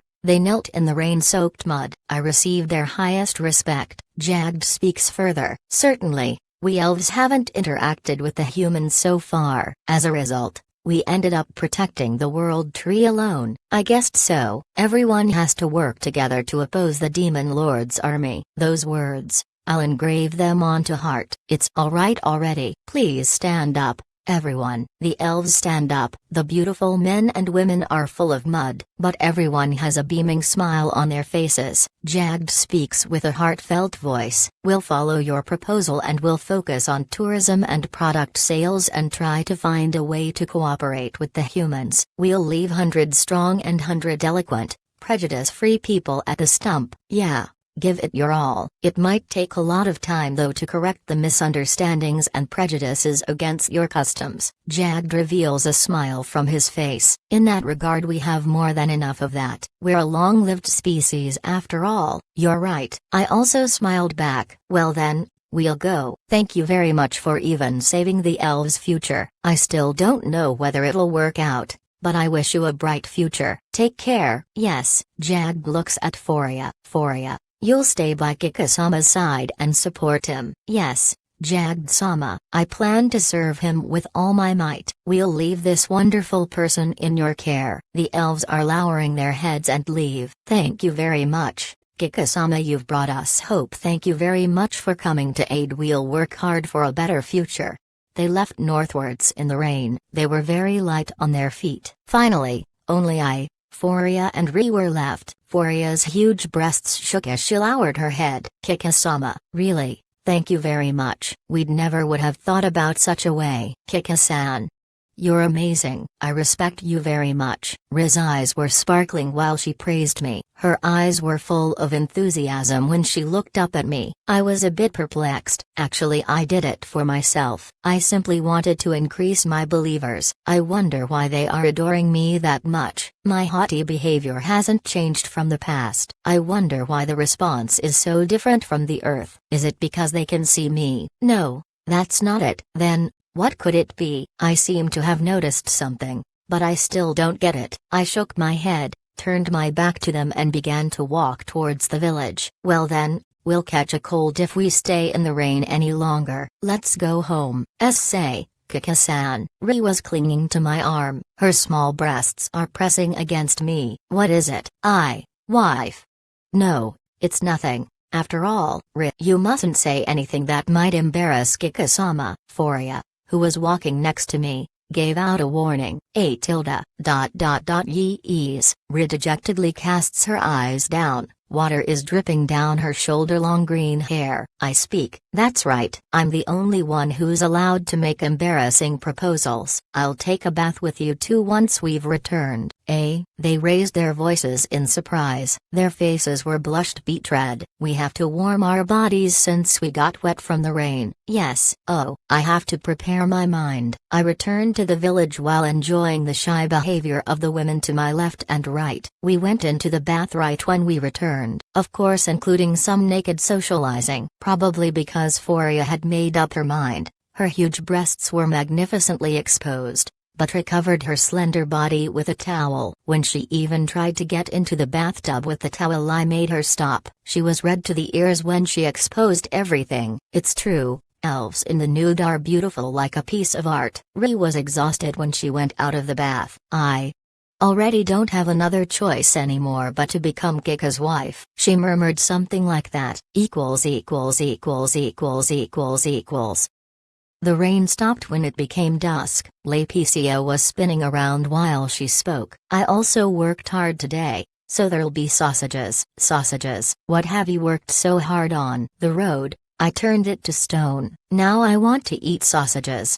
In a haste I checked it with clairvoyance. Then, the road that leads from the village to the capital was completely paved. I shout out loudly. What have you done? Was it bad, Kika? Laetitia shrank from anxiety. I groaned with the and was in thoughts. At some point it certainly had to be made. However, paving the road also brings dangers with it. Since the convenience for transportation improves, it'll be easier for the Demon Lord's army to attack the capital, and the village's defenses are still far from complete. This might cause some trouble if the capital notices it. On the other hand, maybe I could use it for negotiations. I can hope for faster village development and an increase in believers.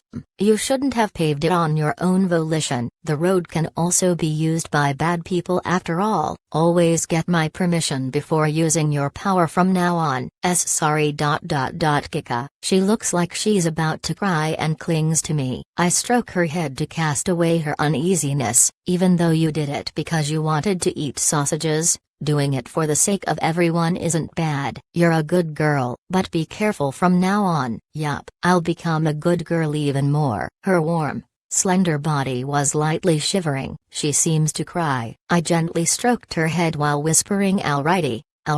However, the dinner consisted of all kinds of vegetables that she disliked. She ate in silence while tears were floating in her golden eyes. 93. Harvest Festival 1. Betting fights. It's a bright day in autumn. Several cirrus clouds that look like they've been drawn with a brush are high up in the sky. The cold air in the morning strains the cheeks and body. The roads in the village were bustling from the morning. Just today was a break from field work and building construction for the people to parade through the village. Visitors from the nearby villages and the capital were arriving. The inn was ready and flourishing. Food stalls were called from the capital and peddlers had set up booths. Grilled skewer, fried bean-curd bread, grilled seafood, fruit juice and alcohol. There were even booths that offered finger rings and accessories that looked like toys and lotteries. Peddlers sold wares for daily life and a little expensive pottery and metalware. It's also possible to barter with them. The food at the stalls costs 1 or 2 small silver coins, 100-200 yen. But each villager got 10 wooden tickets with patterns on them beforehand so they wouldn't have to carry that much money with them. There were 10, so that they could freely enjoy the food stalls. They were like coupons. Some villagers sold their coupons to travelers for half the price, but it was left to their own discretion and tolerated. Different from their usual tattered clothes, many of the villagers wore gaudy, ornamented clothes. It seems that they had collected scraps of cloth and made them by hand. Anyway, contrary to the usual, it was gorgeous. I was accompanied by Celica, Minia and Lapicia. We stopped at a food cart where skewers were roasted. How about it, sir? I'll give you one extra. Should I get one? Celica, can you pay? I handed both the money and the food coupons to her. Yes, Kukasama, I'll also get one. Celica hands 2 coupons to the man at the stall. Here we go. Be careful not injure yourself since it's freshly roasted. Thank you very much. I also received one. Minia also got one. Only Lapicia seemed to be distracted, had tightly grasped the wooden tickets and looked around restlessly. When I take a bite, the fragrance of sweet sauce and grilled chicken spreads in my mouth. The simple meat is completely covered with the rich sauce. Delicious. It's bittersweet and goes well with the tender meat munch. Celica eats refined while hiding her mouth with her hand. She looks out of place since she's the only person who does it, so the eyes of the passing people were drawn to her. The person in question didn't notice though. Minia intently gazes at the skewer while moving her mouth. Fish sauce and honey, 2 kinds of vegetable flavors, also.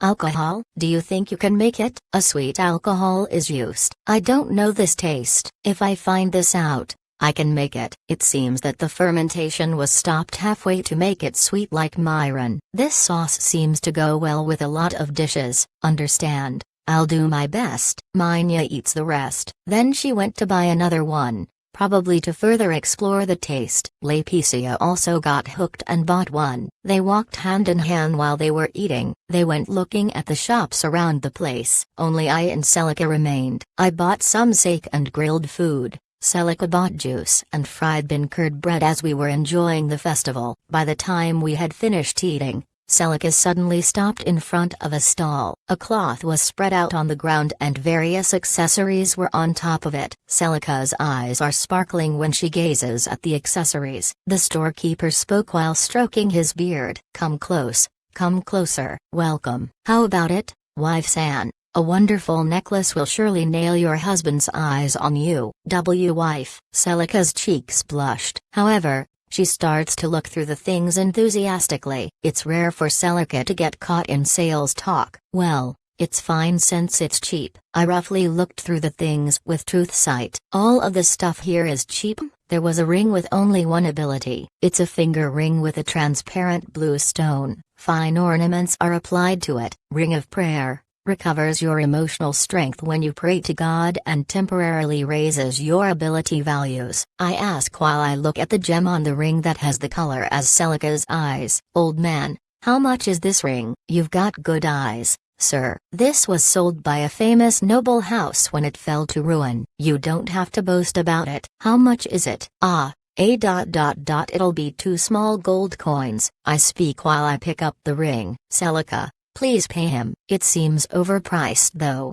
Yes, Kukasama. Celica took the coins out of the small bag that hung from her waist and paid. The old man clanked the coins and made a broad smile. Thank you for the business. We leave the cheerful voice behind and left the stall. Celica talks anxiously. Is that right? I heard that it's normal to haggle at such stalls. I don't mind. This ring contains magic power. It was probably dirt cheap. Oh, is that so? By the way, what kind of magic power is it? Come to think of it, the name of the god isn't specified. Let's see. It seems to recover you emotional strength and raise your ability values when you pray while thinking of me when I'm a valor god. It can't be. Is this something like a ring of prayer? That would be worth several holy gold coins. Well, it was a bargain. Celica, stretch out your hand. I don't have a use for it. The most suitable for it is you. I and Lapicia have so much magic power that it'd just corrode and Minia has less of a need for it. But, Celica looked perplexed for some reason while I take her left hand and forcibly put the ring on her finger. I planned to put it on her little finger but because the ring was too big I put it on her ring finger. Don't lose it. Celica's cheeks blushed red and she cast her eyes down. Of course, I'll treasure it, for my whole life. Kukasama, thank you very much. I'll stay by your side forever. She hugged me after she said that. The soft roundness is pressed against me. For some reason she was smiling as if she'd sob.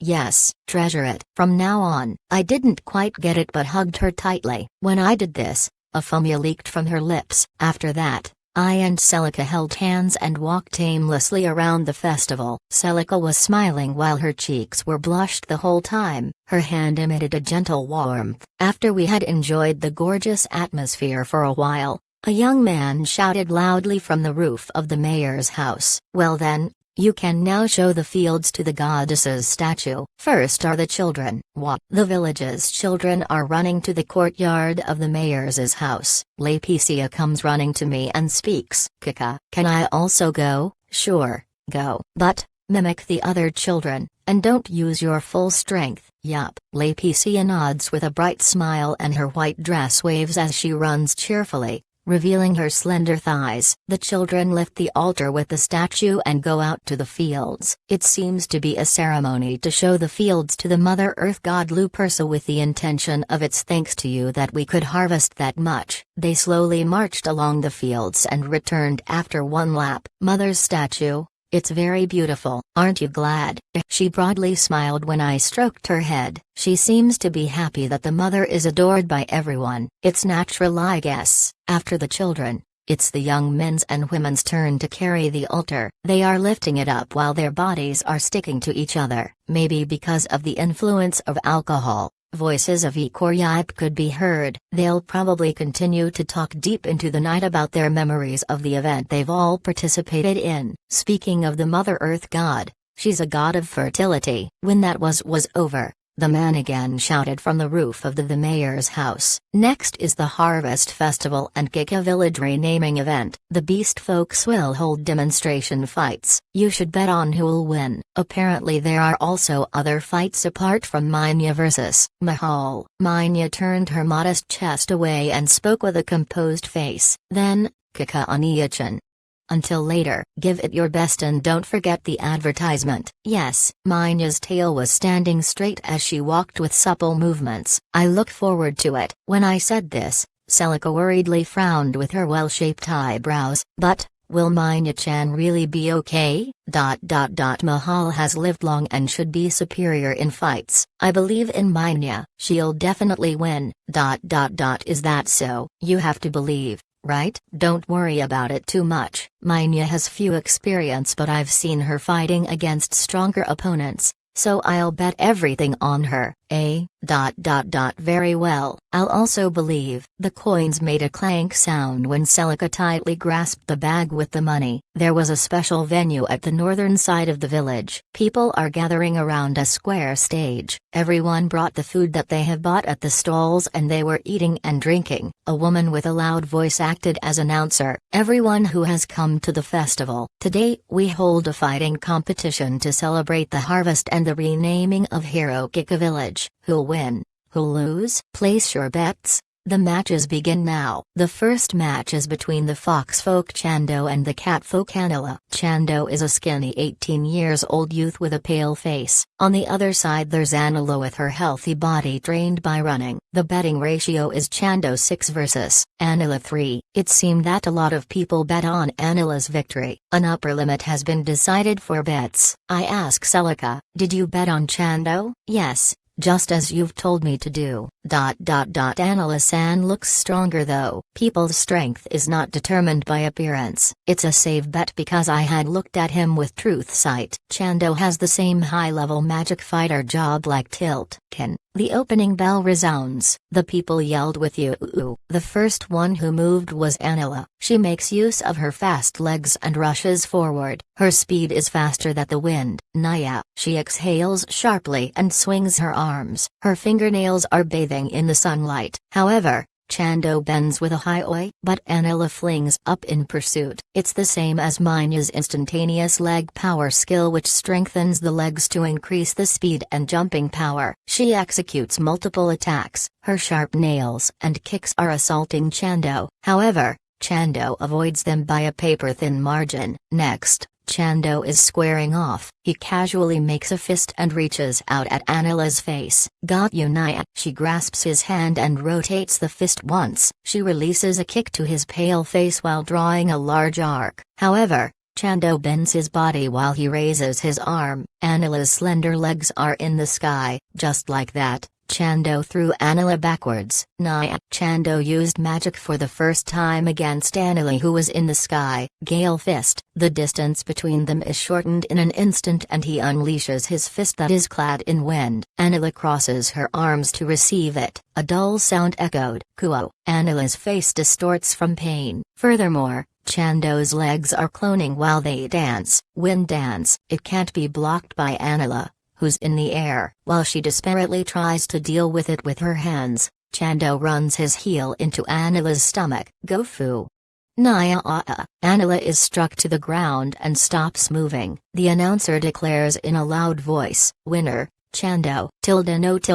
Anila-san also fought great, but regrettably it wasn't enough. It was a great match. Everyone, applause. In between the interval of the clapping hands, screams of I did it, or you this month's profits could be heard. Chando bowed and left the stage while Anila was carried away on a stretcher. By the way, Chando is the son of the Fox tribe leader Mihal. After waiting for some time, the announcer spoke. We continue with the cow folk Sujata and the fox folk Sara. It's a fight among women. Now, everyone, have you placed your bets? Sujata's body is plump and soft and Sara is slender and flexible. Their tails were bushy like riding brushes. Their eyes are shining brilliantly. Sujata 4 versus Sara 2. It looked like Sara was popular because the first match was won by a fox folk. Celica, have you bet on Sujata? Yes, of course. She holds a wooden ticket and lets the bag with the coins clank. The announcer shouts, no matter who wins or loses,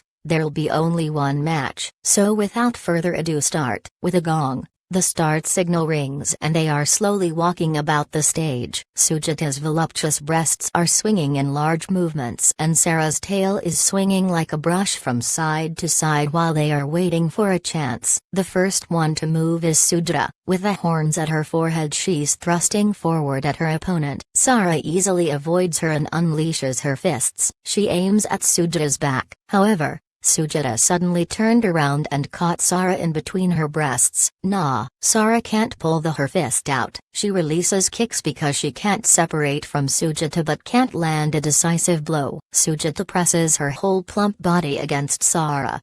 Sara rages violently under Sujata and becomes quiet after about a minute. It's an easy victory. While the crowd was making a stir, the announcer pulls herself together and shouts, just what is this? Sujata won without even using her hands and legs. Winner, Sujata. Everyone is excited. I was right on the money. Those breasts, amazing. The family expenses. Some guys are likely to lose their livelihood. Sujata was stronger than I thought. I wonder, why wasn't she able to separate from her? It seems to be a technique of body absorption. The opponent feels like he's stuck while he is wrapped. I guess that men would lose without any chance to fight back. It looks like you'd also be quite suited for it. When I speak while looking at Celica's big breasts, her cheeks are blushing and she hides them with her hands. If you want me to. Should I try to learn it? You're not refuting it? Sarah is carried away on a stretcher and the announcer shouts. Well then, it's time for today's main event. The leader of the Fox folks Mihal versus the member of the Hero Kika party Minya. Looks like a fight of an adult man against a girl, but who'll really win? Everyone, have you placed your bets? Agitated by the announcer the people were shouting in excitement. Minya's fight was about to begin. 94. Harvest Festival 2, Minya's fight. It had cleared up and the blue sky could be seen. We're in the middle of the Harvest Festival, at the specially made venue at a vacant plot of land in the village. The fight of Minya and Mihal was about to begin. The opponents are facing each other on the stage. They are surrounded by people who are watching the match. Minya in her Maiko clothes stood dignified and held her head high. In contrast, Mihal had a leisure posture and had a smile floating on his face. One could feel his composure. Mihal is one head taller. I don't have a hobby of hitting children. I wished you'd just accept your defeat. It's alright. You're the one who'll go down after all. The rules don't allow the use of your favorite knives though. My bare fists are plenty for you. Otherwise I wouldn't be able to be useful to Kika Oniachan. Hey, to say that to me. It seems that you need some education." Mahal frowned and glared at her. The atmosphere on the stage is tense. Manya was unarmed and couldn't use her two-sword style, but it couldn't be helped. She has other skills that can be used for attacking. Status, name, Minja gender, female age, 13 race, catfolk race job, Kagura sword dance Maiko, high level, class, dance warrior LV25 thief LV12 cook LV30 attributes, calm tempest assignment, hero kick a party. Skills, two-sword style, hold two weapons on both hands at once, attacking in free forms, multiple attacks, instant leg power, momentarily raises leg strength, increasing speed and jumping power, multiple attacks, Gale Thunder, absolute preemptive strike, chance that the opponent is perplexed by surprise, Godspeed dance, swift flying attack with godlike speed, unavoidable attack, dance warrior skills, dance, dancing with elegant movements, fascinating sword dance, attack while fascinating the opponent. The enemy's evasion rate sharply decreases. Mysterious dance, blurred effect and mental strength absorption. Clear and serene, negates negative effects on yourself. She'll win as long as she isn't pulled into the opponent's pace. The beast folks were split in two groups and rooted for them. Fox folks versus cat folks. The cat folks' cheers were louder because the first match was won by a fox folk. Give your best. Win this time. I won't have any rice for seeding next year if you lose. You can win against something like a fox Naya. As expected, one guy is betting his livelihood.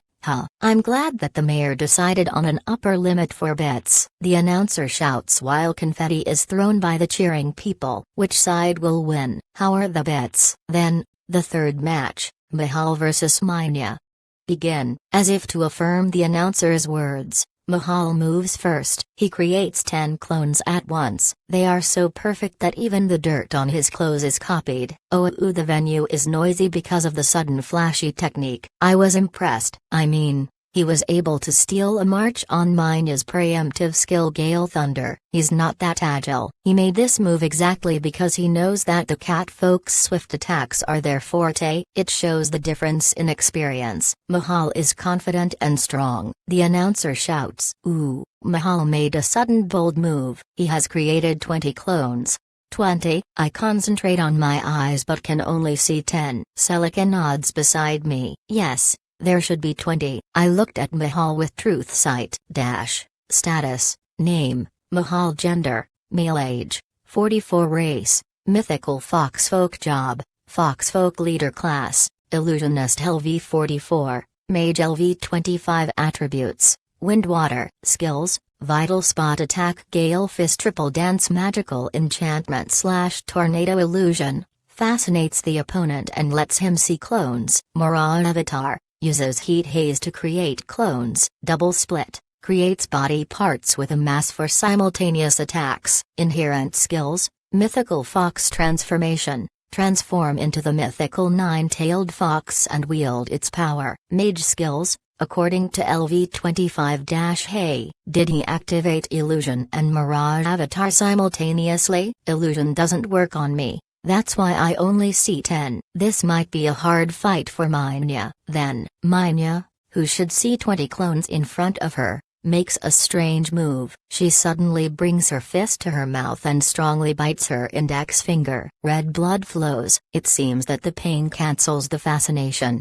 Good judgment. Is it thanks to Clear and Serene that she is so calm? The moles speak, moving their mouths in succession, probably to conceal the real body. You don't seem to be surprised by the clones. Let me compliment you. But there are still 10. Manya answers without delay. My victory has been decided. Hey, then, let me show you my skills. The moles moved all at once. On the other side, Manya is holding up her fists with her eyes closed. She's deeply in concentration. The moles are striking all at once. You think you can avoid this with your eyes closed? He attacks Manya with kicks and punches like a storm. Manya is hit without her making any movements. Shiatsu. Manya's hand moves so fast that it leaves after images behind. Doka. Manya's face is hit by Mahal's downward swing. She was slapped onto the floor of the stage by the force. Coup. She quickly stands up and takes a distance while the blood is dripping from the corner of her mouth. Mahal throws his head back. There's a trace of Manya's fist is on his face. His slit eyes are wide open from astonishment. Does this mean that you've seen through my attack? Manya speaks while she wipes the blood from her mouth. You're wrong. I knew it because you've moved through the confetti. Since the clones don't have a physical body, I should just hit back when I'm attacked by the real one. Good judgment. At least I'd like to say that, but it's a poor move. You've taken a lot of damage. If I repeat this 3 times it'll be my victory. It's alright. There won't be a next time. Hey, will you still say the same after you've seen this? Magical enchant. Mahal invokes magic and all hands including those of the clones are glowing white. The fists are clad in wind. Did he invoke Gale Fist on all clones and himself? Them all shout all at once. This is the Fina. Dawn. Manya kicks the floor. She moved forward before Mahal was done speaking. Is this her newly acquired Godspeed dance skill? A swift flying attack with godlike speed, an unavoidable attack. Her supple movement is like a cat that is aiming at its prey. Her black hair flutters backward as she dashes forward on the stage. What? The Mals are attacking, but Manya nimbly evades them, changing between fast and slow speeds. It's like an elegant offering dance. However, if she attacks a clone, that gap will be used for a counterattack. She has to hit the real one with certainty. Then, for some reason, Manya is aiming at only one person. She acts as if the other 9 males wouldn't be there. She's so fast that the contour of her body is blurred. No, she has invoked Mysterious Dance, which has the same effect as the blurred skill. Mahal's fists and kicks don't reach her. On the other hand, Manya chases only one person from among the clones. This is the end. Zun. One heavy blow with her left fist struck the real Mahal in the stomach. His hair is swaying from the impact. Gah! Mahal pitches forward but the right fist is already striking his chin. Gah! With a dull sound, Mahal is bending backwards and his posture is lost. But the ruthless attacks won't stop. She further attacks with the consecutive skill instant leg power. She danced in the air and the white sleeves and black shirt were turned up. Her supple legs rotate like whips and the back of Mahal's head is hit. Gong! A dull sound echoes through the venue. The audience falls silent. Manya stopped in a high kick pose. Her violently whirling straight black hair returns to its original state. Then, Mahal collapsed slowly onto the stage. Manya puts her thin leg down and arranges her disordered Miko clothes. The announcer is the first one to regain her composure while looking at the scene. The outcome is clear. Winner, Manya. Manya from the Hero Kika Party defeated the Foxfolk Mahal. What an exchange of techniques. I've never even seen a fight like this at the Coliseum in the capital. It was an amazing fight. Everyone, give a big applause. To the announcer's declaration, the voices of the people in the venue finally erupted.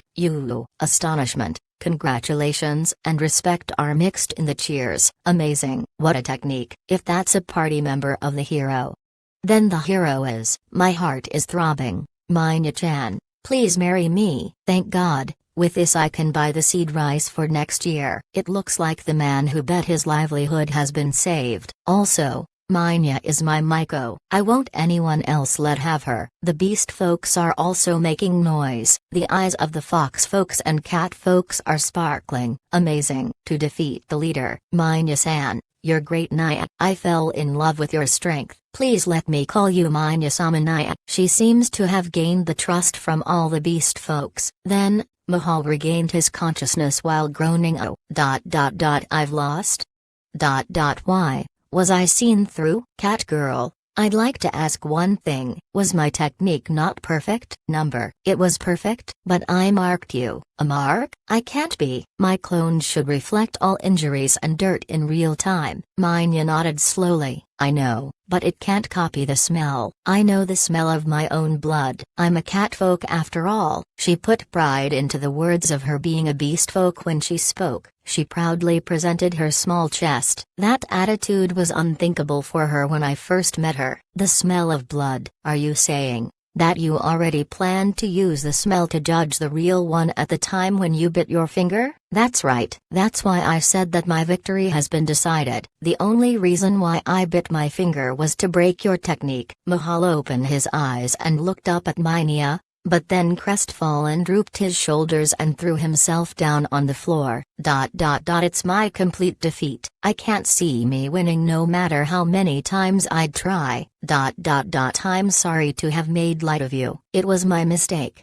I'm sorry. I'll apologize to Kikasama next. Yep, it's fine of you, get it? I, who was made strong by Kika Oniachan, won't lose to anyone. Then Minya went to the center of the stage and took a small bag out of her pocket. It's one of the talismans that I had asked Fal to make. She looks over the audience while she holds it up to the sky. All attention was focused on her. It's thanks to this talisman that I got strong. It received Hirokika's divine protection. It also has the effect of warding off weak demons. You should buy it if you want to travel safely. Since it was said by a companion of the hero after she made a display of her strength, the venue became extraordinarily hyped up. An uproar started with words like "I want one," or "I'll buy." I was pleased and desperately tried to conceal my smile. Just as planned, the people who buy it won't forget my name, whether they like it or not, and when they later receive some blessings I can get more believers. At that time, Fal came rushing to the venue. Her brown hair is disheveled and her habit flutters. She put down a portable selling stand that hung from her shoulder on a string. Everyone at the venue, here you can get Hirokika talismans. It's usually 3 large silver coins, but only today you'll get it for 6 small silver coins. It's only 1 per person. Hi. The spectators are surging forward. Give me 1. Don't limit it to 1 and sell me 3 wa. There's no doubt if it's told by a Maiko that serves the ocean god, it's thriving. Celica looked astonished when she saw that scene. No way. You thought about using even the fight to sell your name? That's right, Celica. I wouldn't let her do something as dangerous as fighting unless it's for my sake. That's right. The effect would have been weak if a hero had won a fight. It's natural for the hero to win after all, but giving some actual proof that the companion of the hero became strong through the talisman gives the talisman authenticity. Moreover, it looked like Minya won by ordinary hitting and kicking while Mahal used magic. A frail little girl that wins against a magic-using adult with simple strikes. That's an unbelievable event. On an emotional level, it won't be strange if they'd think that it's thanks to the hero's blessings. People will forcibly convince themselves to make it plausible when they see unbelievable things. Well, if they'd look closely, they'd see that the talisman that Minya holds is brand new like the items for sale. That's why Minya stands in the center of the stage, a little away from the crowd. Fal is surrounded by many people and looks distressed. Celica, please help her. Yes, Kikasama. Her blonde hair swayed when she gallantly ran. Hey, sell me quickly. Give me a talisman. Everyone, there are still many talismans available. They won't run away, so please wait in line. A dignified voice suppressed the tumult. The heated atmosphere in the surroundings was swallowed by Celica's prince's skill and intimidation. The unrest of the group quiets down a little. After that, Fal and Celica are exchanging money. We also sell the talismans at Kikasama's residence, so please come by at any time. Adding these words was also not forgotten. Minya went down the stage and came to my side in a corner of the vicinity. Kika Oniachan, was that good? Yes, it was a good performance. I'm sorry that I made you fight, Minya. Minya put her arms around me and hugged me when I stroked her head. The muscles in her slender body are swelling. Her smooth skin is slightly wet from sweat. The scent of flowers is tickling my nose. I'm happy just to be able to become your strength, Kika Oniachan. Everything of me belongs to you. Is that so? Thank you. Mahal approached while being supported by a young foxfolk. I'd like to withdraw all my previous remarks of contempt. I'm terribly sorry. It's all right. Don't worry about it. Let's get along in the future. Yes, I'll give my best for you. I and Mahal shook hands. He speaks to Minya, who's standing beside me. Please forgive me. Yup. No problem. Let's get along from now on. Yes, likewise. young catfolk Maiko." He exchanged greeting with Minya and left. "It seems that everything went smoothly. I'll keep relying on you." "Yup." She nodded and behaved like a cat when she rubbed her face against my chest. Her ears and tail were wagging joyfully. 95, Harvest Festival 3. Arc 4 Epilogue. The Harvest Festival at Gika Village is still ongoing. The last event of the festival was held at night. Bonfires were set up here and there along the roads and they were burning grandly. Lots of buckets filled with water have been put up and the red light was reflecting in them. Then, dry straw was spread out on the harvested fields. The mayor speaks with a hoarse voice. "This year, when this became the hero Gika Village, we had a good harvest. This is also thanks to Lupersa-sama. Let's give our gratitude so we'll have a good harvest next year as well." Start. Along with the signal, the fields were set ablaze. The fire spreads because of the straw and turns the fields into a sea of fire. The men who are carrying Lupersa's altar are walking along the road between the fields with the fires. The red flames let the white marble of the goddess's statues sparkle. It was quite a fantastic scenery. We had blended in with the villagers and were watching as well. Celica stands beside me and speaks. "This is a superb sight." "Huh, yeah, and there's also a practical reason." "Eh, what do you mean?" "By burning the fields, you can erase insects, fungi and weed sprouts, which will lead to a good harvest next year." "Oh, is that so?" The practical reason has disappeared into the nonchalant festival ceremony. In this way it'll be passed down to the generations to come. People are wonderful. Celica leaked a voice and admiration together with a sigh. Then the ceremony ended and the goddess's statue was brought back to the courtyard of the mayor's house. The mayor speaks to the gathered villagers. "With this the festival is over. However, there's still lots of alcohol and food, so today you can make merry all night." Wah! Cheers of joy are raised. Then, the people restarted to drink and enjoy themselves. The time should be right. Let's give this the finishing touch to gather believers. It'll also be some good practice. I approached the goddess's statue. "Mayor, can I take a look at the statue?" "Ah, yes, please, Kikasama." The mayor stepped back. I put my hand on the goddess's statue. It's a beautiful stone statue with a compassionate smile. "Lupersa, are you there? You should be awake on the day of the harvest festival, right?" Snore. "You seem to be awake, huh? Laeticia wants to see you. A smile was floating on the corners of my lips when I cast a spell. "Oh Earth Goddess Lupersa, respond to my call and show yourself." Earth God descent. My magic power is sucked up with a fierce force and Lupersa's statue begins to glow yellow. The villagers are starting to make a fuss. "Eh, the statue is." "Ooh." It responded to the hero's call. And then, in the night when the bonfires were burning, the goddess's statue was engulfed in a divine light and raised her head. She lowered her hands that were put together in front of her chest, turned to me and smiled. It was a much more dazzling smile than when she was only a stone statue. "It's been a while, Kika-san. Yeah, you seem a lot better now. Thanks to you I was able to sleep with a peace of mind." The villagers were noisy due to the unbelievable scene in front of them. The mayor, who's close, falls on his backside out of surprise. "I called for you today because I thought that you might want to see your daughter since it's been a while." "Laeticia seems to be doing fine, huh?" Laeticia yep. Before I realized, Laeticia had run to my side with the create hammer on her back. Her mother bent slightly down and stroked her head. "You look well, Laeticia. Have you been a good girl?" "Oh, mother." Laeticia looked up at me with self-confidence. I answered with a wry smile. She was a very good girl, about 200 million times more useful than Lilil. "Is that so? You've been a good girl, haven't you, Laeticia?" "You've worked hard." "Itilda, thank you, mother." Laeticia's cheeks blushed and she shyly cast her eyes down when her head was patted. Even though she looked flustered, she seemed to smile from the bottom of her heart. Lupersa raises her head and looks up at me. "So, that's not the only reason why you've called me today, right?"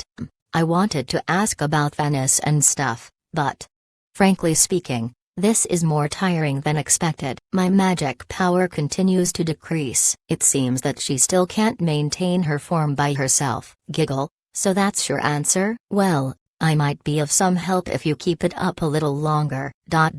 You've seen through me after all, huh? Suddenly Laetitia raised her voice. Mother, this. She takes the Create hammer from her back and presents it. Her mother tilts her head and receives it. Is there anything with it? Furthermore, Laetitia removes the ring from her finger and hands it over. It doesn't have any effects. It's just an ordinary ring. Please. Ah, I see. Let's do it together. An affectionate smile is floating on Luperce's face as she puts the ring on the ground. Then she let Laetitia hold the hammer and supported her hands. Pour power from the handle to the tip as if you'd pour water in a bowl and then gently hit. I'll do my best. The hammer that's being held by them glows yellow from magic power. My face becomes pale and I'm staggering. But I endure it. Whoa. The magic power is pouring into Luperce like a blood transfusion and my magic power is violently sucked up. At this rate I won't last even 5 minutes. They slowly swung the hammer down. It hits the ring and a godson resounded. The ring starts to glow yellow. You did well. Remember that feeling? Yep, mother. Laetitia tightly grasps the ring and she's so happy that her golden eyes are getting wet. I looked at the ring with truth sight. Earth ring. Magic Power X3, exclusive equipment for Laetitia. By the way, Lilil had the exclusive ring Tidal Wave ring equipped, which tripled her magic power. Laetitia's ring was incomplete, huh? Certainly, it was a little strange that a god's child had an ordinary ring. Yes, things went suddenly haywire after all. Taking my time has backfired. I guess it's no wonder that she wanted the hammer. Well done, Laetitia. Laetitia's young face slackened when her head was patted by me and Luperce. At that time, Luperce's beautiful contour flickered a little. Are you alright? Yes. It was short, but it's time. Laetitia caught her breath to Luperce's words. Do you have to go already? I'm always there, Laetitia. I'm the earth itself after all. Yup. Understood. Good girl, Laetitia. Please keep listening to Kika-san and work hard for the sake of the world. I'll probably be healed in about a year. Really? I'll work hard and be a good child. Laetitia clutched her small fist and spoke with determination. There were lots of tears in her big eyes. Please take care of her. That wish. I heard it. Those words are more reliable than Lilil. Her beautiful face distorted as she laughed like a mischievous child. Just how low is your reputation, Lilil? Luperce separated from us and stepped towards the villagers. In my name of Luperce, I bless this village and hero Kika. For a moment the surroundings were dyed in a bright light as if fireworks went off. The light fades away and Luperce turns back into a stone statue. The quiet courtyard gradually became noisy. It's the goddess, it's the real goddess. This village and Kika-sama were blessed. It's thanks to Hiro-sama. Exclamations of worship towards me were mixed into the people's voices. It doesn't feel bad. Luperce has left a big present behind. The people had received the assurance that Hero Kika is worthy of their prayers. Well, of course I wanted to let Laetitia meet her mother, but I thought that the descent of a god would also increase my believers. Luperce easily saw through my ulterior motive and splendidly supported me by giving her blessings. Am I in her debt now? No. I take care of Laetitia after all. Then Laetitia put her thin arms around me and hugged me. Kika? Thank you. Thank you for letting me see mother. Aren't you glad, Kika? Amazing. Kika? Love. Really?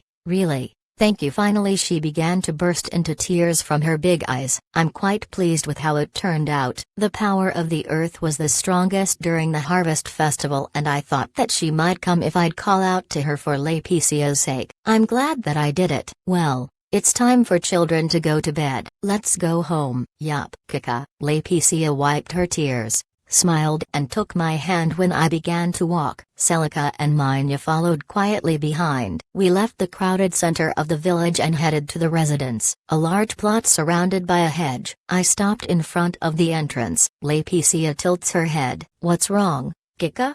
There are 3 people behind the hedge. Celica and Minya suddenly went into battle mode. Laetitia also separates her hand and takes a fighting pose. Then, there was a rustling sound and 3 men wearing robes appeared. They were standing there in silence. I casually speak. It's been a while, Leo. You've noticed? as expected of you." A cold and clear voice resounded, and the man in front took off his robe. His blue hair flutters in the night wind. Even though he hid himself, I knew who it was at a glance thanks to Truth Sight. "Huh? What's up with those masks? Are you going to a masked ball?" They were wearing masks that only hid their eyes. Leo giggled happily. "That's a secret for now. Rather than that, we've brought information, Kika." "What is it?"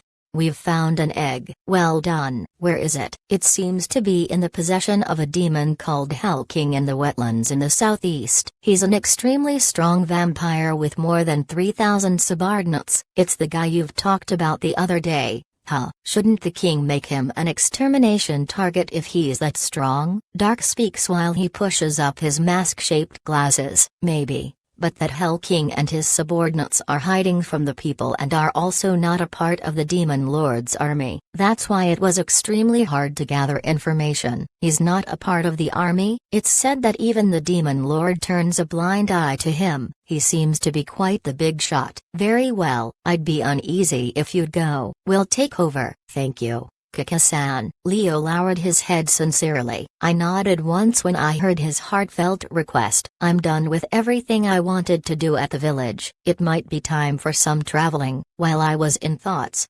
Celica snuggled up to me to support me. Did she know what I wanted without me having to say anything? "Well, please tell me the details at the mansion." "Yes, understood." I walked while holding hands with Celica. Leo followed behind us. 96. Tax Collector and Departure, Arc 5 Start. I've already taken down 3 of the 4 Heavenly Kings. I prevented a war instigated by the demons in the Fabrica Kingdom and freed the Fairy Haya from slavery. After that, I returned to Kika Village and developed it, secured a future for the elves and helped the beast folks. I let the Mother Earth god Lupersa descend at the Harvest Festival and let Laeticia meet her mother. I've even gathered a lot of believers. It's morning at Kika Village. I was preparing for departure at the mansion. I had received a report from Leo, that the vampire, the Hell King, who was living in a swamp in the southeast of the kingdom had one of the eggs. I'll finish him off and then go to the neighboring continent. Well,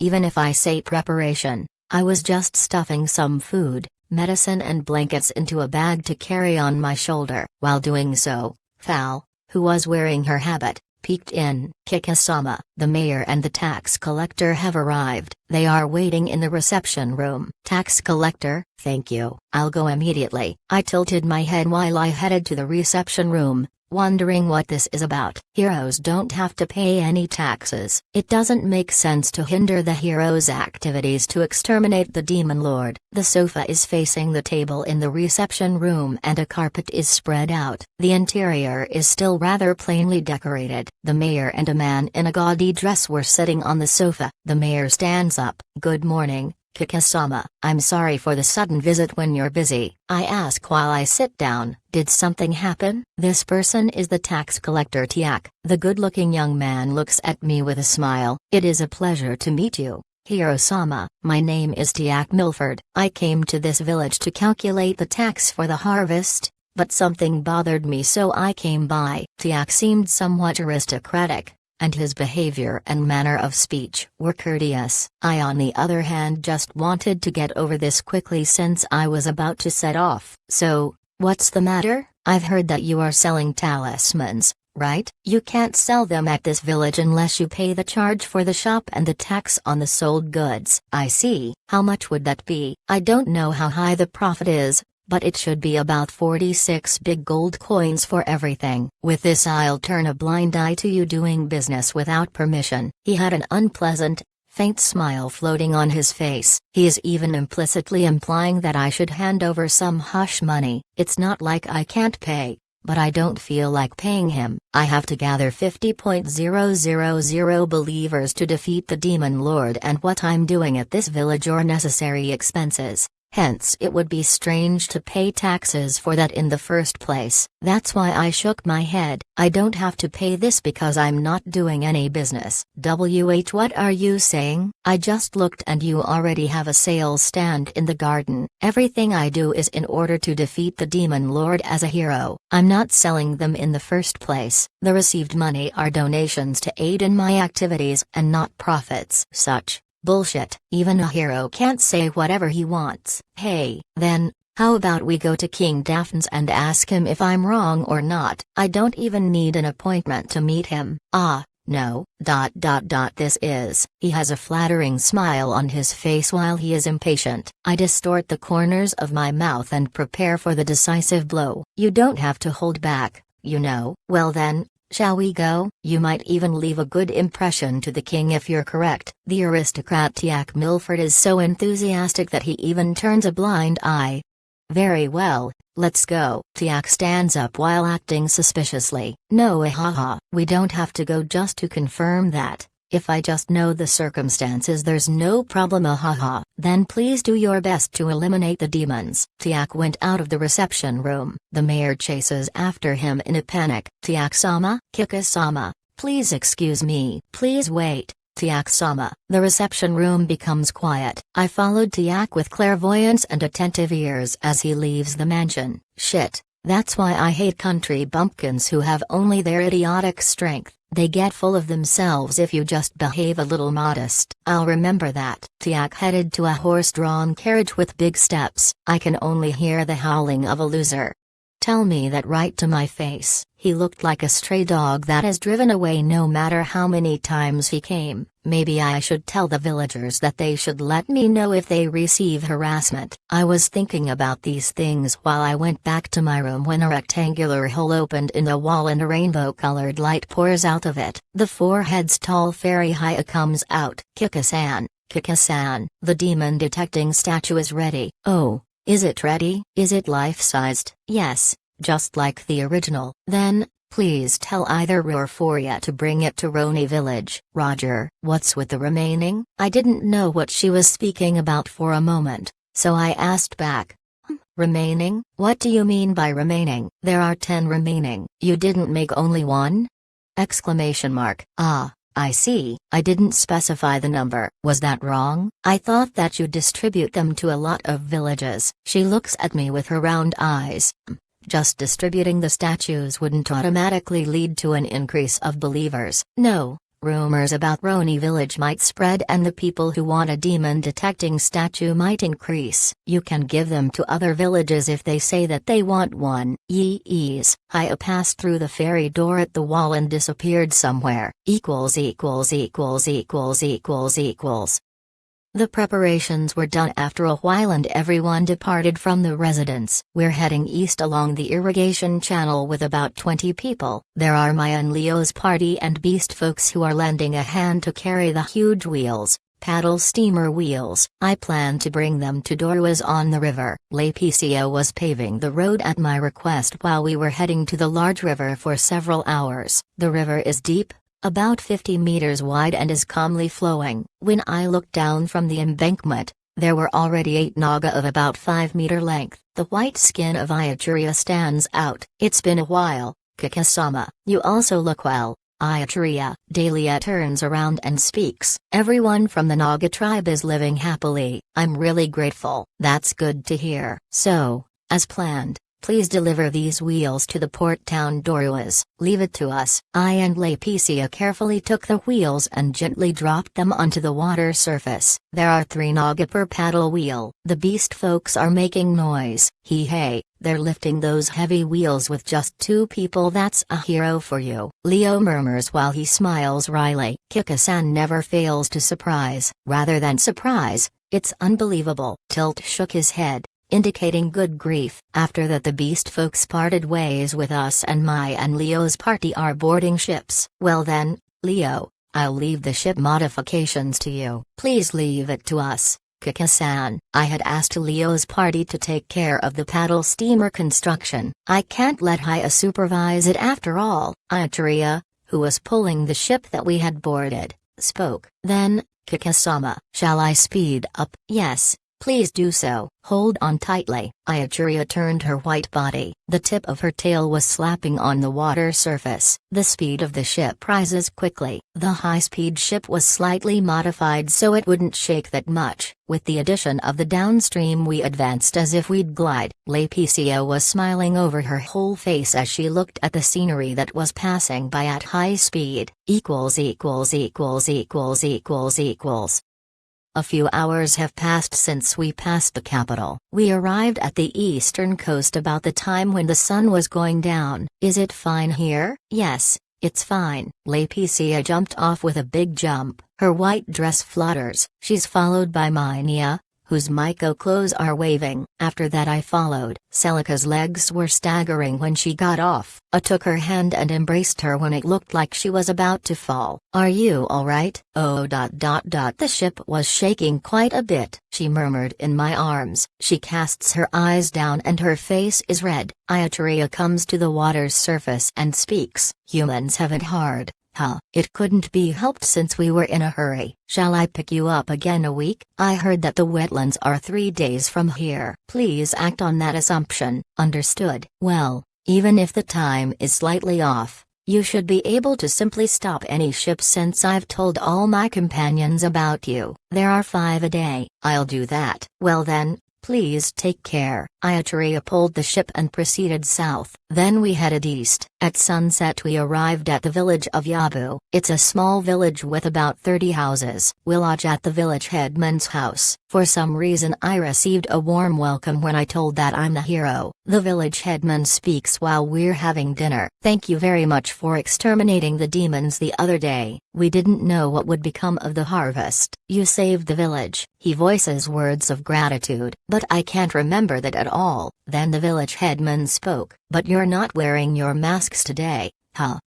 Yes. We don't have to be discreet against the demons anymore. It hit me when he asked about the masks. It's Leo. I asked him to give his achievements to me, but to think that he acts while concealing his identity with a mask. No wonder why the women at the village said things like, so this is what your face looks like. Kikasama. Just how much has Leo shown off during his activities? Just by imagining that I was strangely embarrassed. Celica's blonde hair was swaying while she was giggling. 97. The King of Hell. We traveled for 3 days. We headed to our destination, the wetlands where the Hell King, who has one of the eggs, lives. I received a warm welcome by the villages we passed through as the hero who helped them while wearing a mask. I'm happy that I'm worshipped as a hero, but it's kind of embarrassing to be called masked hero. I couldn't get rid of the feeling that maybe it was some kind of harassment by dark. We walked cautiously through the wetlands. At first the water is shallow and then it becomes a quagmire of mud. It's overgrown with grass that is as tall as a person. Since we started to sink into the mud as we advanced, I decided to use magic that let us walk on the water. Thanks to that we were able to continue. When we went deep into the wetlands, it began to smell like the unpleasant stench of rotten eggs. Celica's beautiful face distorted and she spoke. This is a poisonous swamp. It corrodes wood and iron alike. She should be careful not to touch it. Just the smell alone seems to be bad wind zone. I chanted magic and the party was engulfed in a stream of fresh wind. As we moved further through the swamp, the signs of life vanished. This place probably isn't approachable by people usually. About the time the eerie feeling became the strongest, a castle appeared ahead. There is a small hill in the swamp and the hill's slope turns into a cliff. There stood a castle that looked like it was halfway buried. When I looked at it with clairvoyance, a tunnel was leading inside the cliff. There were 4 gatekeepers in front of the castle. When taking a closer look, they have weapons and are wearing armor. I looked at them with truth sight while we were hiding in the thicket. A human, 2 beast folks and 1 demon. I'll omit the status since they're all weak. It seemed that the demon was the leader. I was slightly troubled while I looked at the gatekeepers. There's a possibility that the human and the beast folks are forced to obey. They might become believers if I just took down the boss. Celica speaks while we're hidden in the grass. What should we do? Kikasama? They're weak and it'd be troublesome otherwise, so let's march into it from the front. Simply take out the demon without killing the human and the beast folks. No, maybe that's a little difficult. Please just make everyone faint. It should be enough if I'd take out the demon. Yes, we'll do as you say. Celica nodded and grasped the handle of her slender sword that hangs from her waist. Minya holds her 2 knives without saying anything. Laetitia, who was carrying the create hammer, clutches her fist, Hold back punch. Will she punch with her hand that's holding the hammer? We slip out of the thicket and imposingly approach the castle. The gatekeepers are making a commotion when they see us briskly walking on the wetlands, as something is coming. Hi. They're walking on the water? I'll tell the Lord. The demon went into the castle. Only the human and the beast folks remain. They are preparing their spears and sword while they are trembling. I spoke while we dashed forward. They are a human and beast folks. You only have to make them faint. Yes, understood. I rushed over to the human in an instant. Who are you? I'm the hero Kika.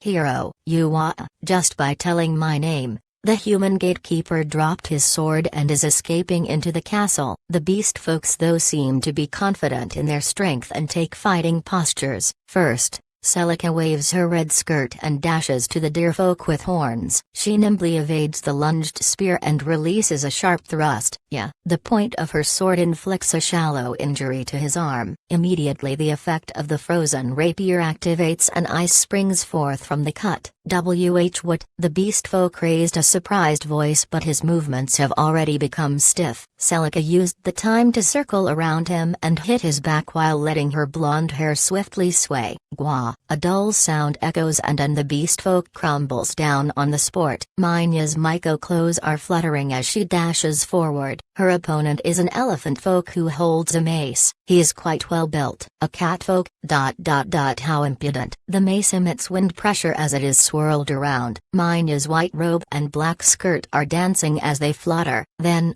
the elephant folk's posture collapsed when she warded the mace off with her kitchen knives. Minya's left hand aims at his neck. Naive. While the elephant folk is collapsed on the ground, he entangles the hand with his long nose.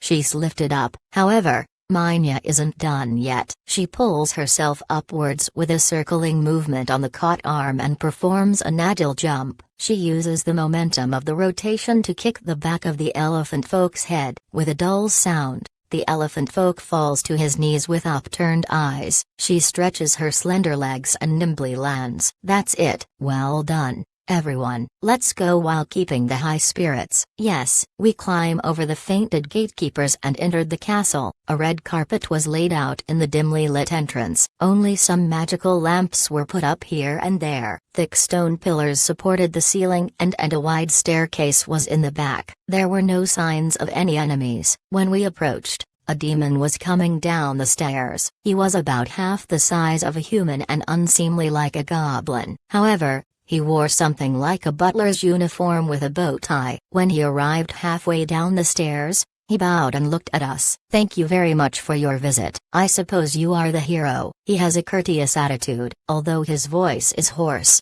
It's quite shrill. I speak while I stay alert. I heard that someone called the Hell King lives here. He now goes by the title of Hell Lord. Whatever. Where is he? Yes, he's this way. He pointed at a large door on the second floor in a courteous manner. You're remarkably honest. Huh? Yes, I was told that the Lord would rather confront the hero himself than leave it to his subordinates. That's a wise decision. Yes, the Lord is a very wise person. Well then, this way please. The dressed demon started to walk ahead with unsteady steps. We slowly followed him and climbed the stairs. Celica got close to me and spoke in a low voice. Might this be a trap? Relax. I'll notice it if there are any traps. As expected of you, Kikasama. You're reliable. Even though she says this, she holds on to my clothes. Maybe she's frightened. There were demons and humans hiding in different rooms, but all of them were weak when I looked with truth sight. So I walked without any concerns. When we passed through a double door on the second floor,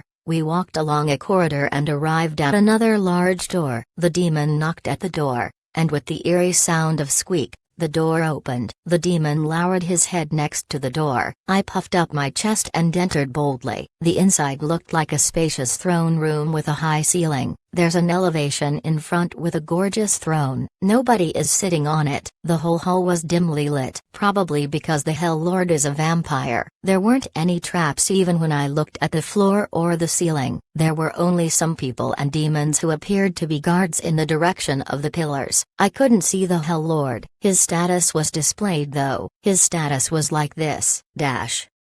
Status. Name, Desperado. Gender, male. Race, Arch-vampire, devil. Job, Marquis, Class, Mage LV96, Feudal Lord LV70, Attributes, True Demon Impure Land Frozen Wind, Attack Strength, 2500, Defense Strength, 3000, Vitality, 6800, Mental Strength, 2700, Skills, Energy Drain. Absorb attack strength and vitality from the opponent just by touching. When the opponent is already shedding blood, it can be absorbed from a distance. Sonic Blade. Bring forth a blade of wind to chop enemies. Metamorphose. Change into an animal. Abilities aren't affected. Freezing Blizzard. Freeze a group for several seconds. Range attack. Death count. Counts to 0 when proclaiming a death sentence, and when it reaches 0 it drains the blood and kills the opponent. Lesser Servant. Turns those who got their blood sucked into vampires. Evil Sabbath. Instantly kills all friends and foes alike and absorbs their energy. Large range magic. Dash. A vampire and moreover a devil. He's pretty strong. You could take him for the Demon Lord at first glance. The skills are quite troublesome. Not only the instant death and so on, but also the energy drain is dangerous. I and Laeticia are fine, but Celica and Minya are in danger. He doesn't seem to have the egg with him, so I should defeat him as soon as he told me where it is. However, for some reason the Hell Lord was right overhead the throne. At first I thought it might be some magic, but apparently he stuck to a dark curtain and hid behind it. He covered his face like a bat with his mantle and hung from the ceiling. What does he do there? We advanced cautiously. For now I just told Celica about it in a whisper since it might be a trap. Then, when we arrived before the throne, the lights in the hall suddenly went off. Only the throne is illuminated by a spotlight. Then, a voice could be heard throughout the room. The voice echoes, "Foo ha ha ha. How brave of you to come here, hero. I am the Hell Lord. It's my privilege to create this world's hell." Vika. Lightning-like sparks shone on the elevation. The lightning occurred 2 times, 3 times. Furthermore, white smoke comes from the sides of the elevation. Then, together with the 4th lighting, the Hell Lord appeared in the air above the throne. He floated in midair and spread his mantle while bathing in the spotlight. It's a black tailcoat. His expression shows his brutal canines. From the looks, he's a slim, middle-aged man of about 40 years. Foo ha ha, tremble from terror, cry and scream from fear. You can mourn about coming here. Foo ha ha ha. What's this? It seems rather badly received. Huh? The Hell Lord frowned when he saw that we weren't surprised and simply stood there discouraged. He looks disappointed when he sits down on the throne. I spoke. That's quite the cliched entrance. That's right. The theater troupe from the capital was flashier. I wasn't surprised because I knew that he was above. While we gave harsh critics, only Laeticia's eyes were sparkling. It shone too bright. So cool. The Hell Lord opens his mouth wide and laughs. I see. You weren't frightened because I looked too cool. It was a blind spot. Foo ha ha. He threw his head back and laughed loudly while sitting on the throne. What a positive way of thinking. I spoke while scratching my head from amazement. Rather than that, you are the Hell Lord, right? That's right. This me is the personification of the fear in the darkness. A true vampire. Where is the egg that you got from the Demon Lord? Egg. Ah, that. I have it. So what? Hand it over. I can't do that. It'd be a problem if I'd betray the Demon Lord. You'll die here anyway, so it wouldn't matter even if you had it. Do you think so? I prepared myself to draw my tiki. The Hell Lord stands up and takes a daunting pose. Kuakaku? I look forward how long you can keep up that bluff. I'll show you my hell. Hey. That's just what I want. Here I go. The moment when I wanted to rush over, the Hell Lord flew to a door in the back. Why? I took a look with clairvoyance, but there was just a passage. The Hell Lord opened the door and turned around. What are you doing? Come quickly. Are we changing place? You're going to take a look at my hell, right? Look around this hell that I created and then shake in fear. Foo ha ha ha ha. Ah, so that's what you mean? Isn't he going to fight? Does he want us to see the people who are suffering in hell? What should we do? It doesn't seem to be a trap. It might be advantageous to learn about the internal structure of the castle. When Celica and I were looking at each other, The Hell Lord spoke with an irritated voice. What's wrong? The working hours will be over if you're not hurrying up. Why does the hell have working hours? No way. It won't be something like a theme park like hell, right? Who knows? My head was thrown into confusion. Celica frowns with her cute brows. It doesn't seem like we have any other choice but to follow him until we know where the egg is. You're right. We can only find it if we're looking around. Don't leave my side. Yes, understood. We climbed the elevation and headed to the door where the Hell Lord was waiting. 98. This world's hell. Guided by the Hell Lord, a true ancestor vampire, we walked into the castle to look around the hell that he had created. I planned to look for the egg with clairvoyance in the meantime. The Hell Lord's mantle sways as he walks ahead. The four of us are walking behind him in succession. Celica speaks anxiously. Where on earth does he take us? Maybe he plans to make us shudder up by showing us something extremely cruel. Is there torture or forced labor? The Hell Lord turns back. That's exactly it. You should tremble in fear. Kwahahaha. He loudly laughed while waving his mantle. For now, I invoked some magic in a way that the Hell Lord wouldn't notice. It's a magic to protect from instant death. The Hell Lord has 2 instant death attacks, hence I put them on Celica, Minia and Laeticia. I was okay because I was protected from instant death thanks to the fairy's blessing. I'll give them some accessories with the effect of instant death invalidation later when there's some time to spare. When we passed through the long passage, we arrived outside under the warm sun. The castle was erected at the cliff of the hill and the inside of the hill was hollowed out. It's similar to a caldera. The surrounding hill has become a natural protective wall. It was quite spacious with a radius of maybe 1 kilometer. People were harvesting a field and domesticated animals were kept. There are several large buildings. The Hell Lord turned around and had a dreadful smile floating on his face. How's that? Isn't it dreadful? It's a hidden village. Rather, are you fine being exposed to the sun with you being a vampire? I'm a true ancestor after all and don't have any weak points, so, isn't his dreadful? I implemented all the means and strategies I know of to make them despair. Foo-ha-ha. The Hell Lord was laughing loud. I thought for a moment that his pride is maybe his biggest weak point. There were people who were working the field, people who were milking cows, people who were shearing sheep and people who were making cheese among others. Humans, beast folks and demons were working. They don't seem to be subjected to harsh manual labor. Since the Hell Lord seemed to await my impression, I spoke. Isn't his normal? It doesn't look like a harsh environment. Kuakaku. My dreadfulness can't be seen with the eyes. That's why it's a real hell. He spread his arms, throwing his mantle backward. I tilt my head. Aren't you whipping or torturing them? Well, I don't do that anymore. When thinking about it, wouldn't that kill them after a short time? I can easily kill people. I could kill them in an instant like plucking fruits. But would that really give them fear? Rather, wouldn't I just guide them to the peaceful afterlife from this harsh world? The Hell Lord speaks while looking at his hands. I see. Death might be a salvation.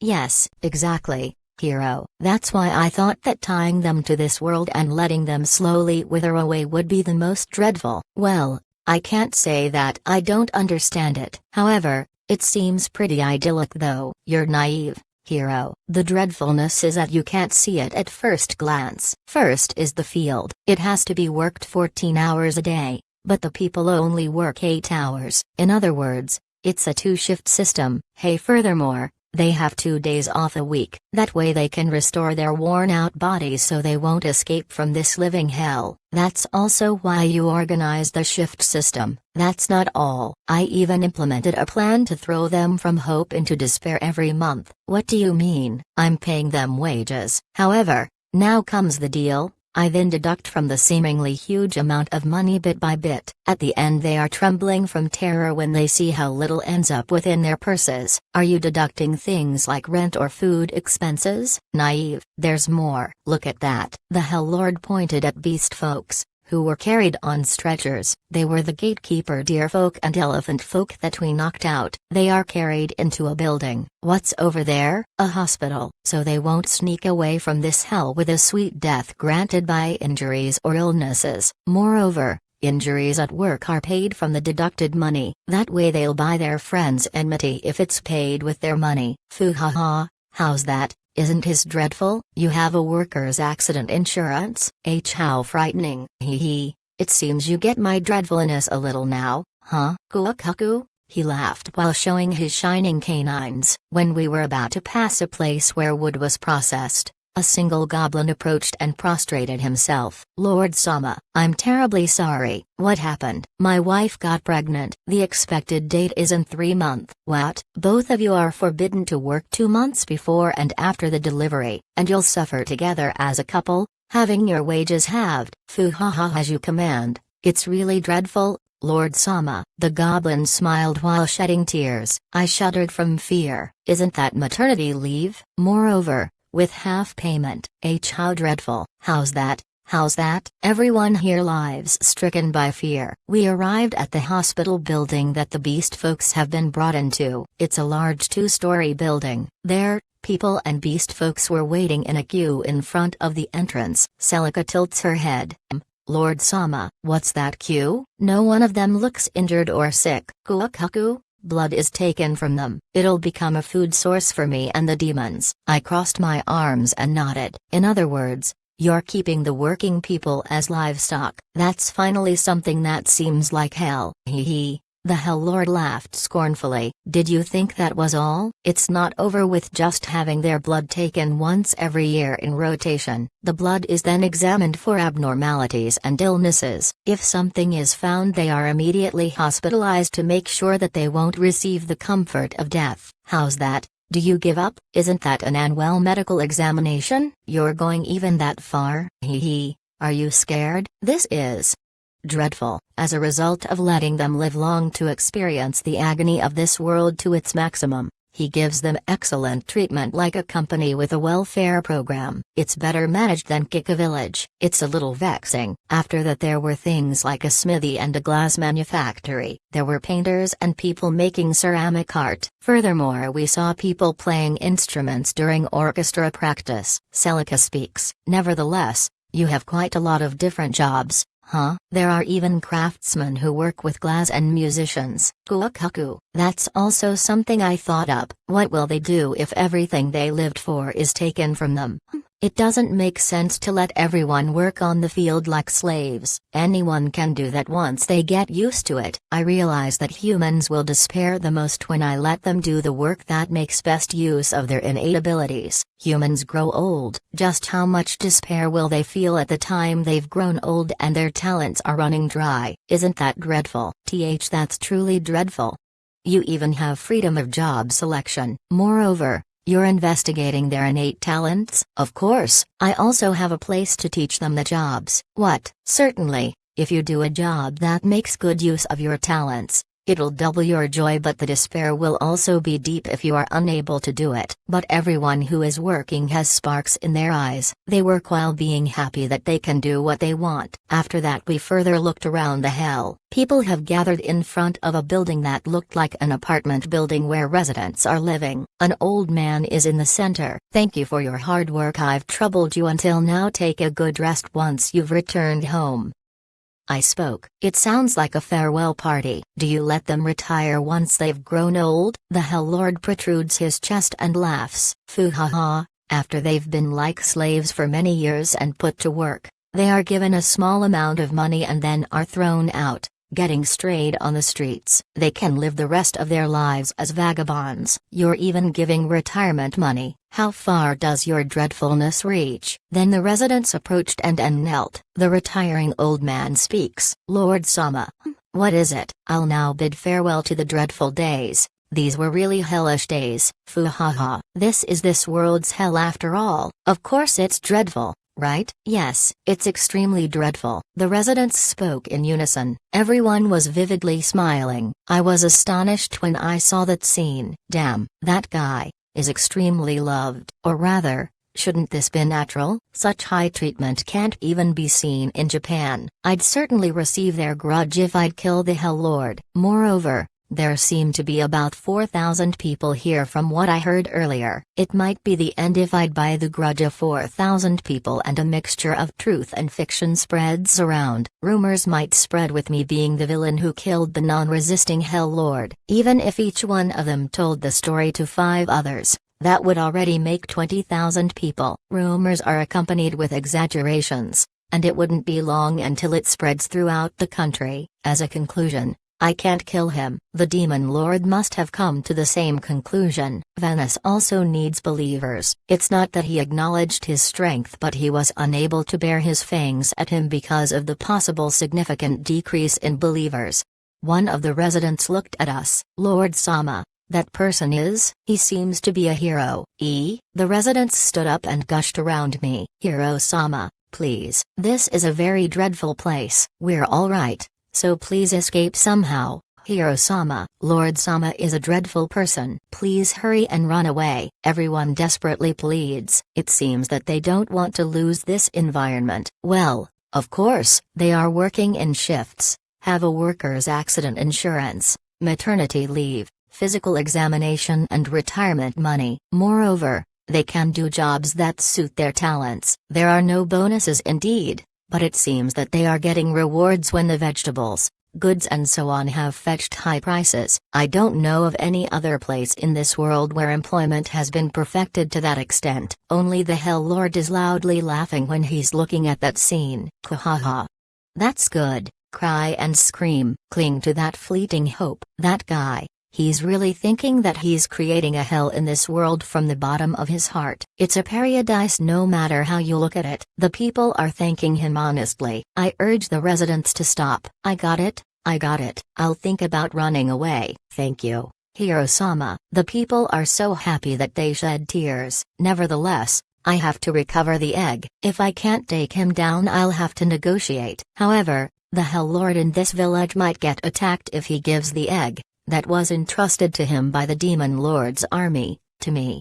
The Hell Lord spoke while I was in thoughts. How was it? Did the dreadfulness break your hearts? Well then, now that you're stricken with fear, it's time for you to leave this world. Follow me. The Hell Lord walks ahead while spreading his mantle. It seems that we'll fight. If you're injured, energy drain will mean instant death. I'm alright, but Celica and Minya will be in danger. That said, it would be bad if I'd take him down. It'll bring bad reputation. Should I silence all residents to prevent that? But then I'd probably become an evil god or a god of calamity if I'd take such inhumane actions. I spoke to the Hell Lord who was walking ahead. Lord, I'm a little thirsty. How about having a talk while having a drink? Hey, a drink before a fight? Or rather, a last supper? Very well. Be thankful to my benevolence. Let's head to the reception room first. I was still thinking about how to get the egg. Celica, who was walking beside me, looked worried and held on to my arm with her hand. She seems have the same thoughts, whether it won't be bad to defeat him. I return a silent nod while looking in her blue eyes. Her supple fingertips are transmitting a gentle warmth.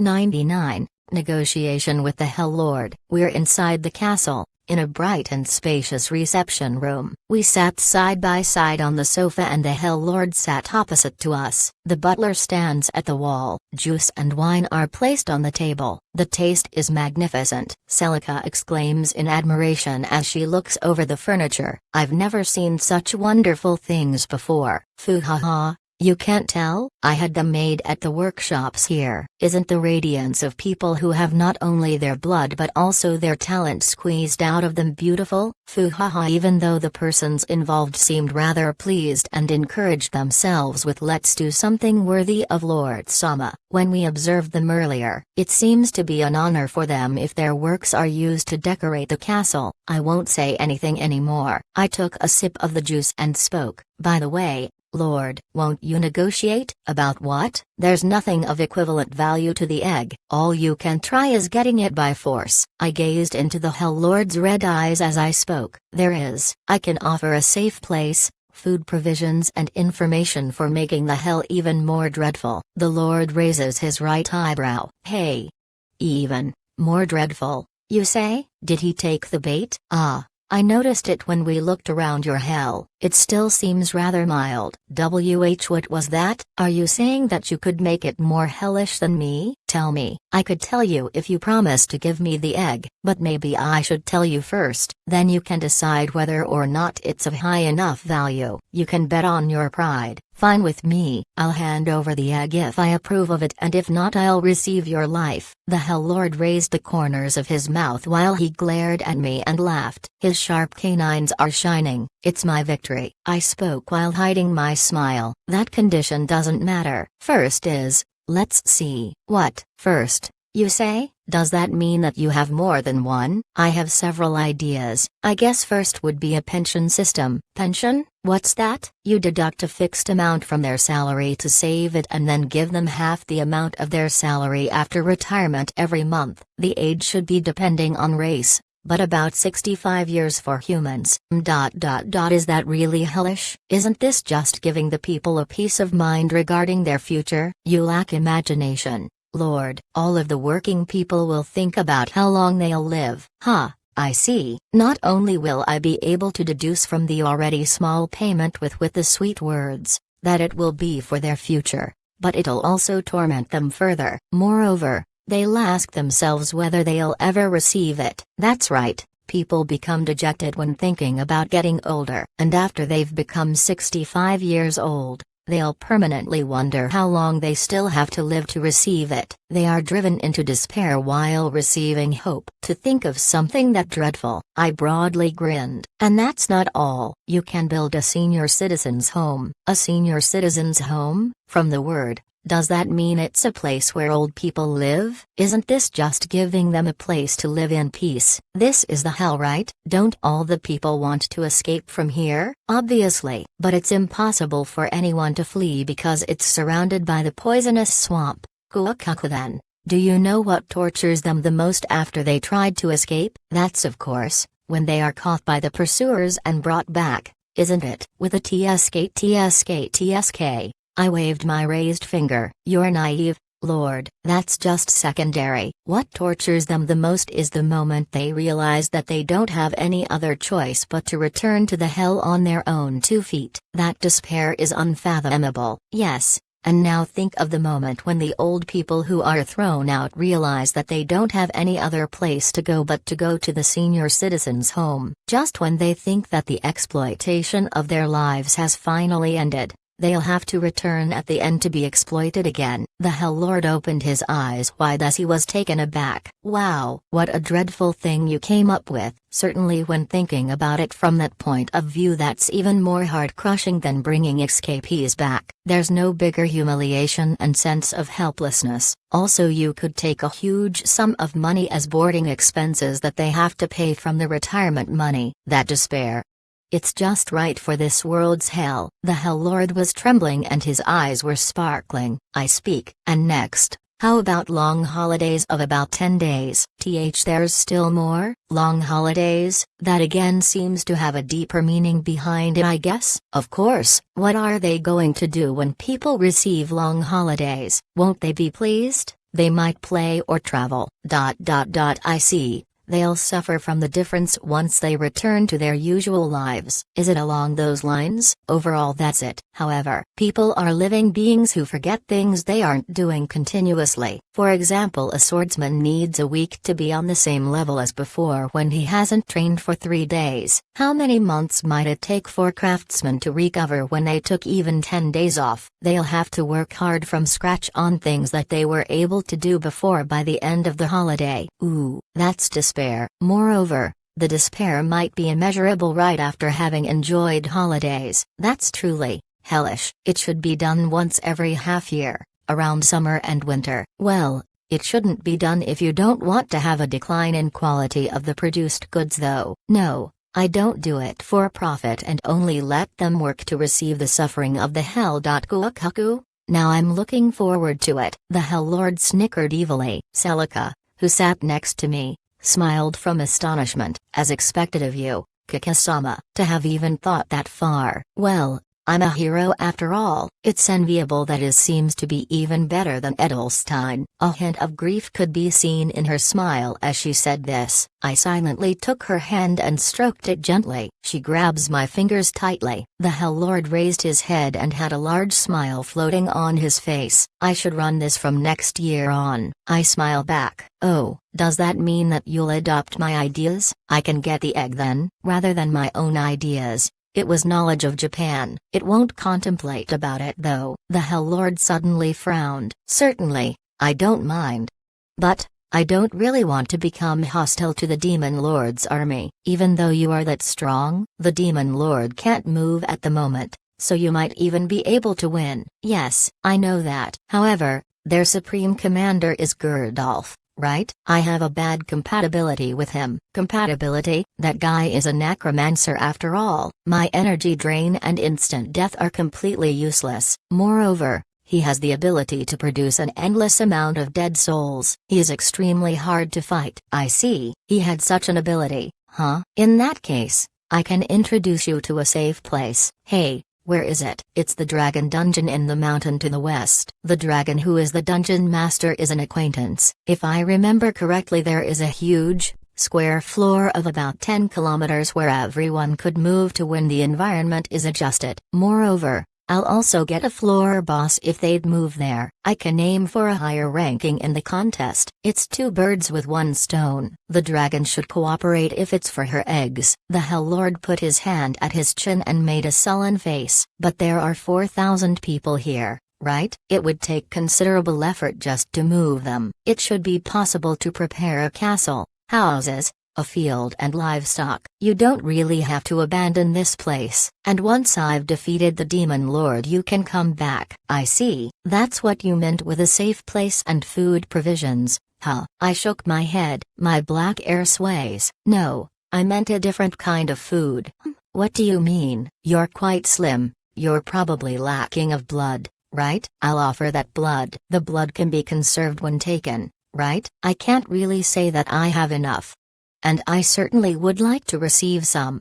But, is it alright for a hero to do that? I can do it precisely because I'm a hero. There won't be any complaints if I say that it's for health examinations, and if there aren't any problems it could be done at all villages in the country. Please teach us how you do it. The Hell Lord has his arms folded and is deep in thoughts. An intellectual light burns in his red eyes. Probably because he considers the advantages and disadvantages. It might be possible if it's a dungeon made by the creation god. The possibility to defeat the Demon Lord is low. But if it's that dungeon, even the Demon Lord shouldn't be able to get a hold of it. It's safer than this place. Also, I could build a relationship with the dragon. Yeah, it's not bad. Do we have a deal then? Yes, please wait a moment. Hey, Murat, bring the egg from my bedroom. Yes, Lord Sama. The butler called. Murat bowed politely and left the reception room. The Hell Lord looks at me and speaks. Hero, I haven't asked your name yet. I'm Kika. Kika? Huh. I'm thankful for the ideas to make the hell even more terrifying. It would have taken decades for me to think that up. I don't mind. The Hell Lord stretched out his glove-wearing hand above the table. I took his hand and we shook hands. Celica next to me let out a sigh of relief. The butler returned with the egg. It wasn't just white and black, but also colored green and golden. Lord Sama, I've brought it. Thanks for the trouble. Hand it over to Kika. Yes, as ordered. The butler presents it to me. I took the egg and examined it. It's round like a bowling ball. It has several colors. Huh. I was told that only I should warm it. Isn't it normal to assume that something is up with it? Hence I let my subordinates warm it to examine whether it won't explode or something. It was quite troubling. Troubling? Did something happen? No, but the subordinates and residents both wanted to warm it, which caused quite the disturbance. It seems that they wanted to die to escape from the hell. However, at the end it was futile. It was quite a sight when they realized that it was harmless. Stricken from grief they fell to their knees and shed tears. Fuhaha. No matter how you think about it, didn't the people want to sacrifice themselves for the Hell Lord when they thought that it would explode? And the tears were most likely tears of joy when they realized that the Hell Lord was safe. Just how loved is this guy? I see. It might be because he is so dearly loved that he earned the demon god status. But a demon god and a vampire, it's a little frightening not to know how this will turn out in the future. I couldn't do anything but to praise him with a bitter smile, as expected of you, Lord. You're quite cautious. Did you learn something from it? It seems that it changes its color depending on race and attributes. It'll become black when held by a demon, green from the wind attribute and red from the fire attribute. Earth is yellow, and it seems to become golden when it's warmed by the light attribute. Hey. There are people with the light attribute here. The Venice Church's sinner system isn't incorporated here after all. Rather, there are families who fled and then moved here to protect their children, and then they can't escape from his hell anymore. Foo-ha-ha. To celebrate our deal, I'd like to send a bronze statue of me to this hell. That's no good. Wouldn't that give them hope? Don't you think that they would feel despair every day if there would be a hero statue that gives them hope? I see. Even though they believe in a hero, at the end of the day it wouldn't change the fact that they are in hell.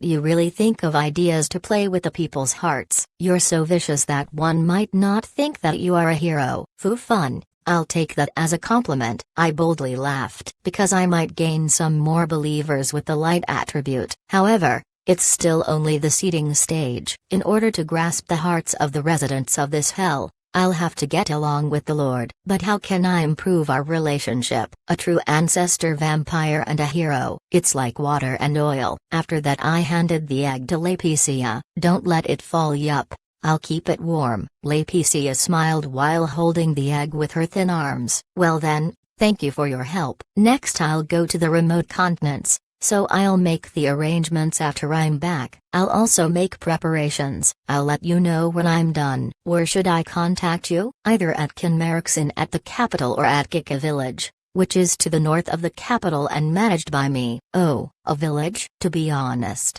it's losing against you at this stage.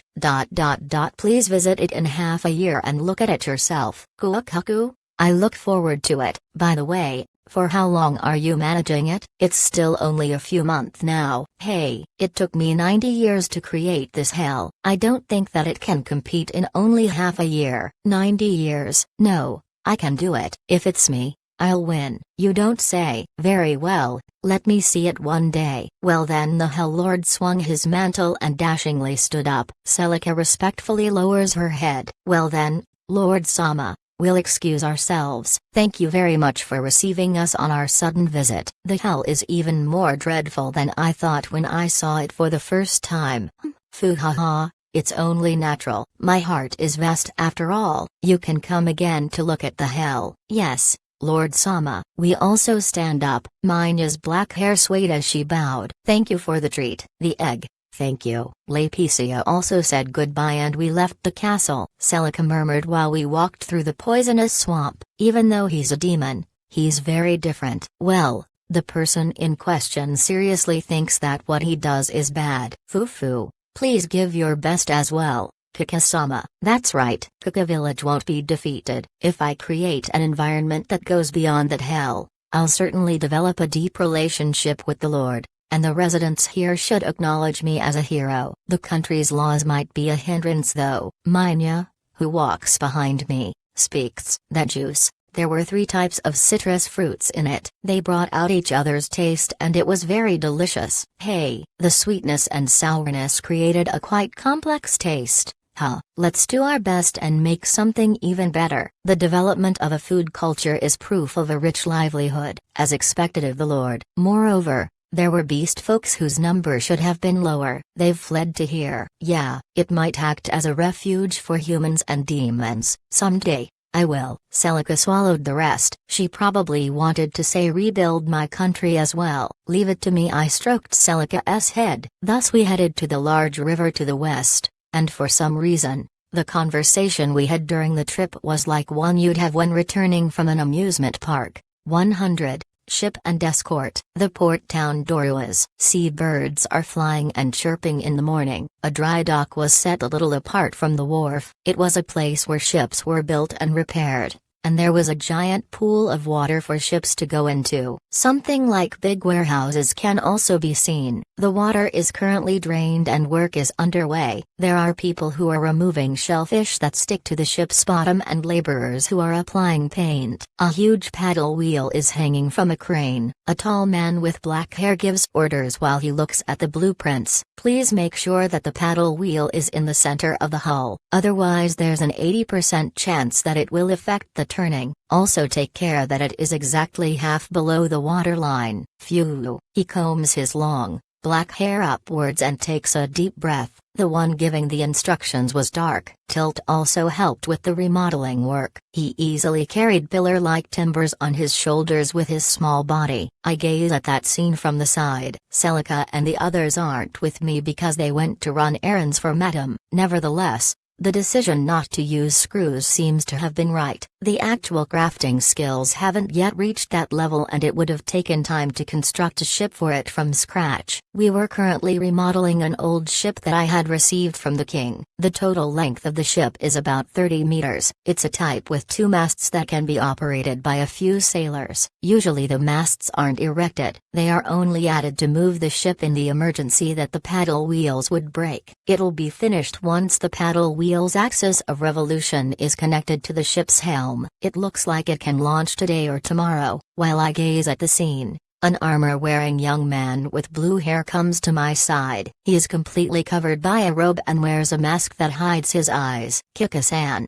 it should be ready soon. Ah, Leo, I haven't seen you around. Did something happen? I heard at a bar that a village that is slightly away from here was troubled by demons. I went to exterminate them. I properly used your name, ... Thank you. At least that's what I want to say. But aren't you overdoing it? What do you mean? I received a very warm welcome by the villages I went through, and I often heard things like, so you're the masked hero-sama. Foo-foo. That was Dark's idea. I can switch to something else if you don't like it. Leo's white teeth shone as he broadly smiled. Well, I guess it's fine. But, you probably did something extraordinary at the fishing villages, didn't you? I only exterminated some half-fish folks who kidnapped girls from the villages to breed with them. I only told them your name and left after I rescued everyone. Oh.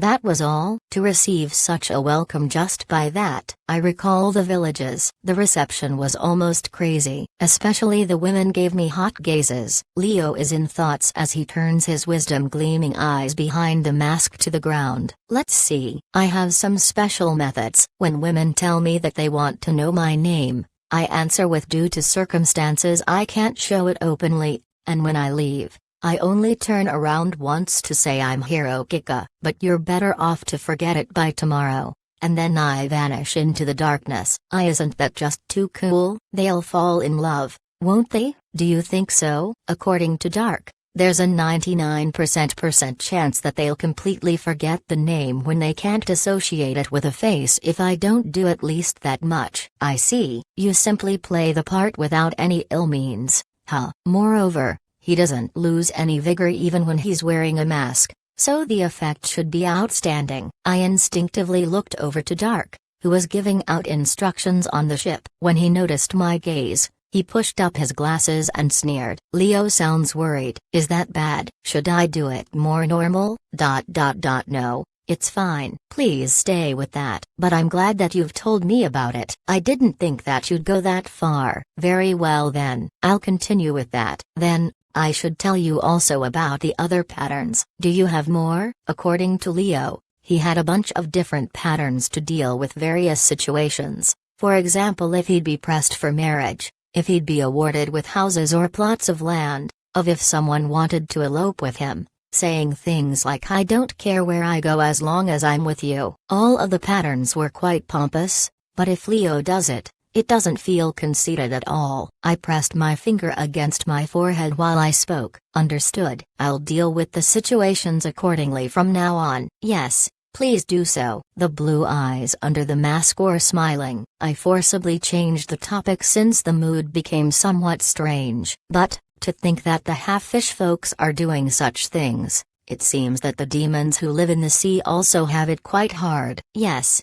Apparently each clan and race is in the state of struggling for power since the death of Evil Squid. They'll probably continue to kill each other until the next ruler over the sea is born. It was like an evolutionary cycle that has started, just like the rats in the dragon dungeon that devoured each other until the king rat has been born. And this happens throughout the ocean. By the way, it seems that Evil Squid had emerged from the chaos that sprung forth after Heroism defeated Meteor Whale. Strength and wisdom should be necessary to struggle to the bitter end. He was certainly different when compared to the other 4 heavenly kings. I heard that thanks to that, the rate at which ships are attacked has sharply decreased and the people are thankful for that. You're right. And even if a new ruler is born, it'll still take several years, so it should be come for a while. Ah. That's right. Why don't you come with us to the frontier continents?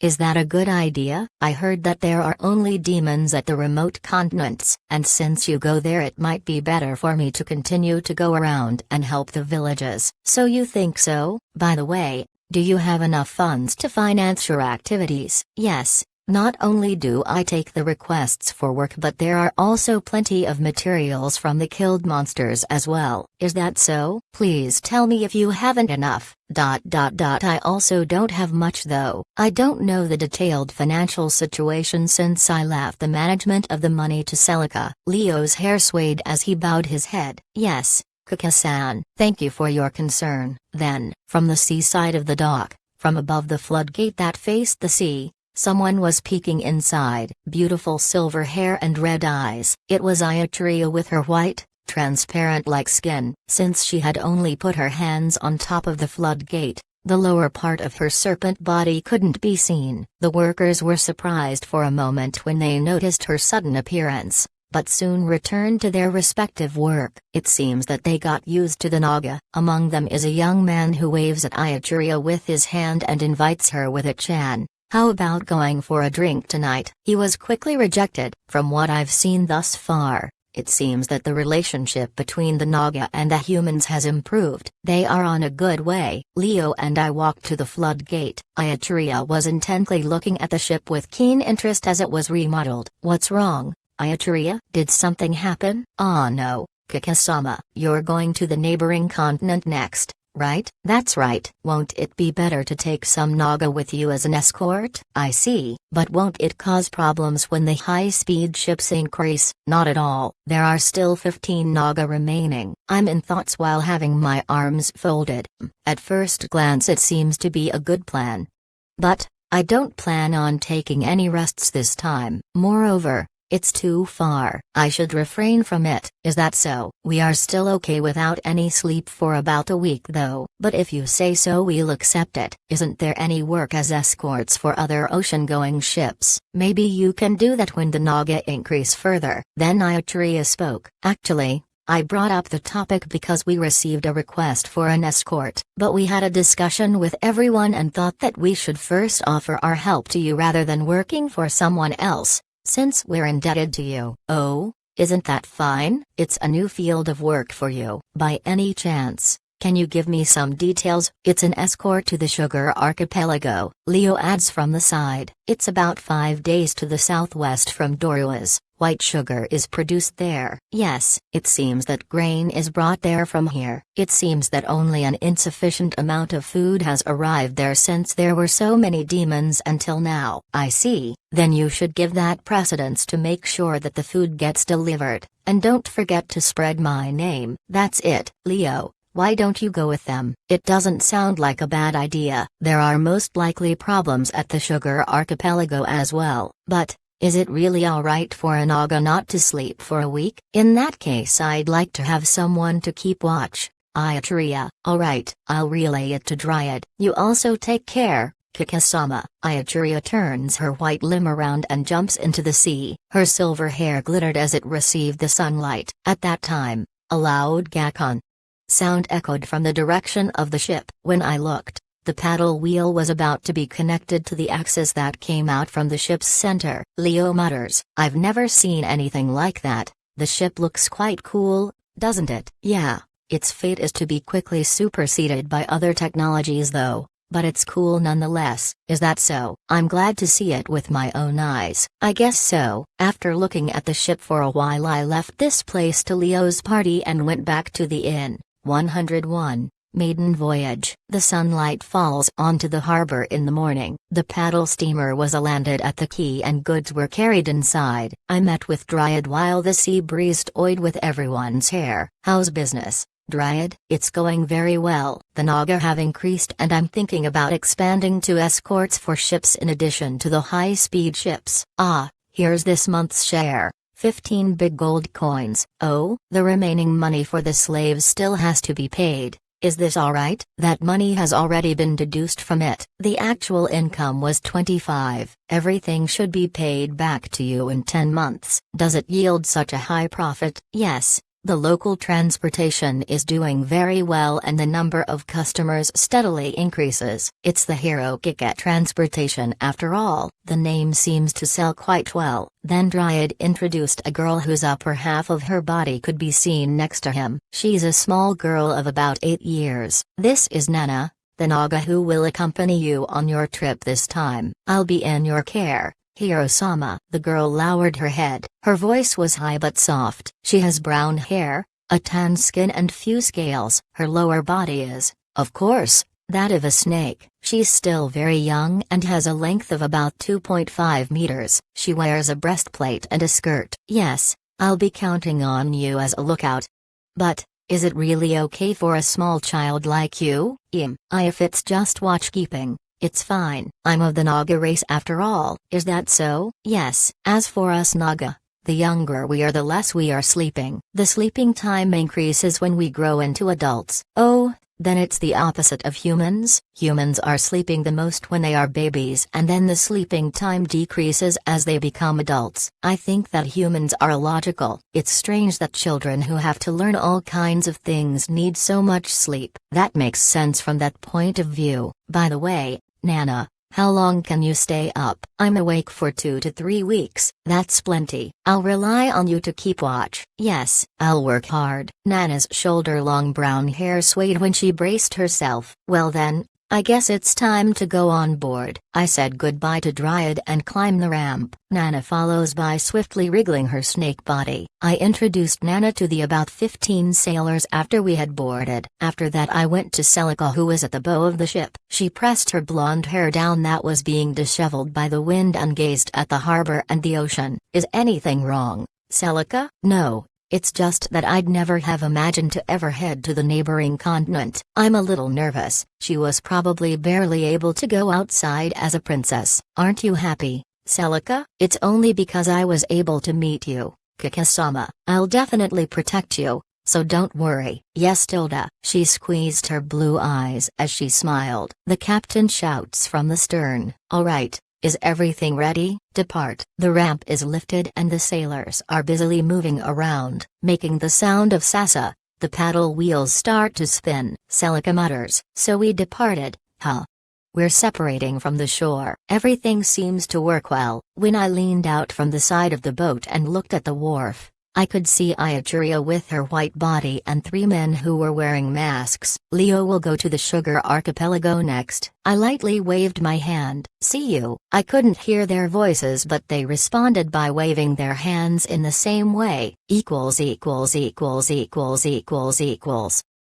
Several days after departure, the sea wind blows at dusk and no matter in which direction you look, there's only the blue ocean. The voyage progressed smoothly. The sound of basha basha resounds from the paddle wheels. On the way, we were attacked by flying fish with blade-like fins and squid-like daemons with spears. But thanks to the Naga Nana, who informed us of them before they approached, we were able to easily repulse them. Thanks to that we had a surplus of food. By the way, we've erected one mast for the lookout. At its highest spot, Nana has coiled her serpent body around the mast. It resembled a green boa that is coiled around a twig that I've seen a long time ago. Probably because the sailors have gotten used to the Naga, they didn't avoid her. The sailors climbed the mast like monkeys to deliver her meals to her. Seeing that everything was all right on deck, I returned back to my room. I shared a double room with Celica. Even though it was small, It was furnished with a bed and a table. Celica was absent. It seems that she went to dinner. I lie down on the bed. I was relieved that we weren't attacked by any large monsters that could have destroyed the ship. They are most likely involved in the battle for supremacy in the ocean. Then, I suddenly heard the sound of clanking money close to my ear. I take a breath. I look at the floor, but I didn't drop any money. I looked into the direction of Kika village with clairvoyance. There were a parent and a child who were praying in front of the front shrine with their hands put together. A father who seemed to be a farmer and a young girl. Oh, the first visitors to my shrine. I soon heard their wishes. Please give us a good harvest next year as well. Please let my family grow up healthy. Yeah, your wish has reached me. The girl also desperately wishes. Please make me smarter. Maybe I should take a look with truth sight first before making any promises. I'd be disqualified as a god to accept that wish if she'd be a genuine idiot.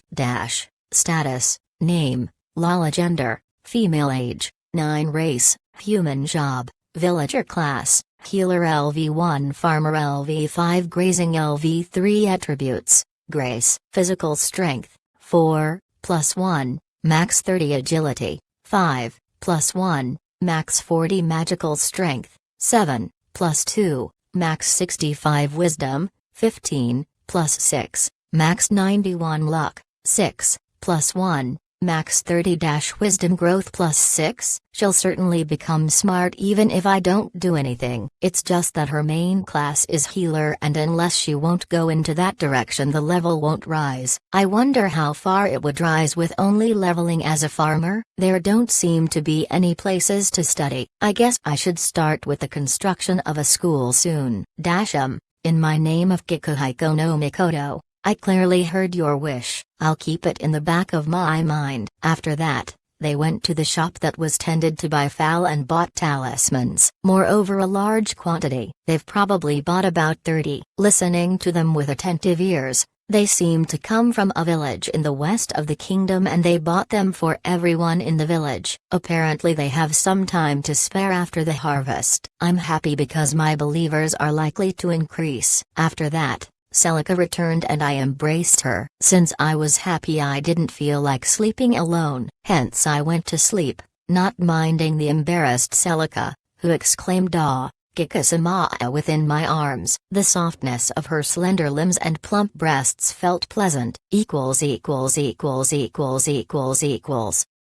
Morning. I awoke from the sound of scratching on glass. It's the sound that's used by the Naga as alarm. Nana, who's on lookout, might have found something. I jumped up and headed to the deck. Celica, Minia and Lapicia followed behind. The sun rises in the eastern sky. A refreshing wind blew on deck. I shout as I look up at the mast. Nana, what's wrong? There are demons. They are 3. They are heading here to surround us. TSK. I clicked my tongue. It'd be troublesome if a group of huge demons would attack the ship. How large are they? Let's see. About a human. They're smaller than me.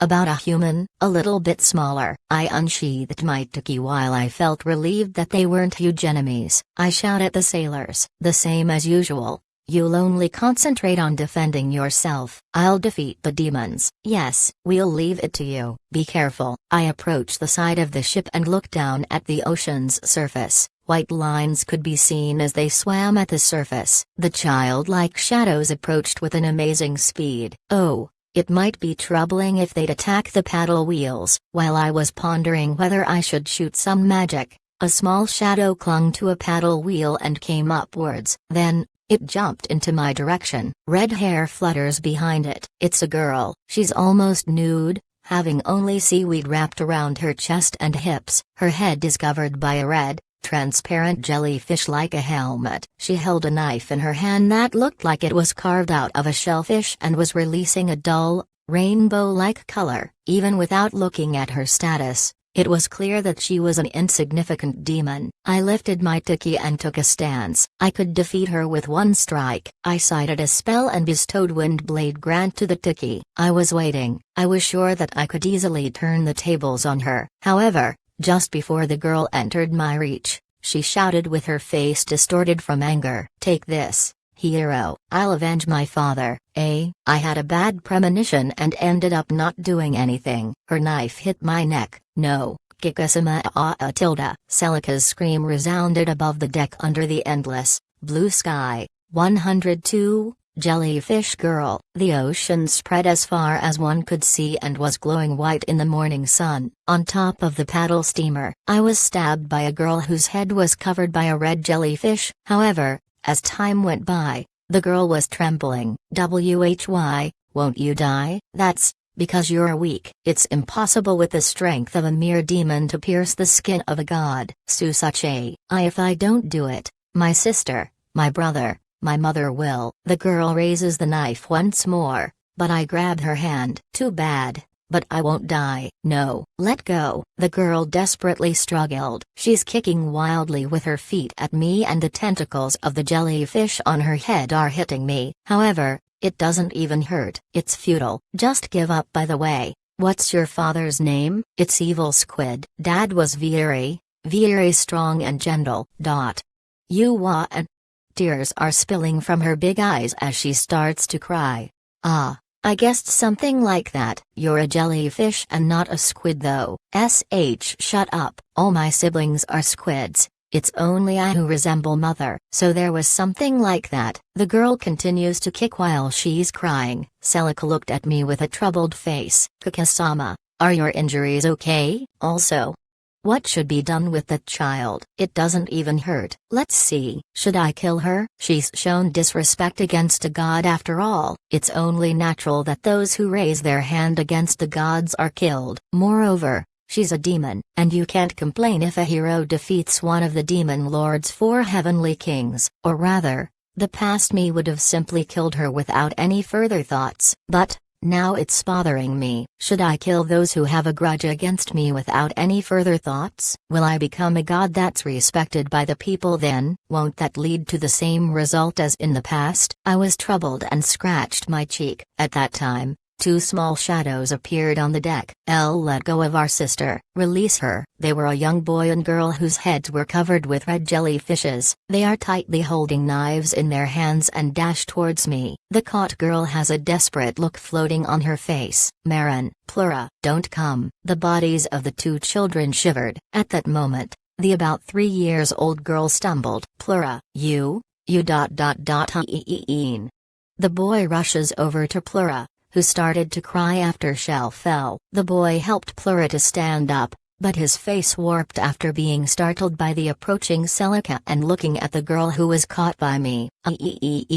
Mom, Dad, I'm scared. All of them started to cry in unison. Now that I've made those young children cry, I'm feeling like I'm the bad guy. Celica frowned and was flustered from bewilderment. Only Minya stays on alert and is prepared to make a preemptive strike. Or rather, she's irritated and her black tail stands up. She doesn't seem to be able to forgive those who aimed at my life. There's no wavering at all, as expected of my Maiko. For now I took a look at the girl's status while I wasn't sure how to proceed further. Status, name, Luna, gender, female, age, 6, race, jelly mermaid, new soft demon, job, sea warrior, class, assassin, LV3, divine beast, LV1, attributes. Darkness, moonlight, blue wave state. In the shootout battle for evolution, compulsory participation. Attack strength, 110, defense strength, 140, vitality, 400, mental strength, 200. Skills, sting,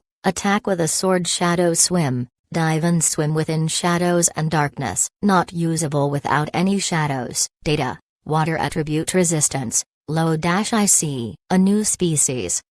Those 3 might actually be the only ones. She's weak at the moment, but she might get really strong if she'd train. From her looks I thought her to be 10 years old, but she's actually younger. Demons are a fast-growing race after all. Something piqued my interest when glimpsing at her status. So you have to fight, huh? And although you are a demon, you're a divine beast? What race is your mother? Is she some weird monster? That's mean. How can you say that? Mother is an extremely beautiful mermaid. Hey, so that's why you're a jelly mermaid, huh? Where's your mother? Ugh. The girl stopped to cry and spoke with a clogged voice. What's wrong? Mother went back to the village. but was arrested. They said that she'd work together with demons. I see, well, and then, that's why, if I defeat the hero, I'll become the #1 of the ocean, then I'll take her back with my subordinates. I see. So that's your reason. It's impossible though, I'm the daughter of my father. I won't be defeated by something like a hero. Heh, I sighed. Evil Squid was extremely strong, and he wasn't only strong but also smart, and because of his loyalty to the Demon Lord, he even refused to become one of my comrades. We simply had different points of view. Hence I had to defeat him with my greatest technique. That's why I don't have a bad conscience at all. I don't regret that I've killed him. Still, I wanted my father to live. Absolutely. I'll never forgive you. Well, I guess it's obvious. I spoke while I glared at the girl. Yes, resent me, hate me, but there's no way you could defeat me as you are now. Become stronger. Then, when you've become stronger than your father, I'll be your opponent. That's too late. Mother is. Laeticia went to her while carrying the egg and patted the girl on her shoulder. It's all right. We'll let you meet your mother. Really? Yup. Kaka is a hero after all. Heroes are the enemies of demons. I can't believe him. Then, believe me. She looked into the girl's face with a bright smile. They are about the same height. Only the part that's covered by the jellyfish is slightly higher. Laeticia is also yearning for meeting her mother. She's probably sympathizing. The girl had a tear-stained face and looked at Laeticia, me, her brother and sister, and then at Laeticia again. Tears are piling up in her eyes. Then she spoke. Please.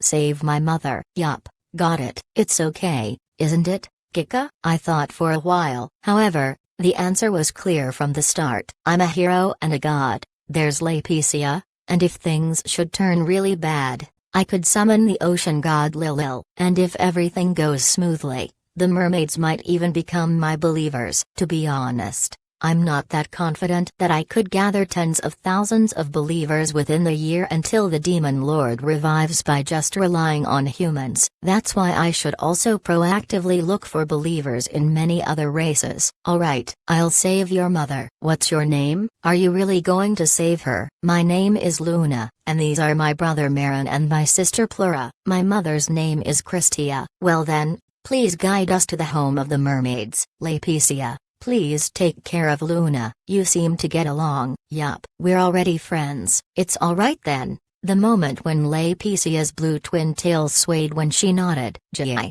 Suddenly, a shrill, ear-splitting sound echoed above our heads. Nana, who was watchkeeping, shouted. A very huge fish is approaching from south. It's flying. What? Riding on a water pillar-like tornado. An about 10 meters long fish headed towards us. Its body shines silver as if it's completely made of iron, and the nose resembles a 4 meters long and sharp sword. It looked like a swordfish. Its eyes shone in a fierce red and it laughed haughtily. Jai haha.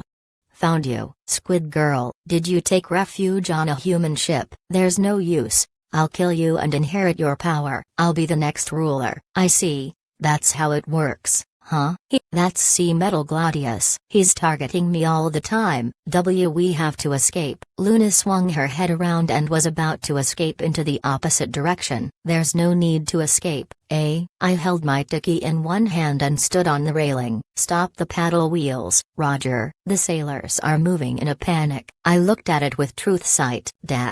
Status, name, Sea Metal Gladius race, news scale demon job. Company Commander of the Demon Lord's Army's Naval Force Class, Demon Beast LV-45 Mad Swordsman LV-30 Attributes, Violent Wind Darkness State, in the Shootout Battle for Evolution, Compulsory Participation, Attack Strength, 2500 Defense Strength, 2800 Vitality, 1600 Mental Strength, 700 Skills, Slash with a sword tornado dive, body blow while riding on a tornado divide stream, cuts in the range of several hundreds of meters by pouring magical power into a sword. Passive skills, water attribute resistance, high, metal coat, increase in defense strength, high power, increased abilities. The swordfish approaches at an enormous speed as it rides on the tornado.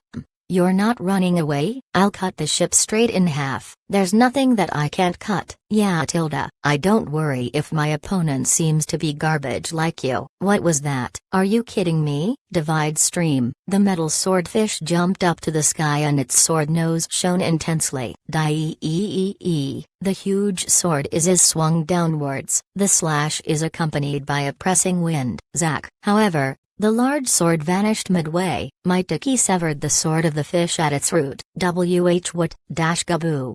I grabbed the guy at its skills and cut deep into the huge body. It felt like cutting a log. With a dasa, it hit the deck. The swordfish was shedding blood but was still alive. I looked at Luna. I'll let you finish him off. You want to get strong and avenge your father? Right? Such a. Luna was trembling while holding the shellfish knife. The swordfish seemed to understand the situation and began to spout coarse words. Hey, little miss, please forgive me. See, I don't even have my sword anymore, right? Please. You. Luna frowned and was shivering. Yeah, that's right. Please save me. Now that I take a closer look, aren't you quite cute? I'll teach you the pleasures of a woman, so save me. I'll love you so deeply that you'll forget everything. Huh? Luna's trembling stopped. She made big eyes from astonishment. It'll be even better than when your father did it with a mermaid, so please overlook this, okay? Is he an idiot? I was amazed as I listened. Luna's shivering began to change into a different kind. The metal swordfish seemed to think that his words got through to her and spoke further. Someone like your father would have been no match for me, right? I'll show you my thanks if you let me go, with this body of mine. Okay? Don't make fun of father. Windblade Grant. Luna charges towards the metal swordfish's throat with her whole body weight behind it. The shellfish knife shines green from my magic. You what?